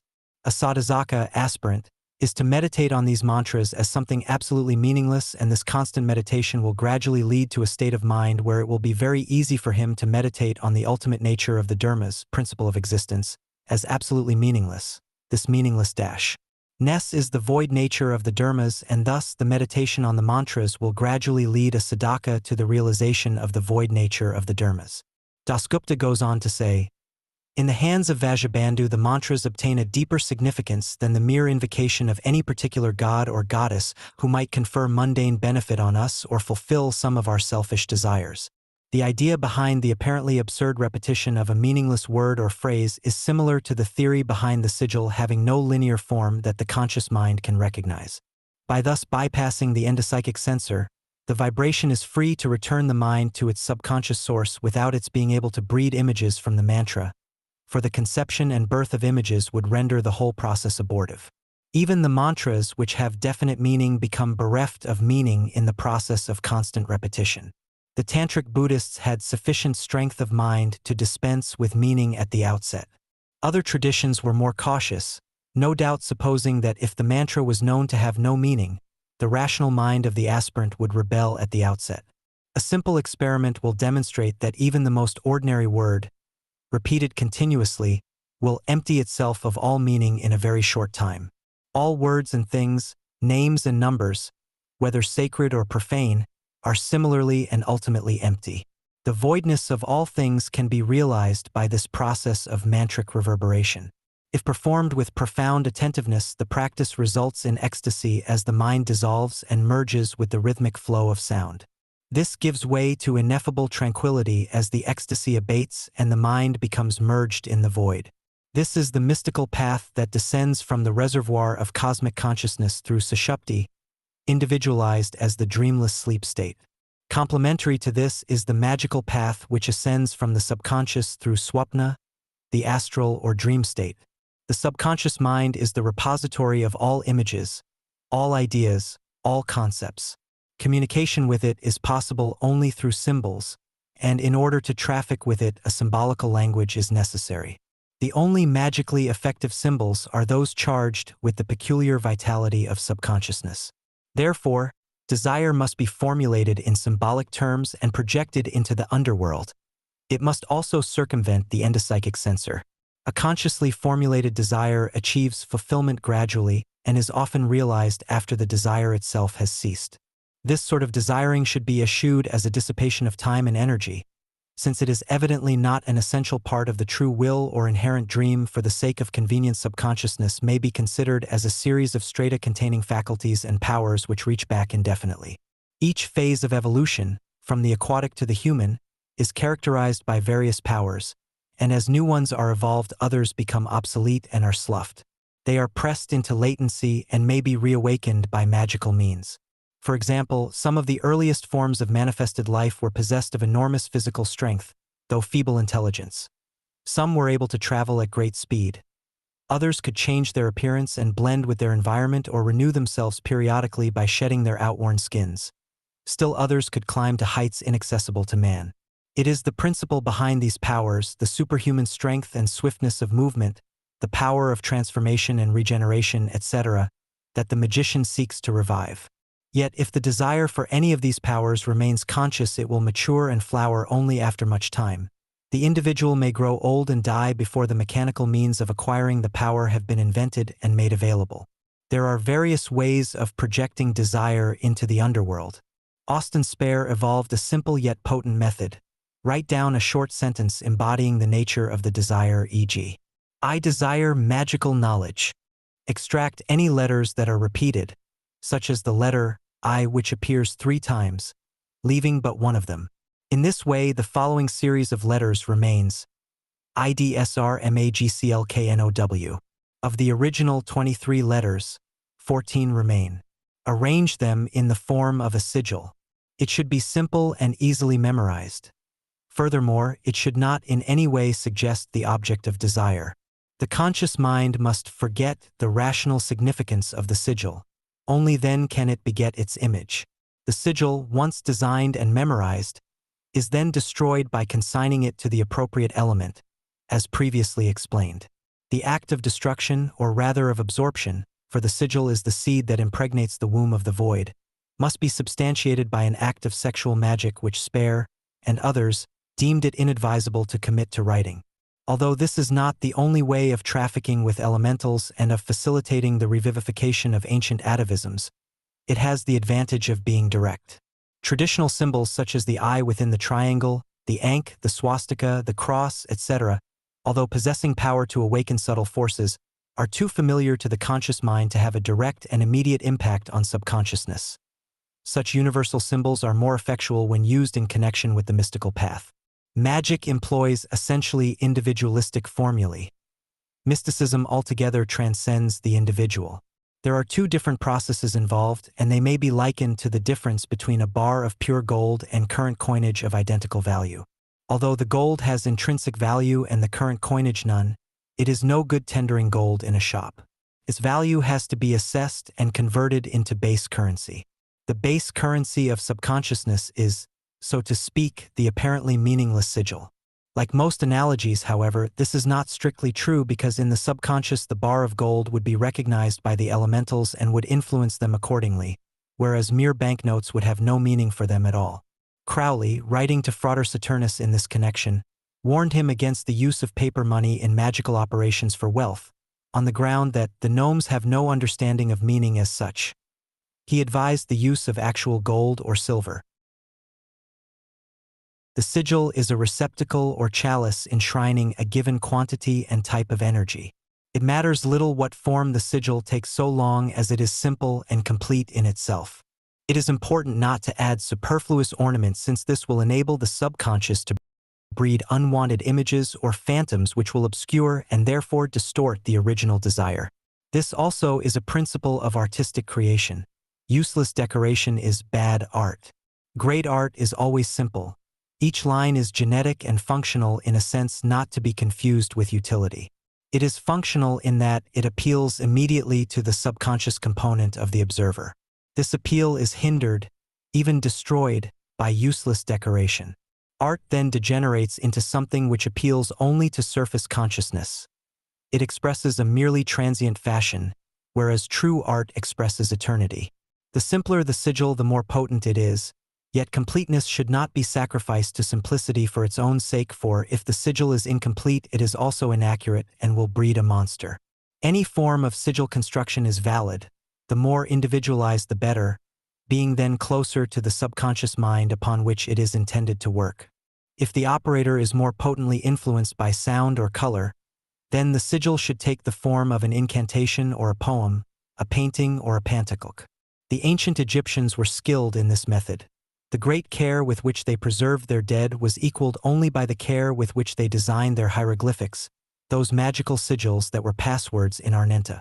The body, swathed in the featureless cerements of forgetfulness, fulfilled perfectly the role of the sigil and enabled the deceased to travel without hindrance in the underworld. Examination of the devices inscribed upon sarcophagi reveals a knowledge of sigillography unrivaled in any other system. The animal-headed deities were guardians and guides to the secret pylons of the underworld. They unlocked those strata of subconsciousness which contained the powers attributed to the animals in question. Humanity has lost the key to the meaning of these god forms because that key does not exist on the plane of rational interpretation. Like the dream, it is comprehensible only upon its own plane. Distinction should be drawn between a conscious and a subconscious thought. The former is a subjective replica of a tangible or intangible object. A subconscious thought, on the other hand, is an astral entity, an object as tactual to astral awareness as a chair is to physical sensation. This is why dreams are claimed to be actual occurrences while they are being experienced, and they are such to the astral senses. But nobody claims that thoughts are real, even while they are being experienced. The difference lies solely in our criterion of what constitutes direct experience. Conscious thoughts are considered unreal because their impact is not sensual. They are thought, not felt. Subconscious thoughts, astral entities, however, are felt, and the resulting impression is one of vivid actuality. Hence, dreams are sometimes so realistic that they overshadow and influence waking consciousness in a way unparalleled by the myriad flow of conscious thoughts. Magic is successful, therefore, when it works through subconscious thought, for then only is the corresponding experience a sensual reality. Conscious minds may communicate with each other by speech, by the written word, by telephonic means, etc., but without these physical aids communication is impossible. Not so with the subconscious mind, yet even here a link, a truly magical link, is essential. This is precisely the function of the sigil. A conscious thought is an unsubstantial entity compared with its subconscious counterpart. It cannot penetrate the magical, i.e., subconscious aura of another person. But an astral elemental, or a thought generated from a sigil, may be projected into a person's aura and there breed further thoughts. The hypnotist performs an analogous operation when, after paralyzing his patient's conscious mind, he lays open the subconscious. He does this by the use of magnetic passes, bright lights, or rhythmic vibrations which stupefy normal consciousness. But the magician has no need of all this. His patient may be quite unaware of his activities, may not in the least suspect that the thought newly born within him is not of his own generation. This is the basis of magical suggestion. When the patient is aware of the intrusion, he either resists or accepts the thought. In order to repel it, however, he has to have magical power of a higher order than he who projected it. If magic is approached with the attitude, I, with my small mind, want to compel my larger, subconscious mind to get something from cosmic mind, rather like a rich man with amnesia planning to rob himself, failure will be the sole result. But when it is understood that cosmic mind is all, and that all is performed in, through, and by it, then the cramp of so-called will power will be dissolved forever and all desires will be fulfilled. This is working without lust of result degree, and it is the only way to work if the true will is to be realized. When we pride ourselves on the success of a sigil, we imagine that we are the cause of the effect which it produces. But the very impulse towards the formulation of the desire that suggested the construction of the sigil did not have its roots in the surface mind, and even the subconsciousness in which it first appeared is but a print of the negative already existing in the formless or pre-conceptual spheres. The current is from Sushupti to Swapna to Jagrat, not, as we vainly suppose, the other way round. Ecstasy is the lever whereby the sigil is cast into the void. The sigil should be remembered only at times of psychological tension.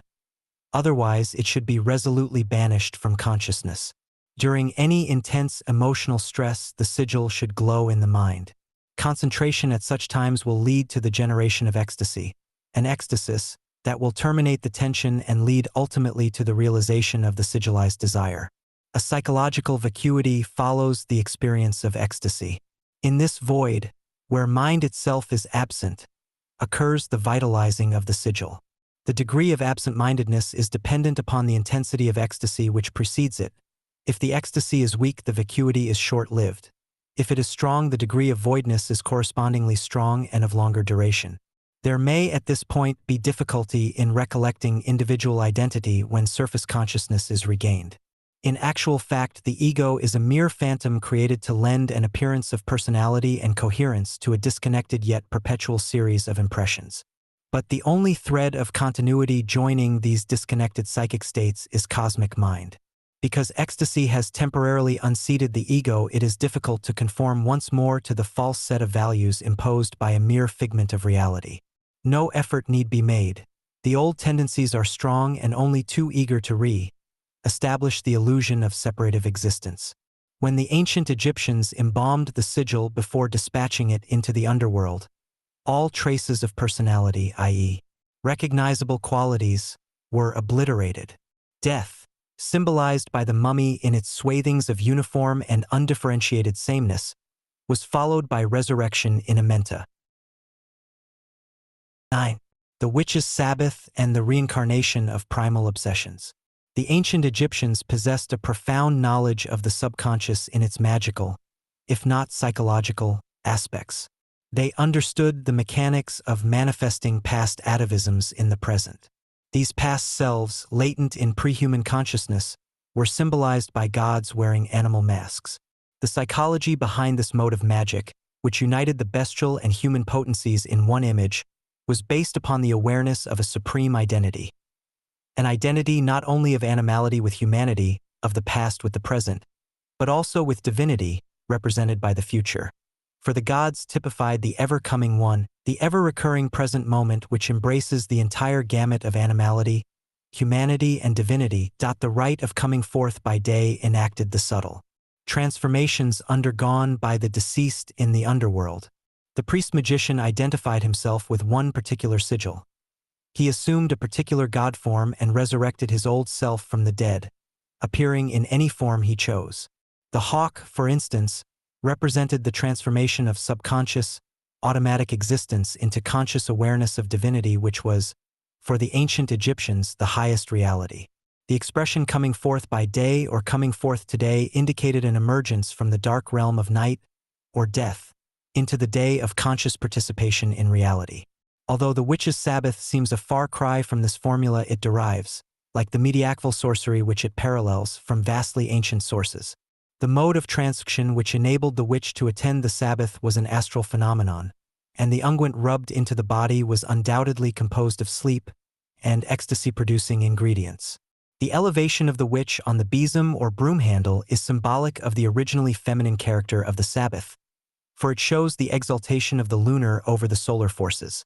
This is a typically medieval manner of symbolism which had a highly sophisticated origin in the Egyptian image of the sky goddess arched over the earth, the latter being depicted, in some papyri, in unmistakably masculine form. But the fundamental symbolism reached even further back, to the African origins of magic, when the female was exalted above the male as a channel through which the gods communicated with earth. The landscapes usually associated with sabbatic rites immediately betray their lunar and astral nature. The desolate, remote high places, or concealed groves by running streams, are always illumined by baleful moonlight. The devil or horned deity that presides over the Sabbath is the prototype and sigil of desire. The obscene kiss is applied to the back, not the front, to the bottom, not the top. This formula of reversal has already been explained. It is also apparent in the circular Widdershins dance performed by witches and their familiars, or partners, in which they caper with their backs turned to the enthroned sigil of desire. The litany is read backwards and the accompanying ritual gestures, madras, are executed in reverse, or back to front. The astral plane is the junction or confluence of two manifestations of perconceptual energy. One is an outgoing, the other an ingoing flow. In Crowley's system, Areihoarquit and Hoarparkrat typify these twin energies. When they fuse, a magical current is discharged into the body of the Scarlet Woman, i.e., the witch. It is in the substance of this effluvium that the witch incarnates the atavism for which the Sabbath is convened. It is at the climax of this explosive release of the sigil that the astral plane densifies to a degree of substantiality that endows the whole rite with the glamour of reality. The Sabbath is a form of mass hysteria which releases almost unlimited quantities of preconceptual energy. It is the actual, tactual, or factual realization of the sigil in its densest form that is the object of this much misunderstood ritual, and its real meaning becomes plain as soon as the underlying mechanism of its dynamics is understood. The magical formulae implied in sabbatic symbolism involve the invocation and redirection of preconceptual energy downwards and backwards to the required atavism. The uprushing energy is then converted for specific purposes such as therapy, transformation, initiation, creation, destruction, and so on. The original Sabbath was performed by a priest-magician who assumed a particular god form. The celebrants used this god form as a focus in the same way that the sigil is used as a vehicle for the concentrated outfying of mental energy. This produced ecstasy and then the sacrifice. That is to say, all ideas and concepts including the god form sigil itself are sacrificed, forgotten. The void moment following upon the ecstasy is the moment of subconscious release during which each celebrant becomes the god, i.e., assumes the god form. He is, for the time being, possessed by the god and endowed with superhuman powers. The participants either incarnate their own secret wishes and fantasies or the newly released energy is used, massively, for a communal purpose. The litanies and incantations used at the Sabbath varied according to the nature of the desired metamorphoses. An invoca tie-in of the god was followed by ceremonial worship or simulation of sexual congress, which was literally enacted when identity with the god had been achieved. The old crone at the Sabbath who is believed to have regained youth and loveliness represents the past, the form which is dissolved to give birth to the ever-young or ever-coming one, the reality of the present moment. The sloughing of the old skin is symbolic of shedding the false shape of the conscious mind and assuming the true or subconscious form. The witch's Sabbath, like the alchemical process, was the veil of an ineffable sacrament deliberately misrepresented by its adepts to preserve its secrets from the profane. Arthur Machen has suggested that fairy lore also concerns itself with analogous and equally unsuspected formulae which involve traffic with elemental and reverberant atavisms. Obsession and vibration form the basis of all magic concerned with transformation and materialization. The obsessive idea overrides and nullifies all lesser ideas. Ecstasy itself is the flowering of the obsessive idea. Furthermore, vibration induces ecstasy, which results in the emotional exhaustion that adumbrates the vacuous state. Each individual mind is haunted in its deeper layers by lurking obsessions which, in the average person, are symbolically veiled or concealed altogether from waking consciousness. Magicians have been tireless in formulating ways of invoking these obsessions. Salvador Dali's method of paranoiac critical activity is one way. Austin Sparrow's formula of atavistic resurgence is another. Crowley's formula of sexual magic energized by the true will is yet another. For the true will, the unconscious will is, paradoxically, the non-volitional or spontaneous expression of cosmic mind. There exist also what may be termed local obsessions, automatic habit responses to subconscious energy blocks associated with types of spirit which, as far as I am aware, Austin Spark alone has noted and named elemental automata. Unlike the greater obsessional familiars, these do not stem from remote atavisms but proceed from deep, though individualized, subconscious strata. The symbolic shapes of these obsessive phantoms sometimes reveal themselves through the simple process of automatic drawing. A particular shape recurs repeatedly in slightly modified but none the less recognizable form. If this shape is seized and isolated, it can be sigillized and imbued with magical energy. The accompanying sigil, see below, was obtained by this means. It is an atavistic resurgence in pictorial form concise enough to sigillize. It suggests the form of a bat. This concept, being associated in the conscious mind with ideas of vampirism, will, if concentrated upon, arouse connective ideas and fantasies. It is primarily, however, a subconscious image materialized by a conscious though absent-minded process. Its shape is thus the sigil of a force behind a recurring obsession that can become reverberant and awaken latent atavisms. It is, in fact, the signature of the automaton which generates the psychic stress and which nourishes itself on the energy swept into the magical vortex which the obsession has created. If this obsession is substantiated by means of sexual magic or fed with lunar vibrations, an actual entity will be bred from the depths. It will gain substance on the astral plane as a subconscious thought entity and may even generate its simulacra on the material plane and be seen by objective witnesses. Such an atavism can be extremely dangerous and should be dissolved as soon as its purpose has been achieved. The process has a cathartic value.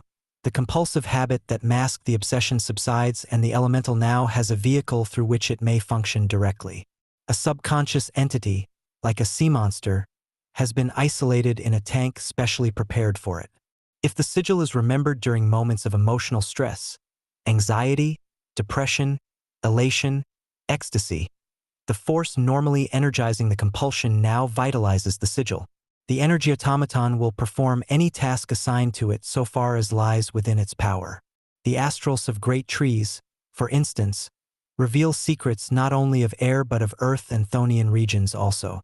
When a concentration of psychosomatic energy attains bursting point, an individual either becomes insane, or he sloughs the physical body, as if so fragile a chalice were incapable of sustaining such primal pressure.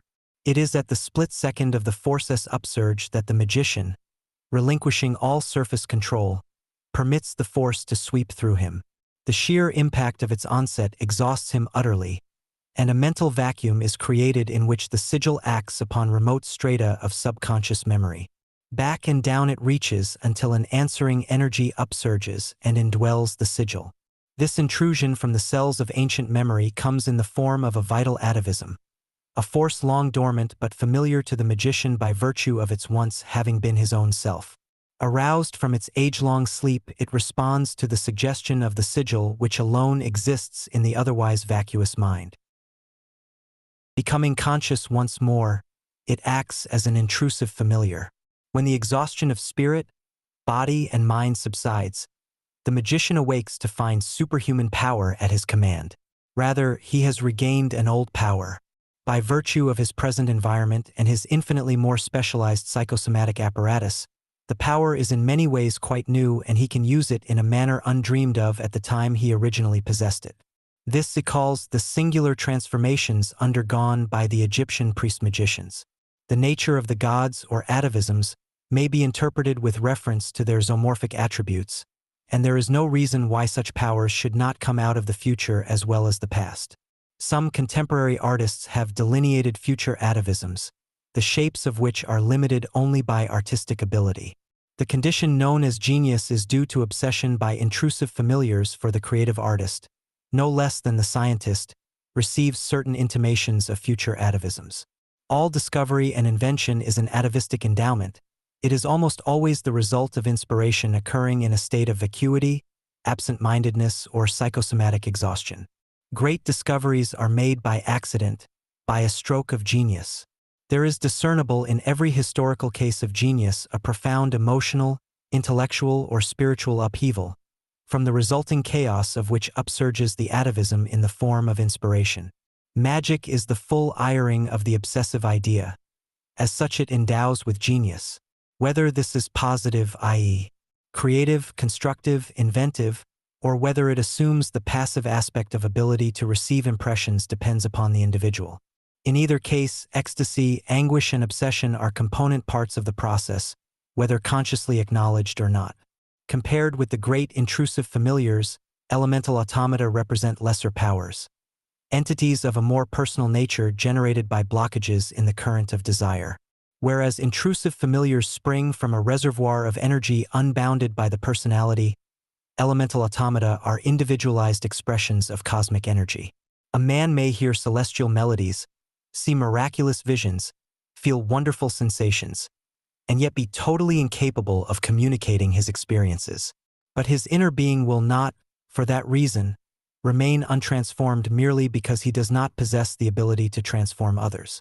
One purpose of magic is to understand the nature of obsession in such a way as to be able to reify its power, not merely to express or observe its operation. The formulation of the atavistic current does not always appear in graphic or linear form. It sometimes expresses itself in word patterns or mantric spells. The word that repeats itself and becomes magically reverberant will be the name not of the obsession but of the elemental whose energy informs JT. When an unfamiliar word appears repeatedly in an automatic script, it may be a key word capable of unsealing subconscious cells. The names of the gods are the polished or forms of elemental automata and intrusive familiars, for the gods' arc are past selves. Their names have become corrupt during the eons, especially during the phase of medieval magic when great ignorance reigned in these matters and the gods and demons were confused. Broadly speaking, these two major streams of subconscious energy, typified respectively as elemental automata and intrusive familiars, correspond to the devils and gods of antiquity. The gods represent cosmic powers, remote both in time and space. The demons are the unresolved complexes within the psyche that may be controlled and made to respond to magical suggestion by means of sigil and dream control. The demons are deposits in the psychic nervous system which are stirred to baleful activity when there is a serious blockage of energy. These blocks can be dissolved and the liberated energy redirected to creative, magical ends. The moon is assigned to the realm of the subconscious as the seer in darkness, the eye of night, the illuminator of the underworld. The Egyptian ritual of Amenta is illustrated by vignettes which show the deceased on a bier carved in the likeness of great cats. The cat as the seer in darkness is a zoomorphic emblem, as the moon is a celestial emblem of an identical principle. The cat accompanied the witch on her nocturnal exploits at a later, degenerate stage of the symbolism, and as the moon accompanies the great gods of heaven, so the cat accompanies the elemental automata, the demons of the personal subconsciousness. Once the name of an obsessing entity has been ascertained and isolated, the conscious mind reverberates it. The name forms a magnet which raises the dead, the required god or demon, from subconscious levels. The spell should be composed of insistent, compelling rhythms, and the name should be woven into it so as to sound the latent depths. Skill is required, for the invocation should adumbrate an actual past experience in the crucible of the present. The invocation culminates in ecstasy. With the onset of oblivion, the name is the final sound heard. It trails off into the unutterable dusk of unconsciousness. The familiar or elemental spirit then indwells the sigil and fulfills the purpose of the rite. Incantations, magic spells, barbarous names of evocation, magical formulae, etc., are so many methods of locating and controlling subconscious energies. The names of ancient gods and demons are corrupt in that the vowels and consonants have been confused. In many cases, the corruption was introduced deliberately by the priests to preserve their secrets. The best example of a restoration of such names and formulae occurs in Liber Samek, which is based upon a ritual that Crowley considered to be supremely potent. He who knows how to pronounce the name possesses the key to the realm which the god typifies. Such was the power attributed to god names that in ancient India it was, and still is, maintained that even the god himself is not as powerful as his name.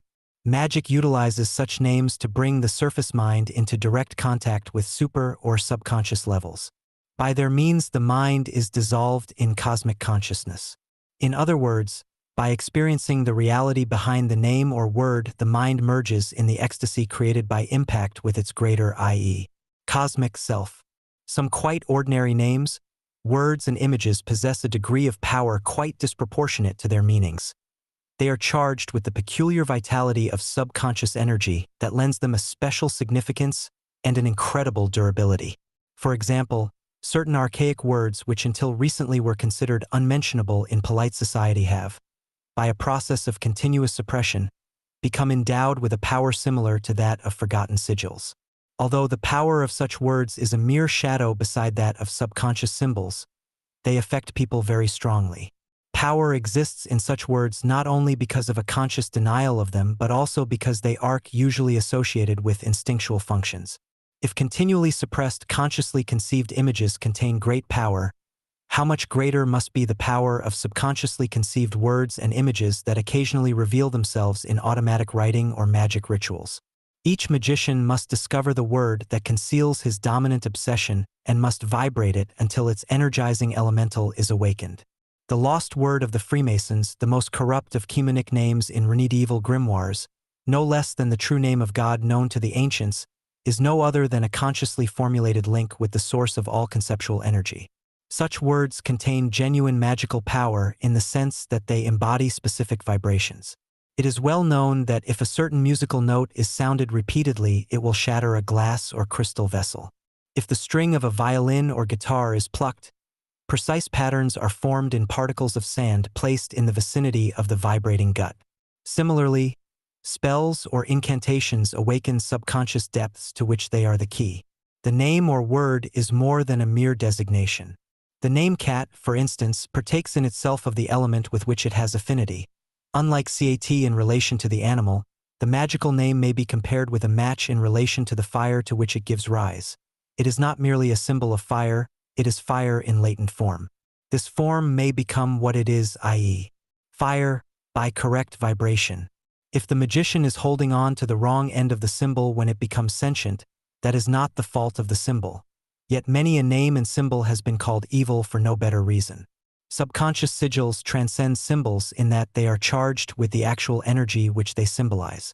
They are sentient symbols, one in nature with that which they symbolize, whereas the letters cat form an arbitrary rather than a vital symbol, having no direct affinity with the elemental realm of felines.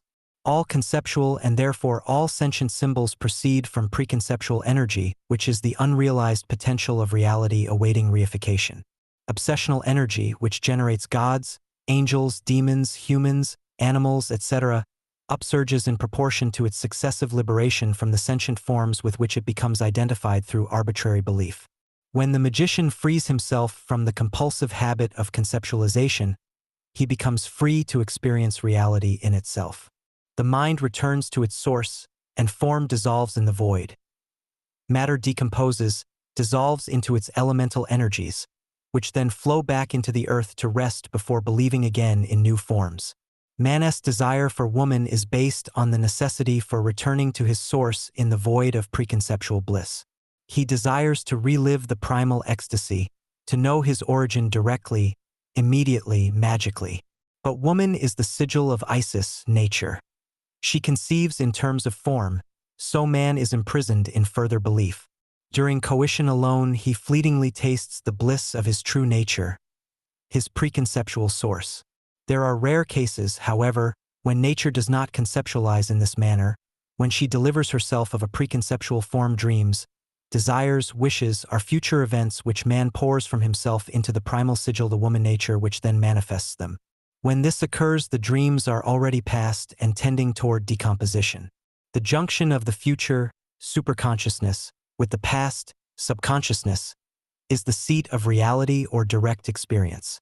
Austin Spare declares that by hindering belief and semen from conception, they become simple and cosmic. This liberates the vital current from necessity, the necessity of being confined in a specific form or belief. The future and the past have no meaning and the present is void of conception. The image then exists beyond time, subjectivity, and space, objectivity. Both that which is implicit future and that which is explicit past are realized as a formless continuum of consciousness characterized by supreme bliss, which is the essence of sentience. Such direct experience or spontaneous living is the translation of a tendency in terms of immediate action before conception occurs. The external universe is real. What is not real are thoughts concerning it. A tree is seen and a thought is born. The thought is called a tree. But the thought is an illusion which causes a sense of separation from direct experience. To vitalize the apparently objective universe, therefore, requires the cessation of conceptual thought. The tree must be realized directly, immediately, as a form of the self. One type of non-conceptualism set before humanity in the West is the birth of Christ from the virgin womb. It indicates the operation of preconceptual energy concentrated in a form of belief that remains non-conceptual. Born of the void, it is the supreme sigil of realization, redemption from matter. By the worship of Meryl, the realization of cosmic consciousness becomes a matter of direct experience. The crucifixion or destruction of the sigil, Christ on the cross, signifies the dissolution of the mind. The cross or crossing is the juncture at which flesh and spirit meet, at which past and future, horizontal and vertical, fuse. The ensuing resurrection occurs in the flesh, i.e., as immediate experience. It is the incarnation of knowledge as knowing, of bliss as feeling, of existence as being, the being of Christ, Krishna, the Rayon, Kia, according to the type of the primal obsession, belief. This symbolism has been distorted as history to satisfy the mentalities of non-initiates and the adherents of materialistic religion. The unity has been divided in thought and in time so that few people understand its universal import. The formula of the goddess Nut represents a more universal type of non-conceptualism. The sky goddess arches over the earth. In her body, infinite space, appear the sun, moon, and stars which illumine the earth, mundane consciousness. The sun is the concentration of the superconscious mind, the moon of the subconscious. The stars arc the children of these two chakras of cosmic mind, the lesser luminaries born of the experience of the greater. They, too, become suns and moons in their season, each gathering about itself a cosmos identical with the one over which the goddess is arched. Each impact and experience of reality gives birth to a new star, a soul in her infinite womb. Her son is Horus, the liberated consciousness, the crowned and conquering child who is free because unconfined to any particular mode of belief. He is the one that goeth forth from the underworld subconsciousness by day, by the light of the sun. The symbolism is both beautiful and faithful to the facts of the psychosomatic complex. We exist, as the stars exist, in the void of infinitely unsullied consciousness. Between each brilliant point lies space, sleep or death. Physical space is symbolic of the void in which our potential is concealed. This in-betweenness state is the pathway between ecstasies. The stars shine by virtue of the dark void between manifestation, by virtue of sleep which separates waking from dreaming, and death which separates being from non-being. But between these shining points we exist as pure consciousness, truth, even as we exist continuously, unfragmentedly, through sleep, death, and absent-mindedness. Were we always manifest, were day perpetual, we should know, be, and feel nothing. By virtue of the body alone is the spirit realized. Similarly, it is by virtue of the moment that eternity is realized, and by falsehood, truth. Nirvana and samsara are not two. Sperus' formula of the death posture conceals the mechanism of magical obsession. It consists of the concentration or confinement of consciousness in one part of the body. The part thus vitalized becomes instinct with all the sensation of which the entire body is capable. The essence of this sensation is then exteriorized in objective form. The self-generated phantom springing from apparent cath proceeds from dynamic suppressed cerebral activity, although consciousness is no longer centered in the head, but in the specific organ chosen for the reception of cosmic energy. The flowering of this total concentration of the body's potential yields the material basis for the phantom's astral manifestation in much the same way as the mummy formed the material basis for the kul of the Egyptian priest. The ensuing congress of spirit and matter constitutes resurrection to a new life, a new viewpoint, a new awareness. Every such act is an initiation, a journey inwards to the secret recesses of consciousness. Spark calls this union self-love, the highest form of knowledge. The death posture is paralleled by Ida and 11 Idolf's formula of erotocomatose lucidity, which Crowley incorporated in The Secret Enchiridion of the that I quoted here. The candidate is made ready for the ordeal by general athletic training and by fasting. On the appointed day he is attended by one or more chosen and experienced attendants, whose duty is a.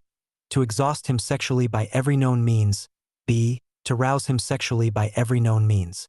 Every device and artifice of the courtesan is to be employed, and every stimulant known to the physician. Alcohol, ether, and strychnine may be employed freely, but cocaine should be exhibited with a certain prudence. Frictions of brandy, and even slightly diluted eau de cologne, may be used for the phallus itself, and a spray of capsicum in ether may be applied to the abdominal muscles. Nor should the attendants reck of danger, but hunt down ruthlessly their appointed prey. Finally, the candidate will sink into a sleep of titter exhaustion, resembling coma, and it is now that delicacy and skill must be exquisite. Let him be roused from this sleep by stimulation of a definitely and exclusively sexual type. Yet, if convenient, music wisely regulated will assist. The attendants will watch with assiduity for signs of waking, and, the moment these occur, all stimulation must cease instantly, and the candidate be allowed to fall again into sleep. But no sooner has this happened than the former practice is resumed. This alternation is to continue indefinitely until the candidate is in a state which is either sleep nor waking, and in which his spirit, set free by perfect exhaustion of the body, and yet prevented from entering the city of sleep, communes with the Most High and the Most Holy Lord God of its being, maker of heaven and earth.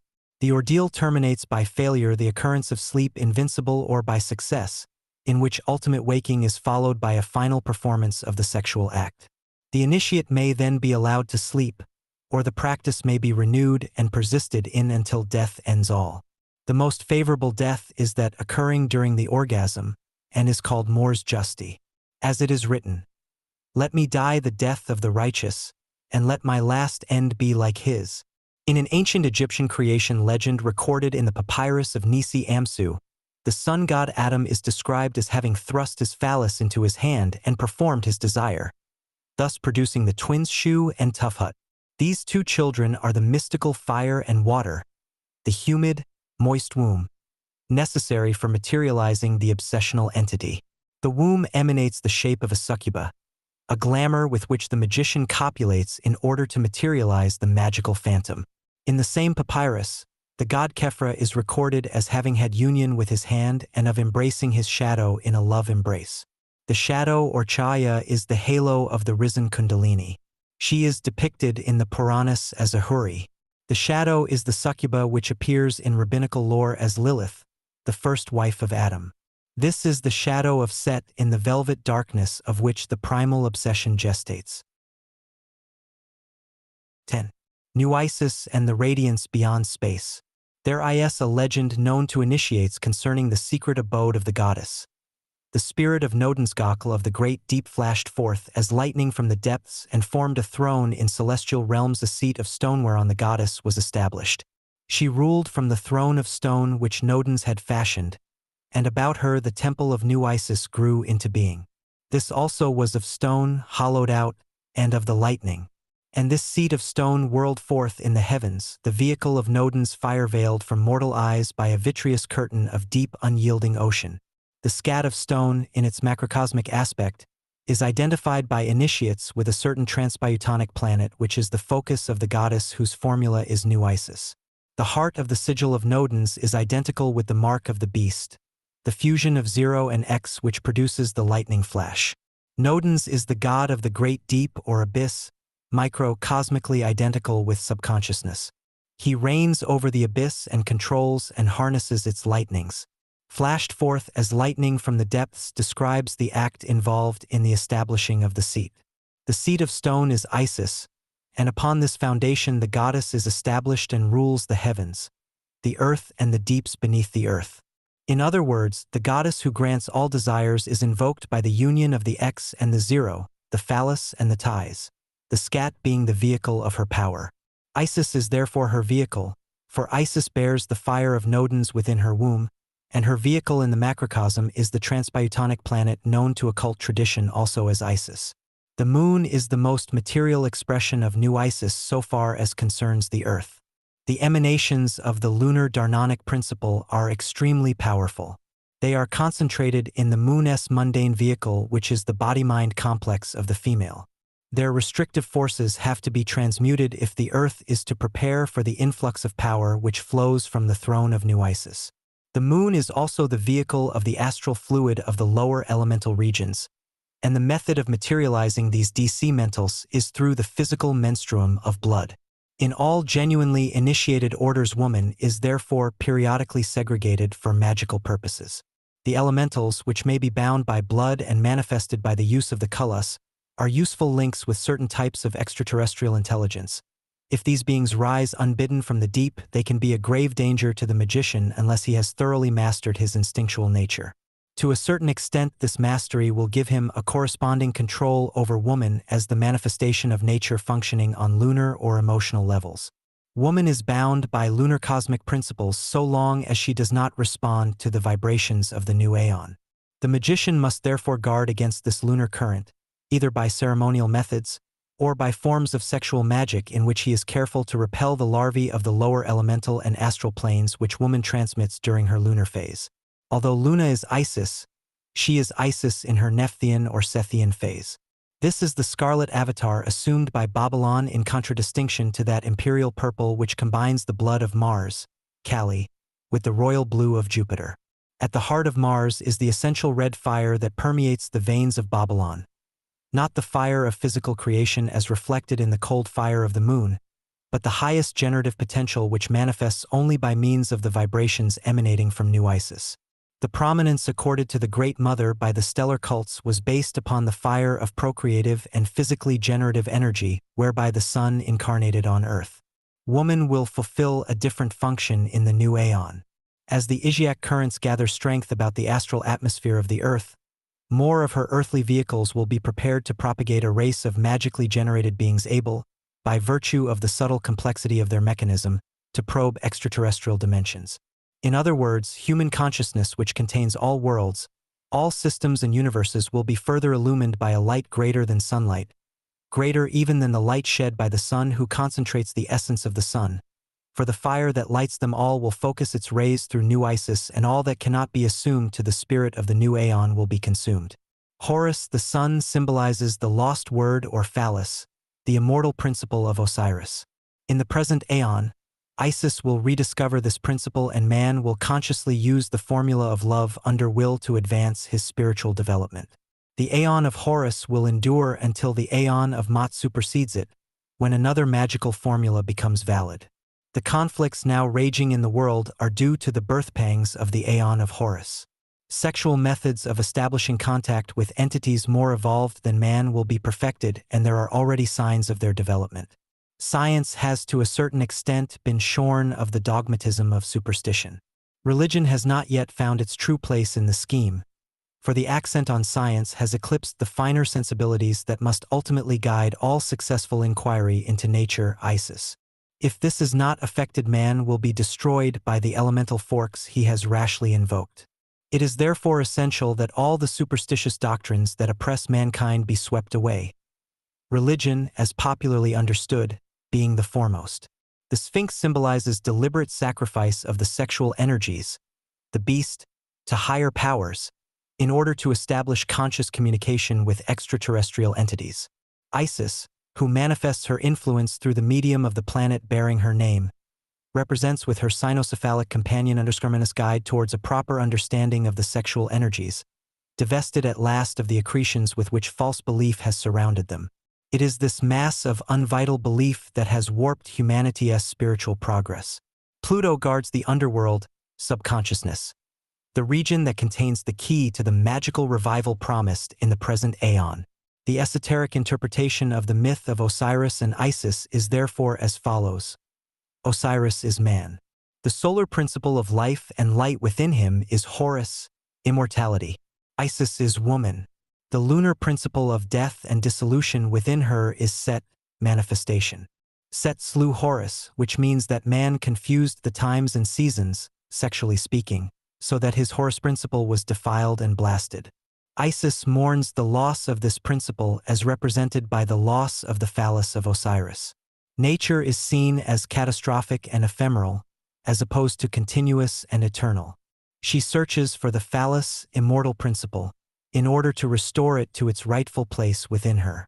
It is Horus who finally avenges his father's destruction by slaying Set and by restoring nature by revealing the true nature of time, or the goddess. Osiris, man, was slain by his misuse of the seat of power, which is the scat of the fire snake or primal goddess. In the present aeon, man will acquire the magical use of the power of Set, the power of the seat. Those who fail to assimilate the formula of love under will automatically invoke the Osirian current of death. They will forfeit their immortal principle until Isis restores it to them and Horus leaps up in their hearts to avenge the abuse of his mother, nature. In her search for the lost phallus or word, the cynocephaly aids her. There is concealed in Set a formula of redemption which implies a certain interpretation of the lunar cycle known to initiates of the 11 OTO. The formula of Lao also resumes this secret, for Isis is separated from Osiris by Apophis or Set, yet Set is the link which unites them. The formula of IHVH may also be similarly interpreted: I, Osiris, Chakma, Uranus. H, Isis, Bina, Saturne. Horus, Tiphertztehe, Sol. H, Set, Yesod, Luna. New Isis is nature purged of false accretions such as ethics, morality, and man-made laws. She must be worshipped by love under will. This is the work that Crowley undertook to accomplish. In the Confessional, Crowley refers to his /Vark in an earlier incarnation. My own task was to bring Oriental wisdom to Europe and restore paganism in a purer form. It is the impetus of his labors at that time that has resulted in the swift onset of New Aeon phenomena today. The functions of Osiris and Horus are expressed in Christianity by the Father and the Son. The latter is the dynamic aspect of the former, the immortal principle continuing through ages. The ancient Egyptian representation of the dwarf child, Hor-Parkrat, represents the phallic energy which was to grow to manhood and avenge its father, lain low by the wiles of Set, the satanic dark opposer. Set was the flood that swamped the seed of light, ate up the sun god, and turned it into a thing of abomination. Man fell foul of that aspect of Isis which manifests merely upon the material plane, the densest, thus obstructing the entry of more rarefied, spiritual intelligences. The Redeemer of the Light, or lost word of the Spirit, is Horus, the resurrected Christ who is the original Osiris, fully conscious of his immortal nature as man, no longer enslaved by the demonic forces, lunar currents, which Isis periodically embodies. Thus today, during a critical period of transition from superstition to knowledge, the lunar clephotic force is sweeping the planet unhindered. It threatens man with destruction by admitting hosts of elemental creatures into the human life wave. These entities are attracted by the mass of lunar energy which seethes chaotically about the Earth, and adepts who are initiated into its magical uses are too few as yet to organize and direct it towards the creation of a superhuman race, which is its real object and purpose. Hidden within Horus are two poles of one energy known as Hor-Parkrat and Are-Horquit. Their unity is known as Hur-Are-Ha, and they may be equated with other dual concepts such as the child Harpocrates and the elder Horus, the weak dwarf Krut or Kart, and the strong elder brother, the dark side of the moon and the bright fortnight, and so on.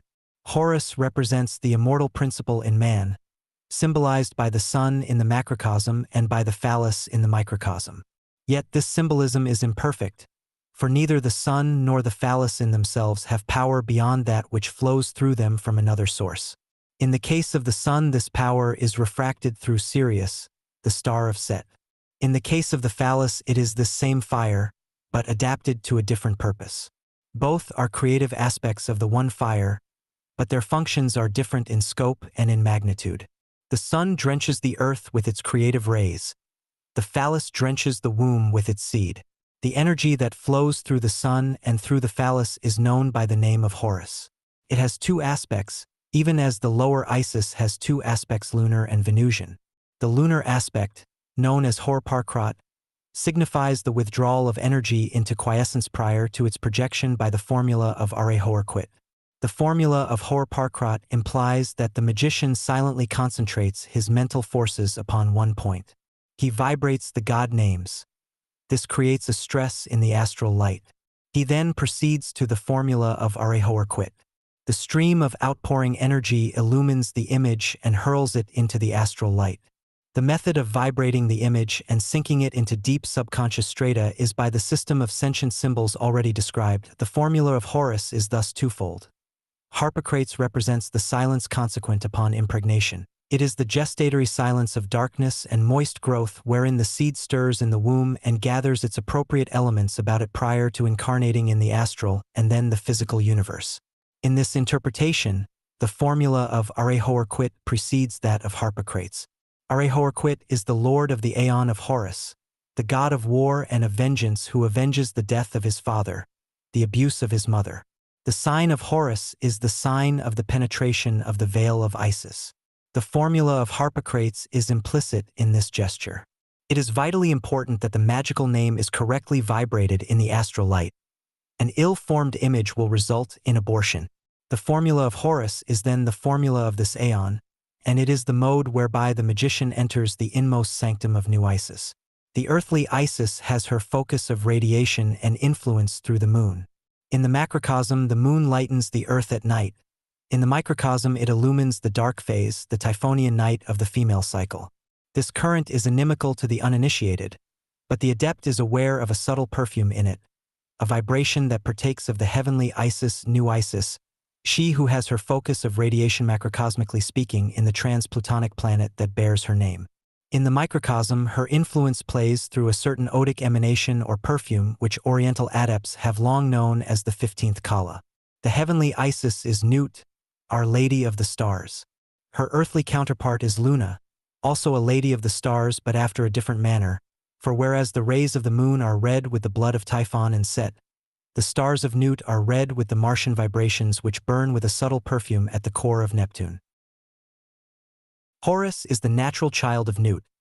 Set is the child of the dark lunar currents. As Cain was the child of Adam by Lilith, and Abel, Baal, by Eve. There is in this distinction a doctrine of vital importance to the magical application of new Aeon formulae. Mars is the force aspect of the goddess, as Luna is the reflective and glamour-creating aspect. The one engenders beings of force and fire, the other phantoms of enchantment and corruption, soulless and dark. As the moon brings night in its wake, so woman brings darkness to the man who is unaware of the hidden light within her, the Horus babe in her womb. In order to penetrate Nut in her microcosmic or human aspect, man must resist the tendency to idolize particular manifestations of the beloved. He must seek the essence, the impersonal soul of pure desire which every woman embodies. Thus will desire fulfill its supreme function of stimulating man to create beings of a higher order than those reified through the refracting lunar prism of demonic cosmic vibrations. This, then, is the threefold formula of woman, the earthly vehicle of Nut. The lower Isis, unwed, all-pleasuring Luna. The middle Isis, procreatrix, mother of earth, Venus. The heavenly Isis, bride of Hadat, Set, New Isis. New Isis alone incarnates spiritual forces through the formula of love under will. The lower Isis is identical with Lilith, the middle Isis with Eve, the heavenly Isis with Nut. These are Babylon, Venus, and Nut, the Scarlet Woman, the Mother, and the Priestess of the Silver Star, the Transpeutonic planet Isis. The esoteric interpretation of ATU X122 is given in the Book of Thoth, where the true nature of Babylon the whore is also made evident. The symbolism of the sacred seat of stone resumes the threefold formula of Isis in the following manner. The scat is divided into three parts. I, the footrest represents the Lilith aspect. 2, the actual seat represents the bearing mother, the support or foundation of the human race. The slim backrest not always visible in the hieroglyphics represents the heavenly Isis or Nut, the higher throne or support of the spirit. The lunar and Venusian aspects are indissolubly merged. The feet represent the red earth and the support of the body. The seat is Set as well as the support. The Yesod symbolism thus denotes the foundation of the physical world, Venusian aspect, and the phantom world of spirits, lunar aspect. The three macrocosmic seats of power, Isis, Venus, Luna, equate with these three aspects. Isis, transplutonic, is not of the solar system but of its outer rim. It is the pylon of another system vaster than ours. Therefore, in this Aeon of Horus, man will reach up and into the transcosmic regions through the formula of love under will, which is the special formula of Babylon and the beast. The part played by Mars, Horus, is both subtle and secret, for Mars has an inner core of mystic fire known to initiates as Vulcan. It is this fire that tinges the robe of the mother with vermilion. This, not the red of the moon, is the dye of Babylon. For her sovereignty does not lie in her physical generative potential, but in her ability to conceive ideas of extra-terrestrial realms begotten on her by the beast. In order, therefore, that Venus and Luna may be perfectly blended, there must be a perfect balance and control of the lunar and Venusian forces in the earthly Isis. The Venusian aspect must be fulfilled not only in a downwardly directed sense, but also in the sense of spiritual procreation, which can occur only through the formula of love under will. This is the 93 current, and in order that it may be effective, special vehicles are required. These are already appearing as the strange mutations noted in Chapter 4. When man achieves cosmic initiation, he will fulfill the formula of Babylon and the beast conjoined. Babylon, as the lower Isis, has no admixture of Venusian or Nuisiac elements except the martial element of Vulcan, which links her with Nut. She is pure sexual energy. Thus, lewd madness is divine enlightenment. The beast is given over to lust, but behind the active power stand the true celebrants of this natural right, stripped of their apparent personalities. They are untouched by the passion, Mars, raging in their earthly servants. Behind Babylon is Isis. Behind the beast is Horus, the glorified phallus of Ra or Osiris, which Isis has found, i.e., established. Man's realization of identity with the Horus principle is conterminous with the equally vivid consciousness of woman's identity with Nut, the Nuisiac center of instinctual divinity. This implies a pristine state regained, a transcendent state re-realized. The ego sense must be transcended by pure will, thelema. Such is the mode of the resurrection of Osiris in the form of Hadit. Isis sometimes appears in the form of a lion or a cat-headed deity. The lion represents the solar fiery heat of the sexual energy combined with the female, lunar, image. A type of the Sphinx is thus formed, and it resumes the formula of love under will. The Sphinx is Bast or Pasht, sacred to that sexual passion which, magically controlled, expresses the law of thelema. The image of Nu is set up in the east of the temple because the east is Ast or Hest, that holy seat of stone which symbolizes the full formula of New Isis. Therefore, by uniting the symbolism of Nut arched over the earth with that of Set or the seat, the foundation of the world, we have a key to the manner whereby the energies of New Isis may be rectified and consciously directed. The east is the place off-rising. It is also the place of the high altar and the reason why the order of the Temple of the East, OTO, assumed the name which it did. The formula of New Isis may be further elucidated by an understanding of the twin aspects of Nut, Isis and Nephthys. In this particular symbolism, Isis is the heavenly mother, Nephthys the earthly. Isis symbolizes the increative process, Nephthys the excreative formula of birth of a purely physical order. The adept is concerned with the process which hinders conception. Isis is represented by the zodiacal sign Virgo, Nephthys by Pisces. Yod is the secret seat of creativity latent in the Virgin, while Koph, Pisces, is the symbol of illusion and lunar glamour. Similarly, the vulture represents Maat or Maut, goddess of truth and justice, perfect balance, Libra. Woman represents the lunar forces seeking to embody the phantoms of the lower astral plane which hinder man's spiritual ascent. The new aeon stress is on non-conceptual, magical, working as opposed to previously manifestatory processes when magicians worked almost exclusively through the lunar vibrations of the Nephthyian current. The new formula is of New Isis as opposed to the lunar and clephotic Piscean formula of the old aeon. Aleister has explained in the Book of Pleasure, belief to be vital must spring from subconscious lunar regions. These are under direct Piscean domination. It is therefore essential to charge every sigil with love under will. In order to maintain the virginity of the original concept, the formula of Nut must be employed so that the seed is nourished by the water of Isis, not by the air of Nephthys. This water, or blood, is not the lunar blood but the blood of the inner core of Mars which, vibrating in harmony with the transplutonic Isis, constitutes the draft of ecstasy characteristic of the present aeon. The magic of the new aeon may in this way be distinguished from the lunar and Piscean magic of the old. Virgo and Pisces conceal a potent magical formula, their letters being Yod and Koph respectively. Their combination yields the number Io. Io is the number of MVSD, a Chaldean word signifying foundation, basis. In Egyptian, it signifies sole of the foot, to be generated, born.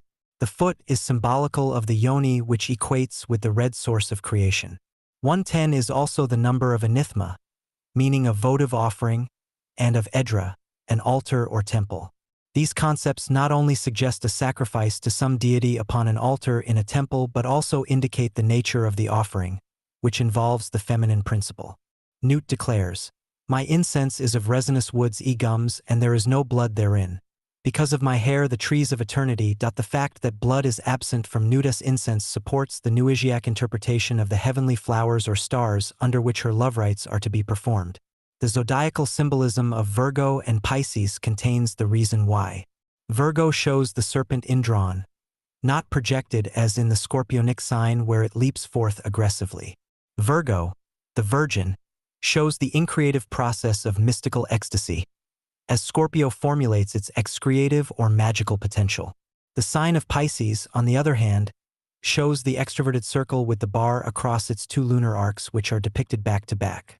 The verse just quoted from AL precedes these words of Newt. "My number is 2, as all their numbers who are of us." The 5-pointed star with a circle in the middle, and the circle is red. "My color is black to the blind, but the bluey gold are seen of the seeing. Also I have a secret glory for them that love me." This verse points unmistakably to the transpeutonic Isis as being the source of that incense or starlight which contains no blood because of my hair the trees of eternity. It is not the lunar blood that is to be offered, for this is the excreative materializing agency, but the inner Martian incense, the blood of burning air, as Pisces is the blood of water. These mysteries concern the 11 kalas or petals of which New Isis is the inmost and most subtle, the earth being the outermost, most dense. As it is written, "The manifestation of Nut is at an end." This verse is to be read positively, and in this fact lies the key to its hidden meaning. The formula of the Paikan or Old Aeon, the Aeon of manifestation through the lunar blood, is now obsolete. Mankind has taken a step towards more tenuous realms where manifestation as such does not occur, but where through the electrical intensity of her hair power is linked to its source in the transpeutonic Isis, which is now producing upon Earth a different type of vehicle for the channeling of its energies. Woman as such is becoming increasingly dynamic and electric. She no longer concentrates merely a lunar and Venusian type of energy. She is instinct with a fierce lust which is driving her beyond the bearing of merely physical children. She is beginning to glimpse freedom and to make certain her release from the ancient and restrictive formulae of the Typhonian forces of the Piscean current. The ancient rites of Isis veiled certain secret signs or chakras which are only now beginning to revolve in the psychoastral vehicles of the new priestesses. Within the next few centuries, many such priestesses will enter the stream of the human life wave which animates this planet. The most exalted intracosmic reflection of New Isis is Saturn, which acts as an intermediary between the lower and higher transuranian spheres. Saturn is the great transformer in the process of change from the lunar current manifested by Venus to the Martian current manifested by Neptune. Isis and Saturn correspond to these spheres as Osiris and Horus do to Set and Nephthys. In AL 3:2, it is said, "Let the woman be girt with a sword before me." This indicates the dominance of the Martian element. Woman will lead the initiatory system of the new Aeon. Her priests are veiled and out of sight, even as Hadit is not perceptible at the center of the circle, or the Bindu in the Shri chakra. "With my force shall she see strike at the worship of Nu. She shall achieve Hadit." 3:44. That is, the old magic, more properly sorcery, which utilizes the lunar Typhonian fluid will be superseded by the new formula. Woman will achieve a Sui, a center of her own, independent of the male intervention at present necessary for her full initiation. She will be able to initiate not only herself but others also. "My color is black to the blind" indicates blindness or eclipse caused by the Typhonian fluid, which renders spirit opaque by giving it a physical sheath for its functioning upon mundane levels. Hitherto spirit has not been able to act fully upon matter unless it had a material medium through which to work. Now, however, the life wave is attenuating with the passing of every minor cycle. It will, during the course of the present Aeon, be possible to create magically and to effect material changes directly, unhindered by the encumbrances peculiar to physical organisms. It is to this end that the Saturnian element is brought into play. El hints repeatedly at the new type of feminine vehicle. Invoke me under my stars. Love is the law, love under will. There is the dove and there is the serpent. Choose ye well. This is a direct reference to the change from the lunar, serpent, current to the EVA-IA, dove, current. The Saturnian transformation from the one to the other lies outside mere abstract and ethical realms. It lies also in a physical realm, for Babylon must be released from the accretions of false belief which have encrusted her with the conventions of a decaying age. She must be free to extricate her essentials from their veiling particles. The best blood is of the moon, monthly refers to this aspect of the matter. It is the lunar force which, on being liberated from its association with the solar current of Horus once and for all, will be freed for magical use in the preparation of pantacles and eidolons, astral and physical. Babylon and the beast, the lunar and solar currents, will be free to unite impersonally, amorally, unhindered by the accessories of false belief. When the lion and the woman, the sun and the moon, have been purified in their manifestation, they will become the chalice for the wine of Isis. All these old letters of my book are aright. But is not the star. This also refers to the Great Transition. Sadi equals 90, which represents the full manifestation of the materializing agent itself, XIO. It thus refers to the lunar, nine-fold star. He equals the pentagram of Mars. He is the Shakti of the new Aeon, as was Luna of the old. Nodens, god of the great deep, is the initiated subconsciousness of the adept, the fully illumined consciousness perfectly aligned with the true will and therefore with cosmic consciousness. Pluto is the son of Saturn, the great mother of the Earth system, and the brother of Neptune and Jupiter. Uranus, on the other hand, is related to Saturn as the light-bearer of that current which is specifically associated with New Isis. Pluto therefore resumes the fourfold concept of the great cosmic current represented by Jupiter, Lopater, the biune parent of the gods, Saturn, the mother of the gods, Uranus, the secret power seed manifesting through the mother as the lower power zones about Sun and Earth, bringing in its wake the brilliance of the New Isis current, Neptune, the chalice of the feminine principle which is reflected into Saturn via the twin Neptune-Uranus streams of energy, and Pluto, who abides in the outer reaches of the system and who guards the void that veils New Isis. Both the STL of revealing and the 11th ATU of Thoth conceal formulae concerning the physiological basis of magic. The heavenly Isis, portrayed upon the STL in the dark sea-green hue of the new transpyutonic energy, is identical with the scarlet or vermilion woman who rides the beast in the 11th ATU. The goddess Nut typifies the all-embracing vastness of infinite space which encloses the sphere of Earth as an immense inverted bowl, star-sown and brilliant. The dome of stars is the heaven of the Earth. In a metaphysical sense, this void is the self in which all event acts appear as stars. The sky of Nut is the supernal womb within whose waters swim the stars, the Suis of her creation. The sun, blazing in her midst, is Horus, the son of Isis, the celestial Nut. But there is an earlier version of this ancient symbolism in which the arching goddess represents woman in the attitude of giving birth. The sun, as the sun, was born from the thigh as the great goddess crouched upon the earth. This image represented the first table of cyclic law, the first bringer forth of the seasons, times, and cycles of existence. In a primitive phase of mythology, woman was recognized as bringing the immortal principle into the round of manifestation by fleshing the father in the habiliments of the sun. This strictly physiological formula reveals the attitude of the priestess in the cult of Isis, which facilitates the free flowing of the starfire of Nut. In the space formed by Nut's body appear the three forms of Hadit: the winged globe, Ankaf Nakansu, and the phallus, represented by the ibis wand. The STL tells the story of the transformation undergone by the priest of the moon, Afnakansu.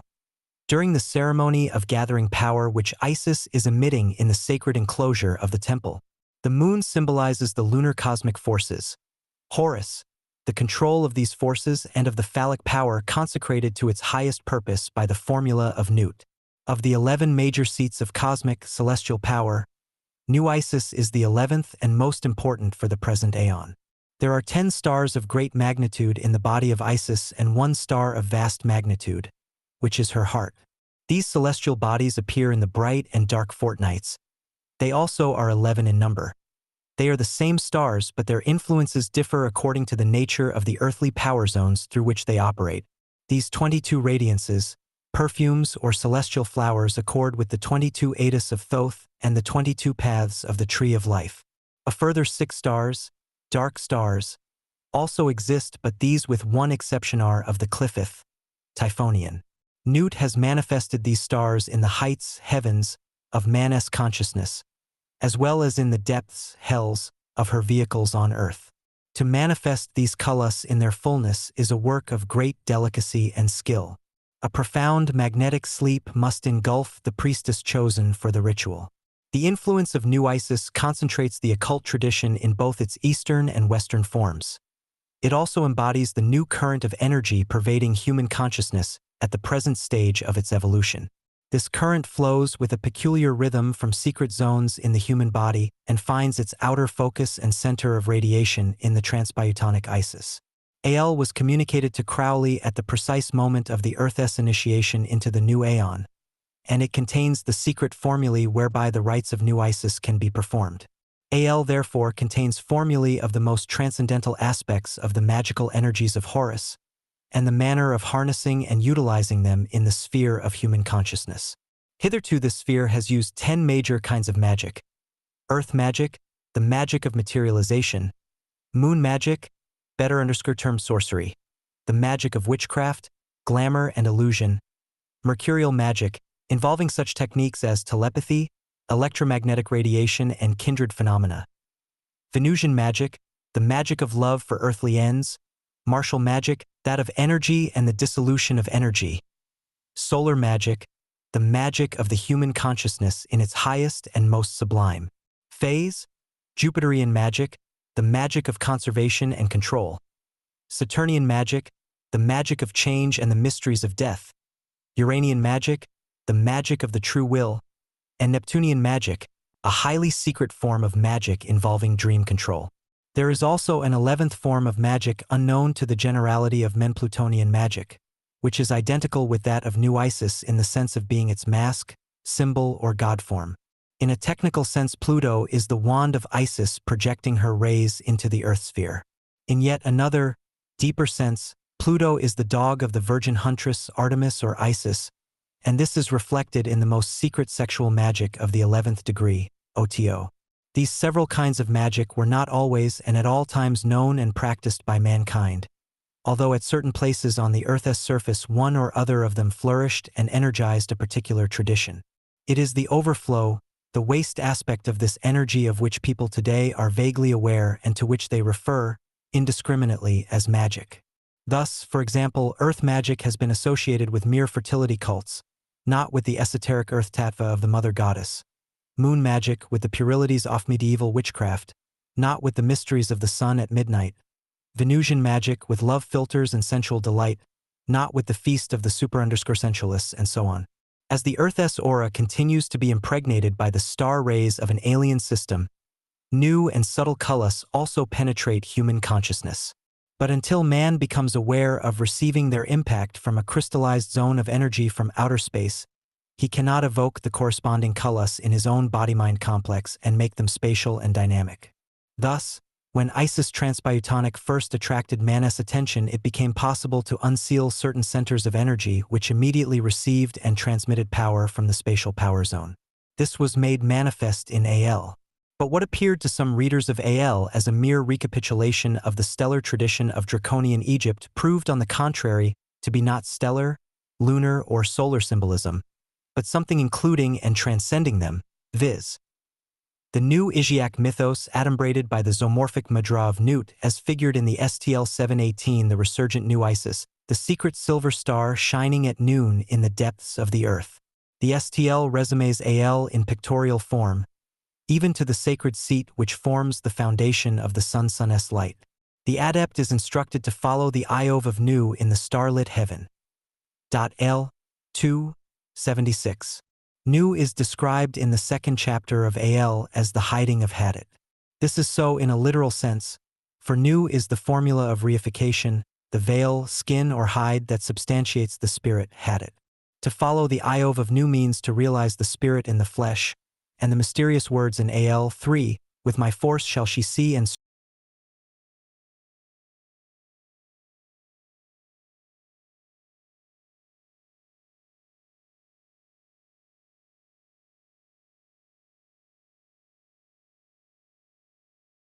my color is black to the blind, but the bluey gold are seen of the seeing. Also I have a secret glory for them that love me. This verse points unmistakably to the transpeutonic Isis as being the source of that incense or starlight which contains no blood because of my hair, the trees of eternity. It is not the lunar blood that is to be offered, for this is the excretive materializing agency, but the inner Martian incense, the blood of burning air, as Pisces is the blood of water. These mysteries concern the 11 kalas or petals of which New Isis is the inmost and most subtle, the earth being the outermost, most dense. As it is written, the manifestation of Nut is at an end. This verse is to be read positively, and in this fact lies the key to its hidden meaning. The formula of the Paikan or old aeon, the aeon of manifestation through the lunar blood, is now obsolete. Mankind has taken a step towards more tenuous realms where manifestation as such does not occur, but where through the electrical intensity of her hair power is linked to its source in the transpeutonic Isis, which is now producing upon Earth a different type of vehicle for the channeling of its energies. Woman as such is becoming increasingly dynamic and electric. She no longer concentrates merely a lunar and Venusian type of energy. She is instinct with a fierce lust which is driving her beyond the bearing of merely physical children. She is beginning to glimpse freedom and to make certain her release from the ancient and restrictive formulae of the Typhonian forces of the Piscean current. The ancient rites of Isis veiled certain secret signs or chakras which are only now beginning to revolve in the psychoastral vehicles of the new priestesses. Within the next few centuries, many such priestesses will enter the stream of the human life wave which animates this planet. The most exalted intracosmic reflection of New Isis is Saturn, which acts as an intermediary between the lower and higher transuranian spheres. Saturn is the great transformer in the process of change from the lunar current manifested by Venus to the Martian current manifested by Neptune. Isis and Saturn correspond to these spheres as Osiris and Horus do to Set and Nephthys. In AL 3:2, it is said, "Let the woman be girt with a sword before me." This indicates the dominance of the Martian element. Woman will lead the initiatory system of the new aeon. Her priests are veiled and out of sight, even as Hadit is not perceptible at the center of the circle, or the Bindu in the Shri chakra. With my force shall she see strike at the worship of Nu. She shall achieve Hadit 3:44. That is, the old magic, more properly sorcery, which utilizes the lunar Typhonian fluid will be superseded by the new formula. Woman will achieve a Sui, a center of her own, independent of the male intervention at present necessary for her full initiation. She will be able to initiate not only herself but others also. My color is black to the blind indicates blindness or eclipse caused by the Typhonian fluid, which renders spirit opaque by giving it a physical sheath for its functioning upon mundane levels. Hitherto spirit has not been able to act fully upon matter unless it had a material medium through which to work. Now, however, the life wave is attenuating with the passing of every minor cycle. It will, during the course of the present aeon, be possible to create magically and to effect material changes directly, unhindered by the encumbrances peculiar to physical organisms. It is to this end that the Saturnian element is brought into play. El hints repeatedly at the new type of feminine vehicle. Invoke me under my stars. Love is the law, love under will. There is the dove and there is the serpent. Choose ye well. This is a direct reference to the change from the lunar, serpent, current to the Isiac, dove, current. The Saturnian transformation from the one to the other lies outside mere abstract and ethical realms. It lies also in a physical realm, for Babylon must be released from the accretions of false belief which have encrusted her with the conventions of a decaying age. She must be free to extricate her essentials from their veiling particles. The best blood is of the moon, monthly refers to this aspect of the matter. It is the lunar force which, on being liberated from its association with the solar current of Horus once and for all, will be freed for magical use in the preparation of pantacles and eidolons, astral and physical. Babylon and the beast, the lunar and solar currents, will be free to unite impersonally, amorally, unhindered by the accessories of false belief. When the lion and the woman, the sun and the moon, have been purified in their manifestation, they will become the chalice for the wine of Isis. All these old letters of my book are aright. But is not the star. This also refers to the Great Transition. Sadi equals 90, which represents the full manifestation of the materializing agent itself, XIO. It thus refers to the lunar, nine-fold star. He equals the pentagram of Mars. He is the Shakti of the new Aeon, as was Luna of the old. Nodens, god of the great deep, is the initiated subconsciousness of the adept, the fully illumined consciousness perfectly aligned with the true will and therefore with cosmic consciousness. Pluto is the son of Saturn, the great mother of the Earth system, and the brother of Neptune and Jupiter. Uranus, on the other hand, is related to Saturn as the light-bearer of that current which is specifically associated with New Isis. Pluto therefore resumes the fourfold concept of the great cosmic current represented by Jupiter, Lopater, the biune parent of the gods, Saturn, the mother of the gods, Uranus, the secret power seed manifesting through the mother as the lower power zones about Sun and Earth, bringing in its wake the brilliance of the New Isis current, Neptune, the chalice of the feminine principle which is reflected into Saturn via the twin Neptune-Uranus streams of energy, and Pluto, who abides in the outer reaches of the system and who guards the void that veils New Isis. Both the STL of revealing and the 11th ATU of Thoth conceal formulae concerning the physiological basis of magic. The heavenly Isis, portrayed upon the STL in the dark sea-green hue of the new transpeutonic energy, is identical with the scarlet or vermilion woman who rides the beast in the 11th ATU. The goddess Nut typifies the all-embracing vastness of infinite space which encloses the sphere of Earth as an immense inverted bowl, star-sown and brilliant.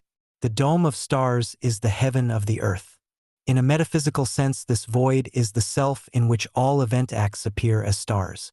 The sky of Nut is the supernal womb within whose waters swim the stars, the Suis of her creation. The sun, blazing in her midst, is Horus, the son of Isis, the celestial Nut.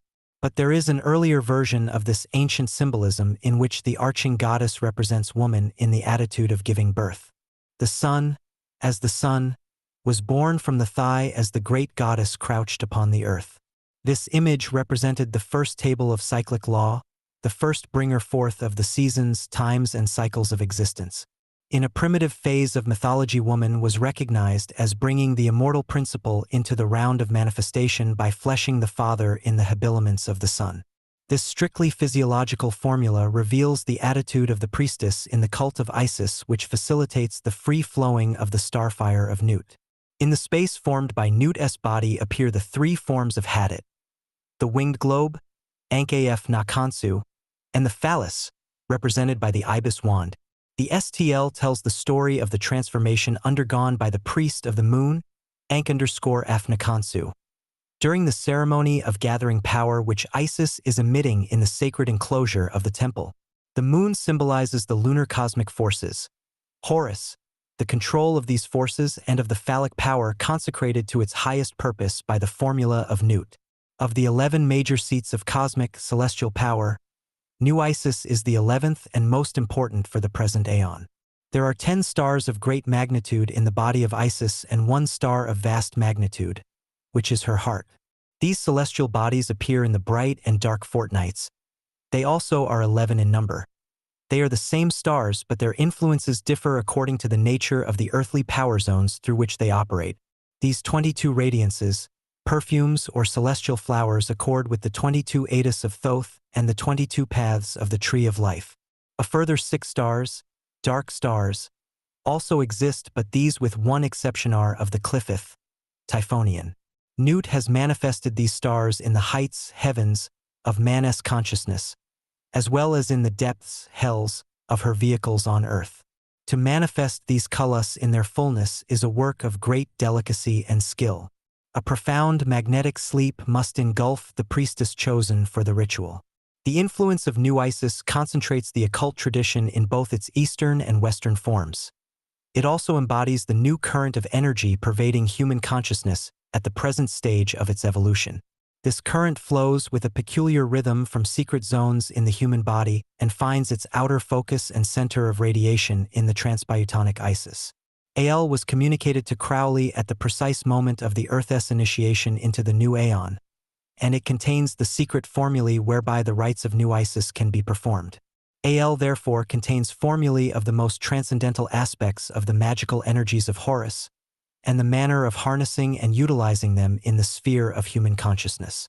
Hitherto this sphere has used 10 major kinds of magic: earth magic, the magic of materialization; moon magic, better_term sorcery; the magic of witchcraft, glamour and illusion; mercurial magic, involving such techniques as telepathy, electromagnetic radiation and kindred phenomena; Venusian magic, the magic of love for earthly ends; martial magic, that of energy and the dissolution of energy; solar magic, the magic of the human consciousness in its highest and most sublime phase; Jupiterian magic, the magic of conservation and control; Saturnian magic, the magic of change and the mysteries of death; Uranian magic, the magic of the true will; and Neptunian magic, a highly secret form of magic involving dream control.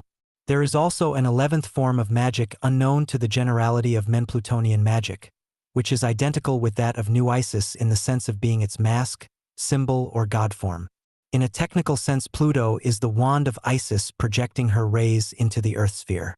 In yet another, deeper sense, Pluto is the dog of the virgin huntress Artemis or Isis, and this is reflected in the most secret sexual magic of the 11th degree, OTO.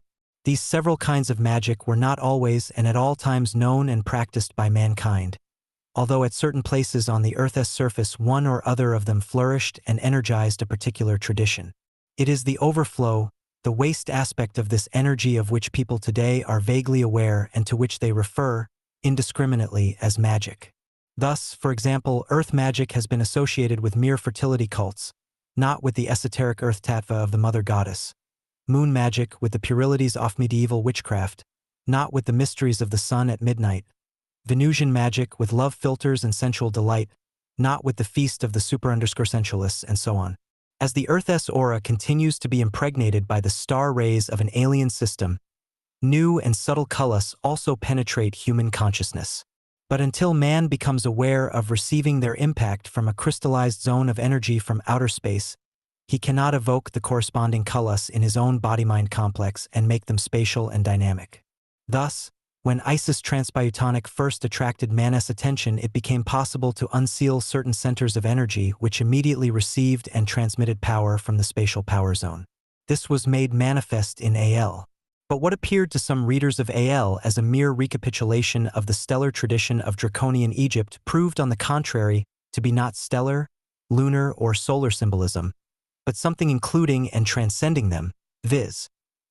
the new EVA-IA mythos adumbrated by the zoomorphic mudra of Nut as figured in the STL 718, the resurgent new Isis, the secret silver star shining at noon in the depths of the earth. The STL resumes AL in pictorial form, even to the sacred seat which forms the foundation of the sun's light. The adept is instructed to follow the Iov of Nu in the starlit heaven. L. 2:76. Nu is described in the second chapter of AL as the hiding of Hadit. This is so in a literal sense, for Nu is the formula of reification, the veil, skin, or hide that substantiates the spirit, Hadit. To follow the Iov of Nu means to realize the spirit in the flesh, and the mysterious words in AL 3, "With my force shall she see strike at the worship of Nu," mean that Isis shall realize herself in man through the formula of increation rather than through Nu's formula of reification or the continued production of external phenomena. Nu Isis therefore concentrates two stages in a single formula. By reification of the inherent dream, that is, by pouring out the self-subsessional image of ecstasy and then withdrawing it, it is possible to effect the formula of increation, having dissolved subject and object.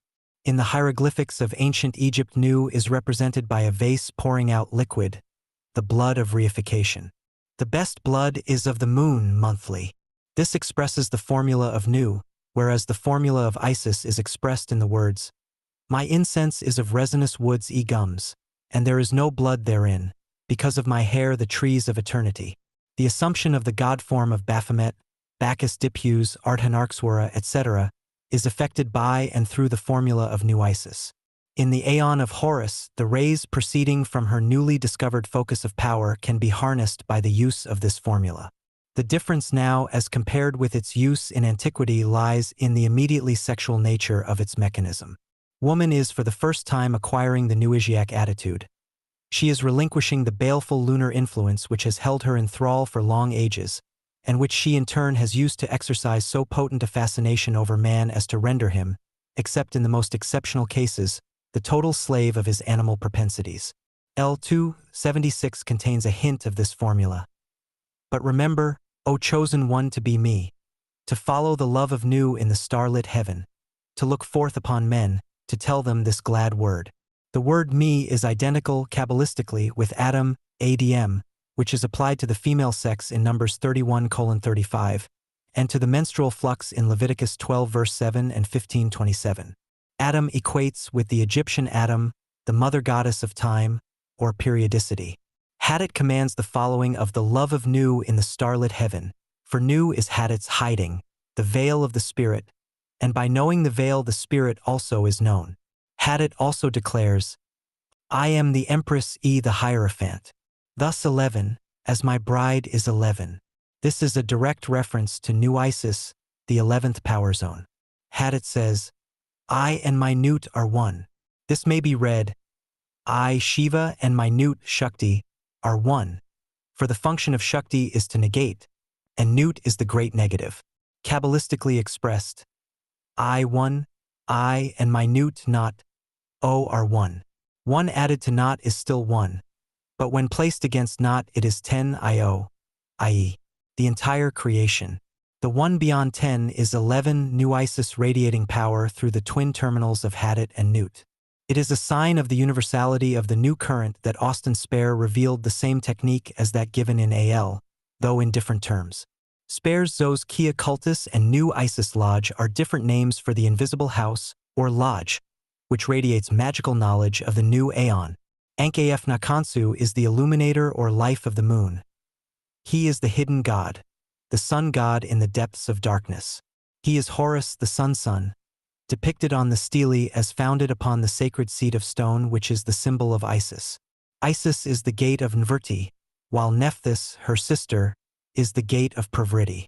Isis implies increation, Nephthys excreation.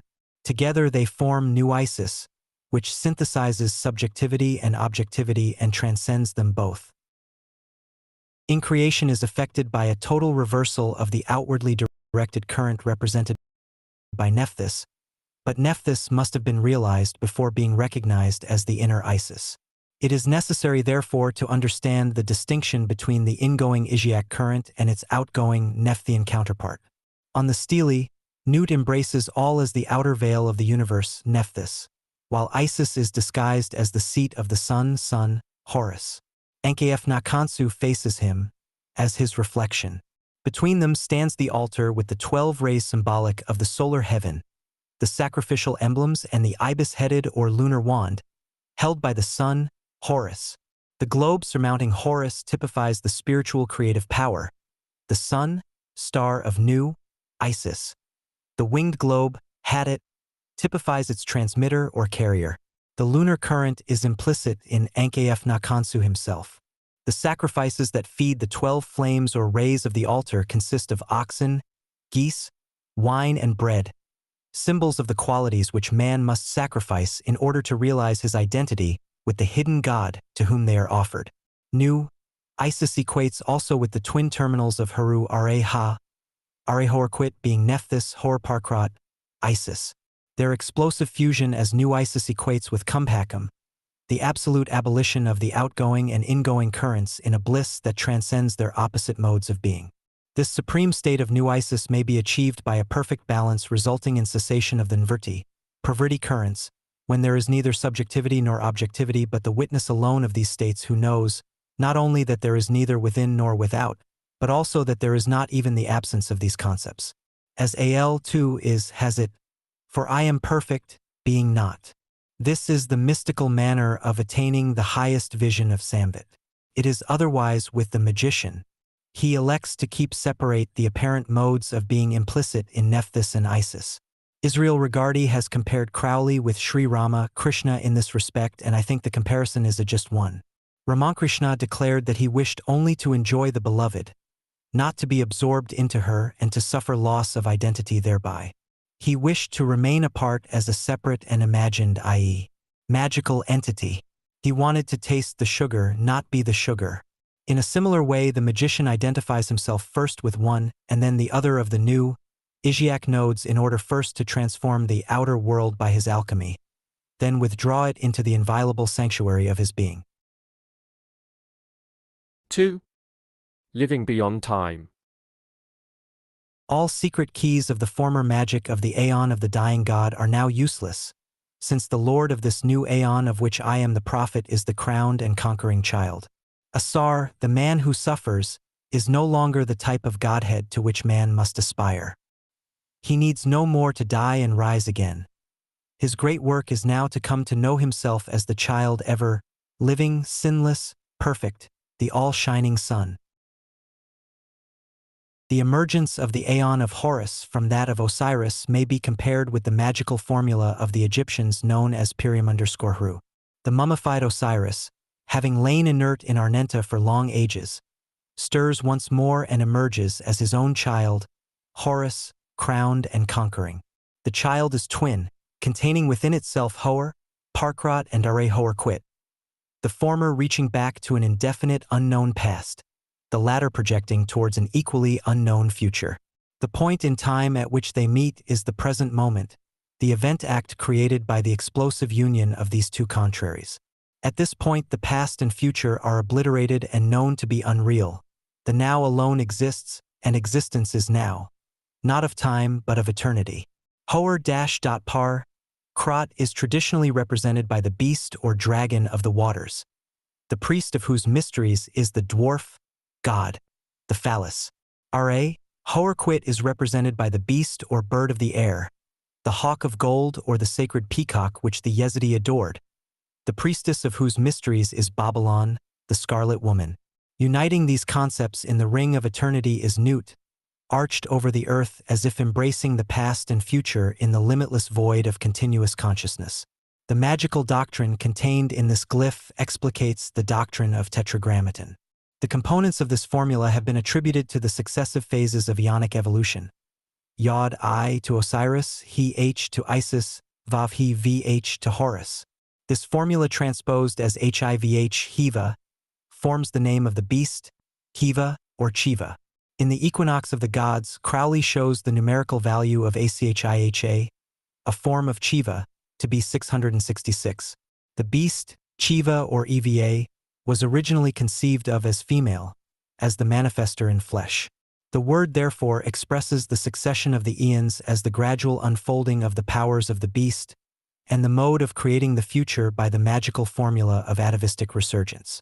That is, by the evoking of future states of consciousness, by the power of nostalgia's resurging from a forgotten past.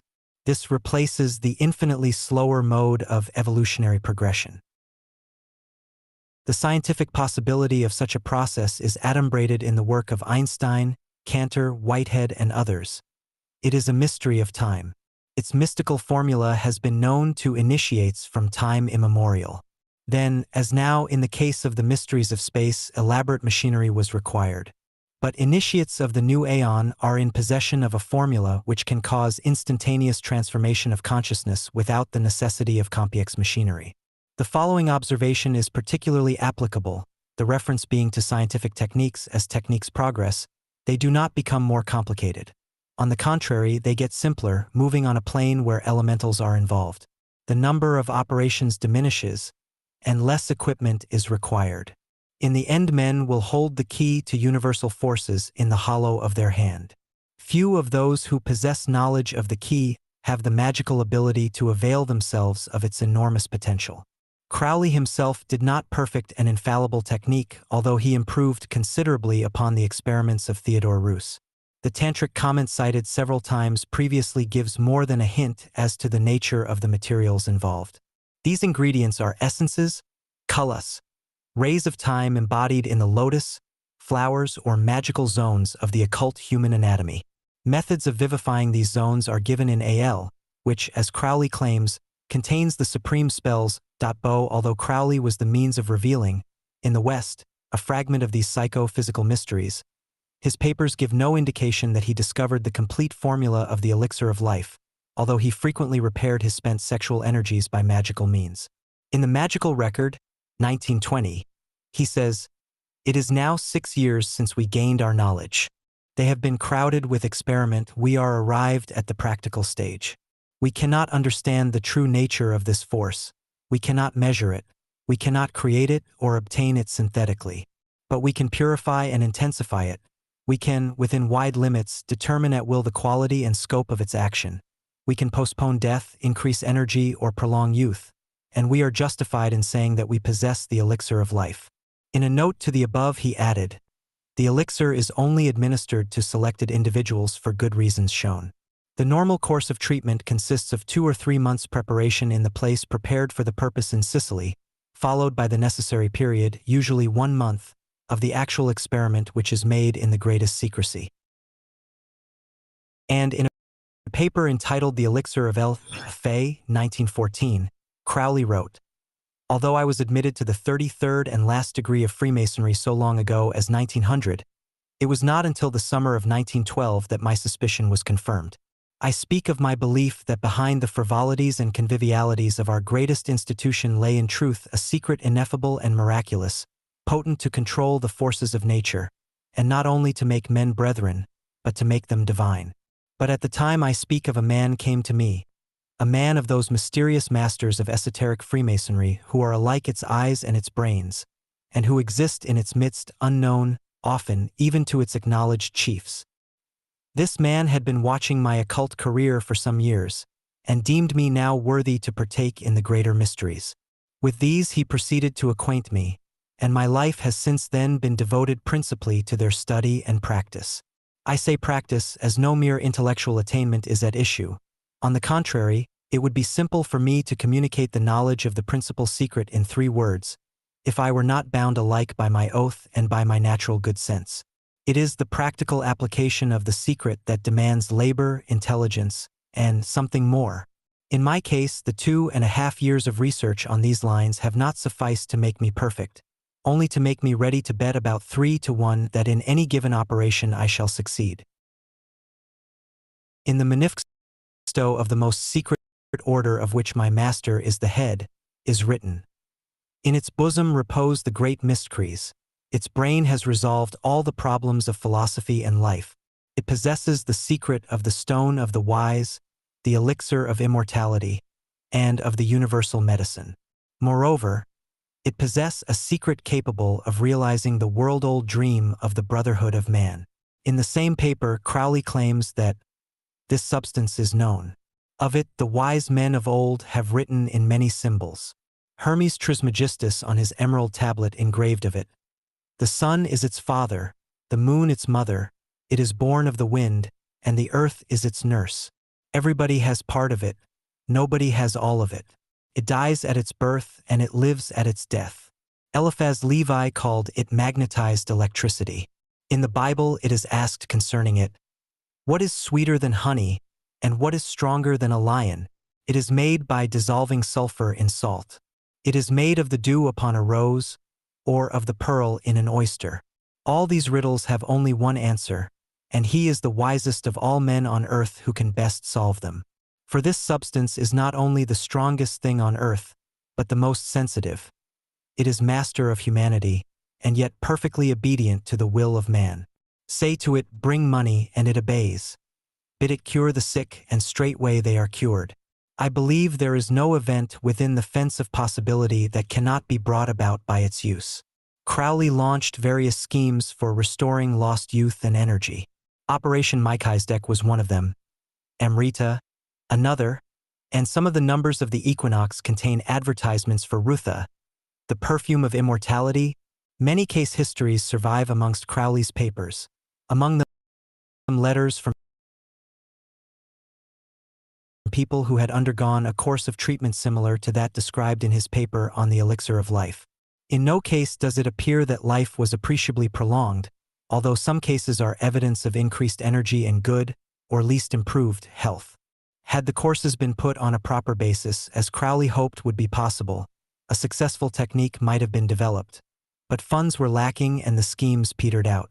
That the process was a little more complicated may be seen from the following extracts from the Kaula Tantric comment previously mentioned. The function of semen is to help build up the body-soul.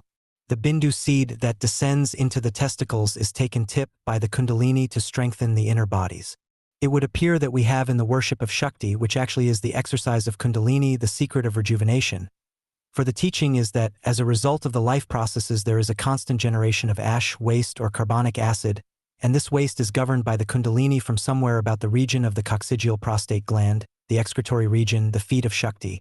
These emanations from the excretory region appear to have power to create worlds. Keep young. Get young, sweet-scented ladies for worship. They should be eightfold of act, ninefold of outlet, perfect as regards their form and free of disease. The city of the gods of vulva is hard to conquer. Its sheath is of gold. Its environment is happiness. It has a halo of light around it. Such indeed is the sanctity of the female organ that its real value is befogged by its glamour. Its secretions have the value of gold both in commerce and in medicine. It confers happiness in every way, but the way in which it confers happiness to the Shakta is not through deeds of darkness but by the light of initiation. He who knows this greatness, this city that is surrounded by nectar, to him Brahma the great mind and Brahma the female, the lady who is chosen for the worship, will confer longevity, fame, and ennobling thought progeny. Such indeed is the greatness of the sexual organs of the female, and of Kundalini. Aruna Upanishad. To the Tamils, the is a fluid derived from woman, obviously something that prevents senescence or aging. For ages the Siddhas have been stating that the excretions from women, called cow in the Vedas, are of great value. Mention is also made in the Upanishads, such as the Kalagni Rudra, on this subject. In some of the Yamalas, the use of the tongue, physical contact, and even mesmeric passes have been spoken of to get at the genital secretions from the women. It is these and such like practices that are to be deplored, for any trace of physical contact of man and woman provokes that detumescence which it is the object of the Shakta Tantra rituals to avoid. It may be remarked that this is true of certain but not all Shakta Tantra rituals. A cognate practice is mentioned in the Bible.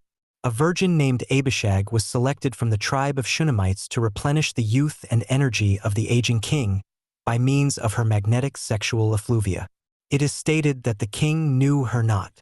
Restif de Lauberton devotes a volume to the activities of the Palais Royal, where a form of Shunamitism was practiced in the 18th century. The sacred flower or lotus of the Tantric Kaula circle blooms periodically, the lunar phases determining the nature, quality, and power of the exhalations or perfumes.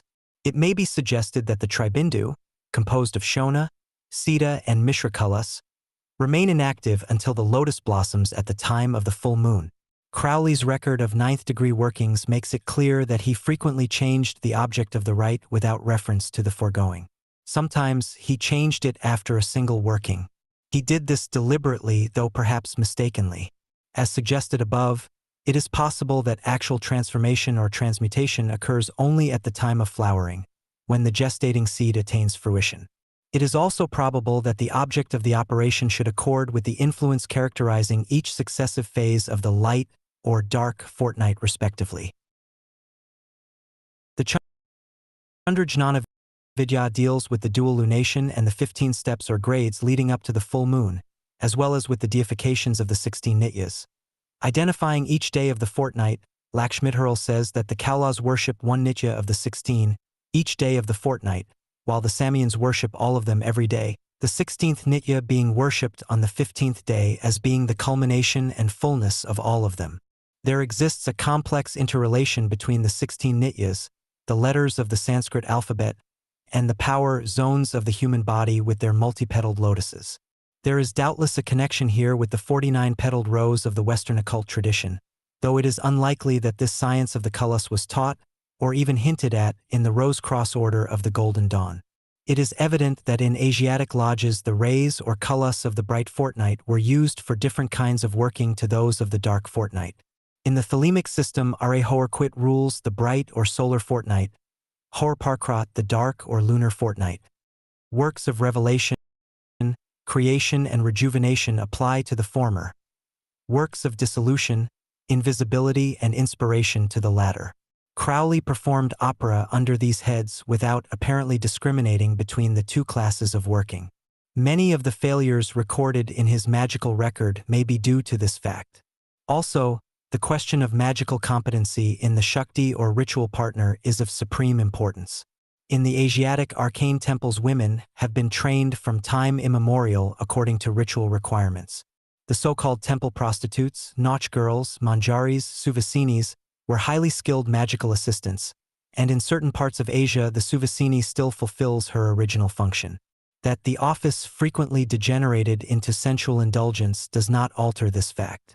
In such cases, and they were numerous, the secret knowledge was withdrawn.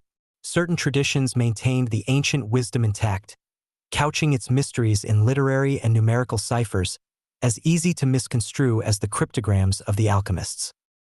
In Crowley's day, in the West at least, the availability of suitable magical partners was virtually non-existent, and his choice of an assistant was usually determined by a subconscious magnetic attraction which appeared to have been based wholly upon animal vitality. Ideally, of course, the assistant should also possess special intellectual and emotional qualities. The Kalamard comment observes that, in no good or great magic ritual can there be dependence on one Suvasini alone. There are always assistants, substitutes, besides the worshippers. Often they are both worshippers and attendants mixed up. Of the ladies who serve the Suvasini in the ritual, to help her on, some exhibit qualities which may be called Vishidi, charm. Others are very loving, Kamasvari. Others are joyous, Moedini. Still others are crystal pure, Vimla. Some are sorrowless, Aruna. Some are masterful, Jaini. Some lordly, Sarveshvari. Some are really secretly helpful in yoga, Kalini. From the foregoing types of Vishinis, the priest selects his material for each stage of the PJA ritual worship. Rather, it is these types of women only who can serve him in the innermost triangled area around the Suvasini.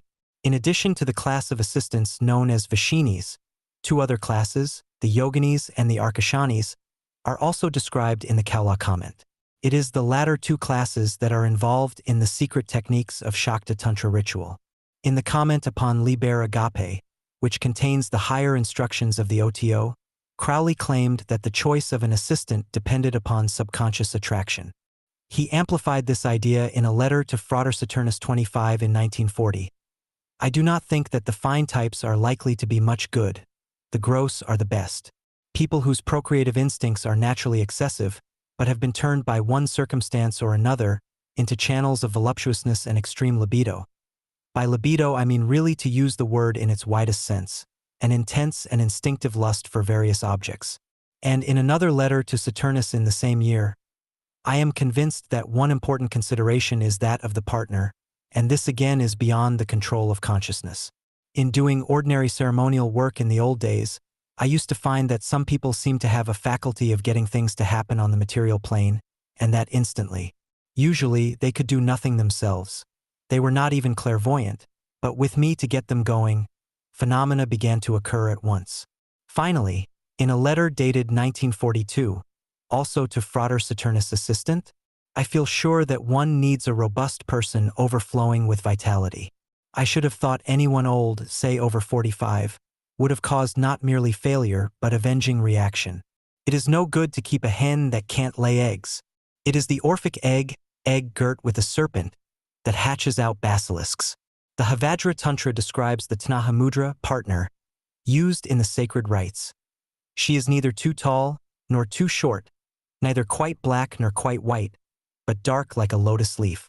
Her breath is sweet, and her sweat has a pleasant smell like that of musk. Her pudenda gives forth a scent from moment to moment like different kinds of lotuses or like sweet aloe wood. She is calm and resolute, pleasant in speech and altogether delightful, with beauteous hair and 3 wrinkles in the middle of her body. By vulgar men, in fact, she would be classed as first rank. Having gained her, one gains that Siddlesy, i.e., magical power, the nature of which is the joy innate. Woman is the channel through which the magical current manifests. Invoking the ancient gods is a poetical or dramatic way of indicating a precise and scientific fact. commonly but erroneously supposed to be of a supernatural order. It is mysterious because not generally understood, but when it is understood it is, like all so-called supernatural phenomena, found to be of a natural order. The key to magical working is contained in the Book of Teoth. The 11th key has particular power in the present aeon. The Scarlet Woman is shown as the cup-bearer. The beast is in the form of a lion with 7 heads, thus emphasizing its connection with the stellar cult of Set, September or Sothis, which characterized the earliest eons. The leonine element, on the other hand, indicates the solar cult of the Aeon of Horus. The name Haru, Horus, is the root of our word, hero. The solar deity of all ages and peoples had this connotation. He was the hero who overcame the dragon of darkness, or slew the serpent of death. The Haru hero is the serpent of life, the lion serpent whose secret nature is indicated by the 9th key of the tarot. To the 11th key is attributed the letter T, Taith, meaning a lion serpent. Its numerical value is 9. 9 has a very special significance in the OTO. It conceals the central mystery of the Kundalini, of which the sexual energies represented by Yesod form a vital aspect. The astrological sign allocated to this key is Leo, represented by the tail of a lion, St. This symbolism indicates sexual magic. More cannot be expressed. A true arcanum is indicable, but there are various methods of sexual magic that are easily communicable, although their inner direction and application may be known only through experience. The magical path is strewn with wreckages caused by the faulty application of this formula. Crowley circumvented the difficulty, to a certain extent, by giving private and oral initiation. Being so prolific a writer, it is remarkable how surely he guarded the central secret of magic. The incident of Rus and the Book of Lies is significant. It is also significant that he published very little of a directly revelatory nature concerning these matters. Exceptions to this arc energized enthusiasm and 2 fragments of ritual, 2 articles which appeared in the Equinox in I9 I3. 2 fragments of ritual is described as being translated by Fraterkata P.9 degree, from a German MS, said to have been found among the papers of Weishaupt. As frequently emphasized, these secrets are of vital importance, and magical competence is essential to their successful performance. Crowley reconstructed the OTO on thelemic principles in order to make it an engine for the generation of magical energy, an occult powerhouse of the new aeon. Candidates were, and are still, tested by severe ordeals before being admitted to the sovereign sanctuary. It has been noted that Crowley described the OTO as the first of the great orders of antiquity to accept the new law, the law of Thelema. This was a way of saying that under his direction the order had become the repository of mysteries originally celebrated long ages ago in Sumer. There is not available sufficient information of a historical nature to confirm this claim, but we can indeed indicate a tradition or current long anterior to the great orders of antiquity which he mentions. This is the primal African tradition manifest, recensively, in the rites and ceremonies of voodoo and obia. L. 237 states, also the mantras and spells, the obia and the wanga, the work of the wand and the work of the sword, these he shall learn and teach. The work of the wand is the work of the phallus. That of the sword is of the yoni. The wand symbolism is self-evident. That of the sword is obscure and requires explanation. Considered as a weapon of war, aggressive and offensive, the sword usually has a masculine connotation. On the tree of life Gebura is the sphere of the sword's activity. The earliest form of the sword or scimitar was in the shape of a sickle which cleaves, divides or cuts into 2. The origin of the symbolism is to be found in the thigh or haunch, which is the physiological emblem of the mother who divides into 2 when she reproduces her image. Division is the nature of Nut, the cleft one. She says, I am divided for love's sake, for the chance of union. In the 3rd chapter of Al, Arahor, Quit exclaims, there is division hither homeward. The primal home is the division, and the sword is identical with fission by virtue of its function. Its offensive associations developed later from this basic idea of cleaving, dividing, and bloodletting. Its shape, as sickle, is synonymous with the numbers 3 and, both of which are emblematic of the feminine birthplace. The planetary sigil of Saturn, H, reflects the shape of the scimitar or sickle as the primal figure of sea, and of the mother, Saturn. The Tantras preserve traces of the oldest traditions. The days sacred to Kali, the bloody goddess, are given as Tuesday and Saturday. According to rabbinical lore, Eve first menstruated on a Tuesday. In the Chaldean tradition, as reflected in later Kabbalistic doctrine, Tuesday is attributed to Mars, Saturday to Saturn. The two Sephiroth attributed to these deities are Geburah and Bina. The menstruum of magical power in the Aeon of Isis was blood. El restates the earlier tradition of Isis, as if there had been no breach. The best blood is of the moon monthly. These words are attributed to Horus in his positive phase as Arehoarquit. The vehicle of magical power in the present Aeon is semen. The gulf between the eons, symbolized by the Aeon of Osiris wherein the sacrament was death, may best be interpreted in Hindu terms. Chaos, the pre-evil stage of evolution, equates with the dream state, the fluid state of the cosmos before the fall, when it congealed into static form. Deep and dreamless sleep equates with the sleep of death, the sleep of Salome and of Osiris in Amenta, or Harukent, and Mahdi, who later comes forth by day in the waking state of consciousness. This is the Arehoarquit phase of the Aeon of Horus that merges, after the manner of the revolving formula of Tetragrammaton, into the silence of Turia. 4 degree. This reflects the phase of death, Arnenta, after the withdrawal of the projected force which has resolved itself into Newt, nothingness, and dies in an explosion of rapture. In his comment to Liber 418, Crowley notes, "The energy of Horus destroys, but must be withdrawn to complete the work, for his rays, if left in their object, would keep it vitalized. The coherence of the broken matter must be withdrawn." The process is spiral rather than circular, as in the Tetragrammaton formula.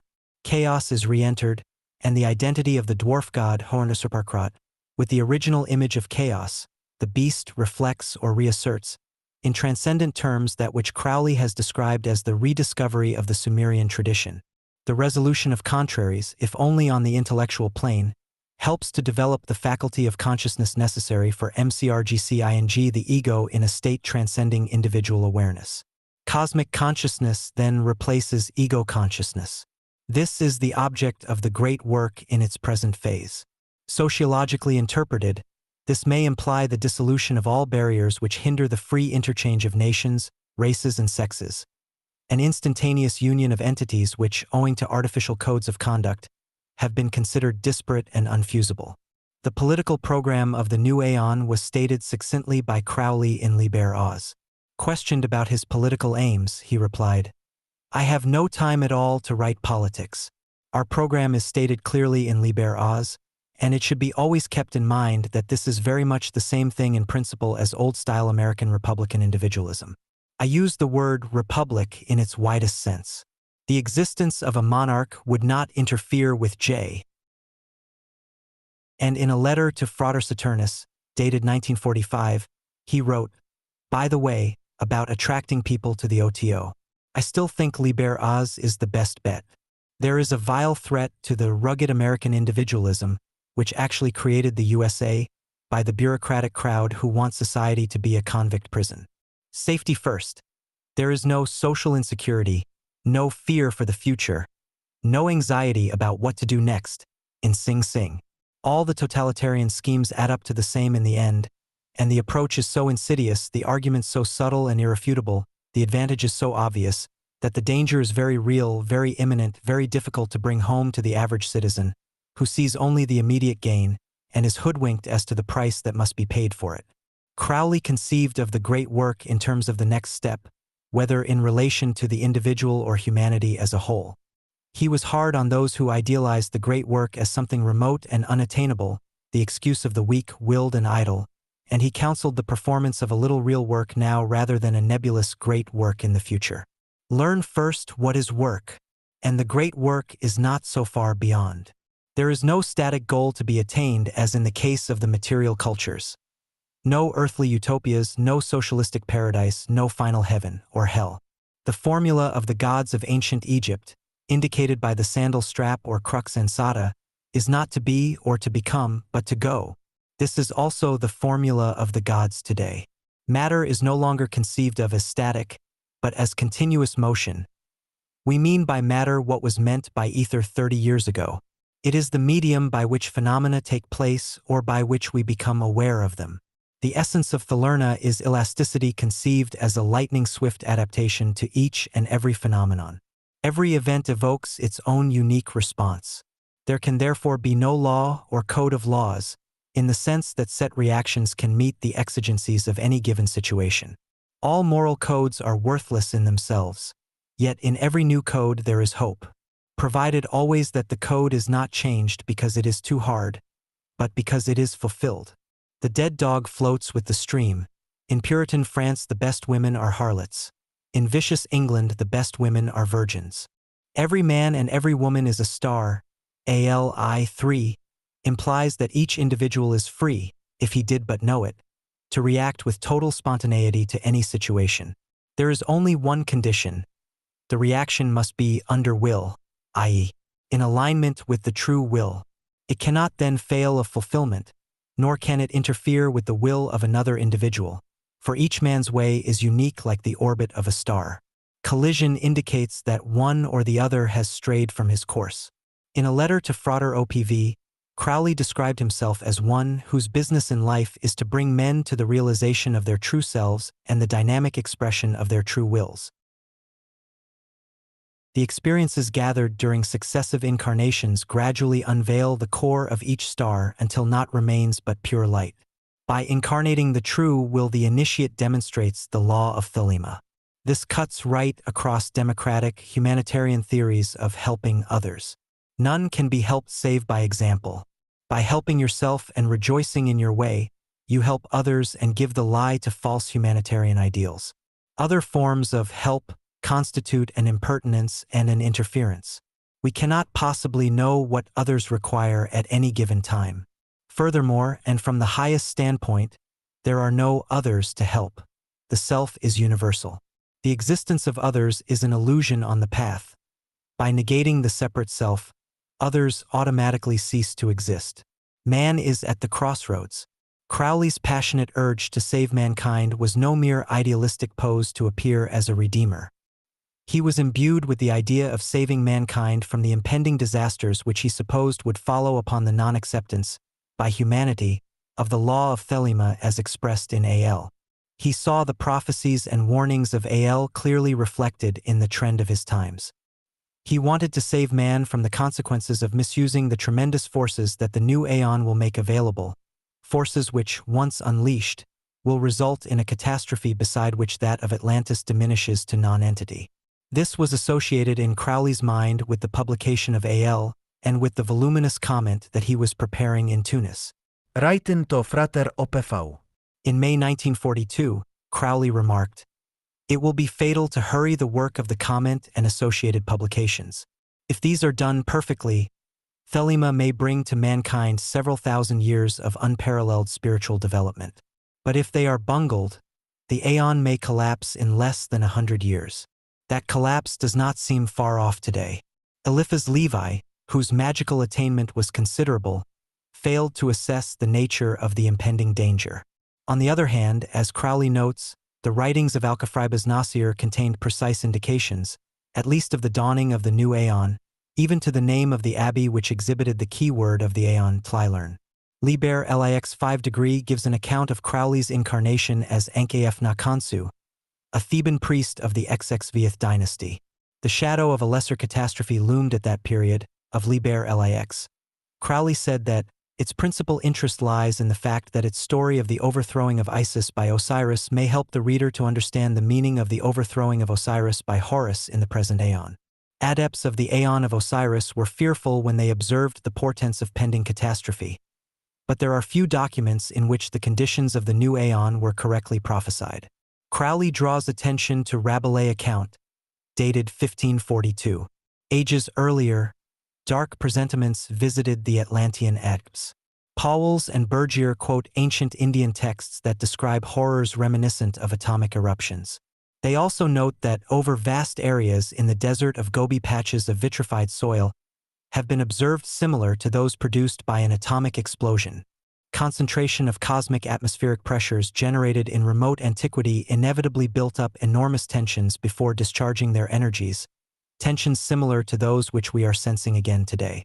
Conjecture is futile, but subconscious memory of such catastrophes should enable us to adopt an initiated attitude to coming events. In Little Essays Toward Truth, Crowley defines energy as the sacramental motive of event. This may not convey much unless one is clear as to what is here meant by the word event. Any consciously willed union of opposites constitutes an event, act, and the marriage of Newt and Hadit is the condition of all events. The infinitely great Newt and the infinitely small and atomic point, Hadit, unite in explosive rapture, and the ensuing holocaust generates the event. The sacramental motive is supplied by an infinity of lust towards this union, towards Newt, that is towards Luni Ant, the void, the resolution of contraries expressed by the Chinese as O equals 2. The type and quantity of energy disengaged is in direct proportion to the degree of ecstasy obtained during orgasm. This in turn is determined by the incongruity of the elements which unite. Great aggregations of events coalesce, become cosmic in scope, and are called gods. A god is technically an energy aggregate of colossal concentration. When a vastly coagulated series of acts, performed under will, achieve cosmic magnitude, a god is born. And with the god is born a new aeon, which is the external manifestation of the interior current of energy generated by his momentum, not of his being, but of his going. There are thus gods and gods, and there is no god but man. The underlying doctrine is obvious. When a man, growing in consciousness by repeated acts of Iov under will, expands his consciousness to embrace all other consciousness, he becomes pan, i.e., one with all. There is thus no essential difference between any one universe and any other. Once consciousness has become cosmic in scope, the many selves vanish and the one self alone remains. The ego grows by establishing relations with other points of view and absorbing them, hence the bigger the ego, the less the sense of egoity. The universe is a set of events. They do not exist, they occur, cf. The electron, which has no mass, but is an electric charge. It is a dynamic, not a static phenomenon. Any stasis is a mere temporary resolution. Logic describes the process of thought, which is the essence of action. Mathematics is the language of logic. A man must think of himself as a logos, as going, not as a fixed idea. Do what thou wilt is thus necessarily his formula. He only becomes himself when he attains the loss of egoity, of the sense of separateness. He becomes all, pan, when he becomes zero. Again, in AL, every man and every woman is a star. Every number is infinite. There is no difference, I3. And let there be no difference made among you between any one thing any other thing. For thereby there cometh hurt, I22. If there were differences there would be not one, but many. Man would still be man and God would remain God. But because there is no difference these concepts cancel out and man or God remains. It does not matter which term is used to designate the residue when all else is dissolved. Remember all ye that existence is pure joy, that all the sorrows are but as shadows. They pass are done, but there is that which remains. Crowley identifies the individual point of view Hadit with Kether on the tree of life. At the precise moment that man becomes pan-all, the point of view is dissolved in Newt, pure nothingness. For all is not. It must now be evident why Shaitanaiwas, the god of the ancient Sumerians, was regarded by a later, more egocentric people as the devil. It is the ego which is menaced and destroyed by Shaitanaiwas. As a maker of gods, this is his function.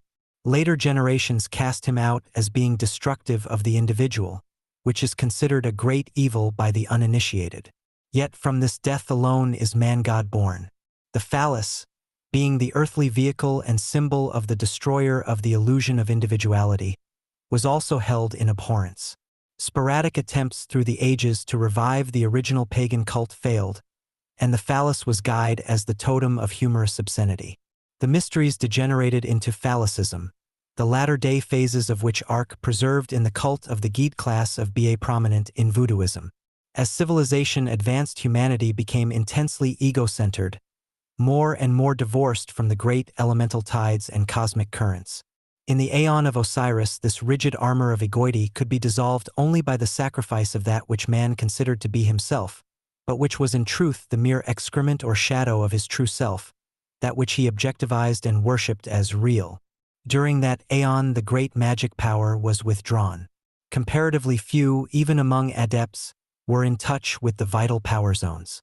The phallus was called evil to conceal its holiness. All real knowledge in the form of alchemy, theurgy, magic was prescribed. Science in the outer came virtually to a standstill, and for nearly 2,000 years a fog of religious fanaticism and superstition obscured the true magic of light. The fog is now dispersing a little. Gradual advances in the profane sciences show that the light was not totally extinguished despite the bloodiest persecutions known to history. Long ages previously Iwas had bid know thyself, but the time was not ripe. Man misunderstood the injunction. The Aeon of Osiris, of sacrifice, death, and redemption, was an abortive reflection of the earliest promptings of the spirit. The wrong of the beginning is a phrase that occurs in the tantras of Thelema.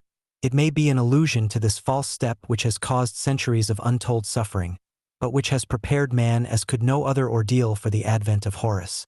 In his comment on Liber LXV, Crowley claims that the formula given by Iwas destroys the idea of destruction as such. What was until now called death, the means of resurrection, in the formula of Osiris, FAQ, is to be understood henceforth as love under will. Iwas destroyed the principle of illusion. In particular, the belief of man that he is mortal Osiris must yield to the consciousness that he is the crowned and conquering child, Horus. Osiris has been chased into Amenti by Horus, who follows him thither, that his reign may be established even in the realms of death. In the new Aeon, death is become life triumphant, not through resurrection but in its own essence. The Thelemite does not suffer death. He is eternal and perceives himself as the universe by virtue of the categories of life and death, which are not real but subjective conditions of his perception, like time and space. They arc the forms of his artistic presentation. Iwas declares himself to be the soul of the desert. The reference is to the path of Jinnel, which joins Kether and Tifereth on the Tree of Life. This path crosses the abyss, desert, the essential characteristic of which is the absence of a soul. Crowley saw in non-Gnostic Christianity the darkest shadow ever cast upon man because it obstructed the light of Iwas, the primal initiator of humanity. The psychological ills that afflict man today are the legacy of centuries of suppression and dissociation. Because of them, man is unable to recognize himself. He lives in fear of himself and his powers. This deeply ingrained sense of guilt and shame has to be rooted out before headway can be made. Crowley, aware of these difficulties, made it a rule that candidates for initiation into the uses of the 93 current should have accepted AL and be prepared to work accordingly. The very act of the acceptance of AL cleanses the individual of aeon-old complexes. Crowley maintained that individuals born after 1904 would yield the best material, but he has been proved wide of the mark by many decades. Perhaps the manner of presenting Thelema on the part of his immediate followers was to blame. This is suggested in a letter which he wrote to Frater Viator 66 in 1942. Jane writes, that you could not hold any students. Now let us have a look-see. Why? The answer is plain enough. Look at your old magical diaries. They are the most conscientiously meticulous documents on which my gaze has ever been privileged to light. But I had no doubts, even at the time, whether any publisher of westerns or thrillers would have seen a fortune in publishing them as a serial. The word student itself condemns your strategy. We live in a time of insane excitement. We count the day lost when less than 50,000 homeless people have met with death in its most horrible forms, and even that is rather homely fare. Plentiful sauce of rape, torture, and cold-blooded murders on the largest scale must be poured over the dish to make it truly piquant, and send us to bed, patting our stomachs, with the reflection that life need not be dull and monotonous. After all, what use is it to go to bold-eyed youths, whose jaws drip foam with the hunger to join personally in these pastimes, and pep them up, youths who are permanently drunk with lust of blood, and action, ever more action, and ask them to practice asana, to learn to quiet the mind, to kill out the emotions? What you must do is to inflame them with the romance of the order and its work, with the marvel story of the Cairo working, as told in the Equinox of the Gods, instill the idea of the new Aeon, the coming of the crowned and conquering child, the birth of freedom as outlined in Liber-IA. The plan of the Master Therion to bring about the revolution by the 4 wars started 9 months after the 4 publications of Liber-IA, and the need for each one of them to go forth and smite and establish the law. You have got to imbue them with the fanatical berserk amok airman commando spirit. You have got to work them up to be heroes and martyrs, each man himself a leader, yet able to devote himself to conjoint disciplined action. You have got to make each man and woman feel himself or herself an individual godhead, of supreme importance not only intrinsically but to the whole world. Pioners ou pionniers. Note the vehemence of the spirit of Liber-IA. Even its calmest passages throb with fierce energy. You must capture this savage, elemental rapture and communicate it to everyone you meet. The more perceptive members of the present generation exhibit a higher degree of freedom from the sense of shame and guilt that taints the sexual experience, particularly in old Aeon mentalities. Original thinking and a spirit of genuine scientific inquiry is beginning to emerge, viz., the experimental use of drugs and other modes of self-analysis and consciousness enhancement hitherto regarded with abhorrence. The individual is beginning to chafe even against the restrictions which individuality itself imposes upon him. He wants to realize universal awareness, to sense all experience, cosmically, spaciously, dynamically, breaking down all that limits him from total union and identity with the infinite unity which he knows to be more vital than bourgeois morality and the death-in-life isolation of insignificant personal awareness. The state of mind demanded by the hidden initiators of the adepts of today is described in Liber Cheth vel Valium Abiegni. Degree now therefore that thou mayest achieve this ritual of the Holy Graal, do thou divest thyself of all thy goods. Thou hast wealth. Give it unto them that have need thereof, yet no desire toward it. Thou hast health. Slay thyself in the fervor of thine abandonment unto Our Lady. Let thy flesh hang loose upon thy bones, and thine eyes glare with thy quenchious lust unto the infinite, with thy passion for the unknown, for her that is beyond knowledge, the accursed one. The selfishness of Thelema is true selflessness, and it is beginning to replace the mawkish, sham altruism engendered by false ideals based upon totally unrealistic and unscientific principles. Entire generations of people may destroy or damage their vehicles as this wave of desire for larger life gathers momentum. But it is better to fall in the struggle for a greater expansion of consciousness than for the false ideals foisted on fools from behind the masks of greed, malice, and ambition, the pseudo-god forms of the partial, i.e., the incarnated fragment of the self. The ultimate mystical understanding of this cosmic self has been expressed by Crowley in Liber Aleph. I am not I rid thyself therefore of this thought of I apart from all, but, attaining to consciousness of all by our true way, contemplate the play of illusion, all things being illusion, a man of sufficient knowledge, will, and imagination, could arrange his materials to compose any picture that pleased him. Most people are reluctant to recognize, much less interpret, the ominous portents manifesting now at the dawn of the Aeon. It is a hard saying, but the survival of the individual will depend upon the degree to which he has assimilated and identified himself with the thelemic current, whether he happens to have heard of Crowley or not. This current is characterized by elasticity, fluidity, and ability for spontaneous adaptation. Comparisons might be drawn in this respect between Thelema and Zen Buddhism, or, more properly, Chan. Zen is peculiarly adapted to the spiritual climate of the Oriental mind. A certain black humor founded upon emotional indifference is an essential ingredient. Similarly, the Indian and Buddhist tantras, especially of the Kali Bhavani tradition, contain an element of inverted cruelty and intoxication characteristic of the Dravido-Mongoloid current which imbued them. Thelema is beyond any of these in respect of its universality. It has not emerged from a mental or spiritual culture confined to particular terrestrial regions. It has issued, independent of Mentatayan, through the media of practical human intelligences such as Iwas. Liber-IA is the simplest exoteric statement of the law of Thelema. A.L. and portions of Crowley's comments on it presents a more esoteric statement. The number of Oz is 77, which implies the formula of strength and function, and strength is the meaning of the word Oz. The number 7 signifies the specifically stellar nature of the energy involved. 77 is the number of the ancient genetrix multiplied by 11, the number of magic. 77 therefore denotes the nature of this magic and the mode of its application. 7 plus 7 is equal to 14, a number of Venus. 1 plus 4 is equal to 5, the pentagram of Newt. 7 times 7 is equal to 49, the number of petals of the rose upon the cross of gold. 7 is equal to 0, which is another way of saying O equals 2. The unification of these concepts indicates the formula of Babylon and the beast conjoined. Liber-IA appears to be an over-simplification of the tenets of a cult notorious for its complex doctrines. It is Crowley's attempt to reach the heart of the most uncomplicated individual.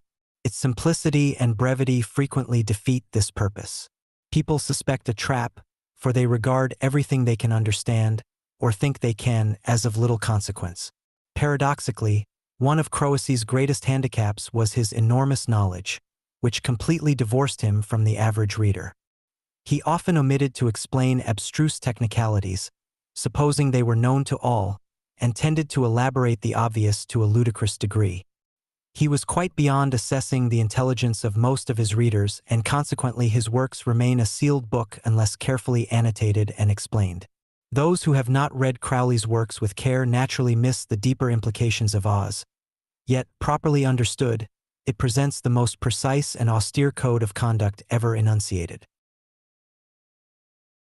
Because it implies the total freeing of sex from the shackles of conventional usage, it creates an immediate resistance in the mind unprepared for new aeon attitudes. Christianity taught that sex is sinful when not fenced about with all sorts of restrictions. Sex constituted one of the greatest problems to governments and rulers during the Osirian epoch, because the ruling cliques were dimly aware that the sexual element had an obscure connection with individual creative potential. If allowed to manifest, this potential inevitably asserts its sovereignty and refuses to comply with the artificial standards of morality designed to enslave it. By enslavement, one potent factor of which was the institution of marriage _ the sex instinct was blocked on a massive scale. It formed a reservoir of energy which the priests and rulers drained in order to bolster their positions in society and the state.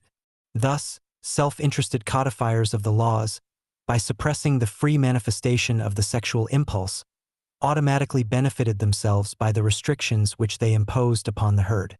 In the case of the monk or the layman, the former had no legitimate physical outlet, the latter a greatly restricted one. Thus neither class constituted a danger to the powers that enslaved and vampirized them. On the contrary, they afforded a vast battery of energy upon which the oppressors constantly drew. The inevitable collapse of this form of restriction is at hand, and it will result in the total disruption of civilization. We now see the vast ocean of pent-up energy beginning to burst and overflow its dams on all sides. Mental diseases, nervous disturbances, physical disorders engendered by the artificiality of life under Osirian domination, are swelling to immense proportions. Liber-IA contains the key to the correct ordering and balancing of this energy because it is based on AL and on the baptism of blood which Crowley considered essential to the inauguration of the new aeon. In the third chapter of AL, the minister of Hoer Par Krat, i.e., Iwaz, announces himself as Ares or Horus, the Avenger. I am a god of war and of vengeance. I shall deal hardly with them. Krat or Kart is the original of the Hindu deity Kartikeya, which is a corrupt version of the same idea. Kartikeya, the war, god begotten of fire, is sometimes equated with the planet Mars, Horus. He is represented as riding on a peacock, the bird held sacred by the Yezidi. One of the social developments accelerated by recent wars is the release of sexuality from the thraldom of religious sanctions.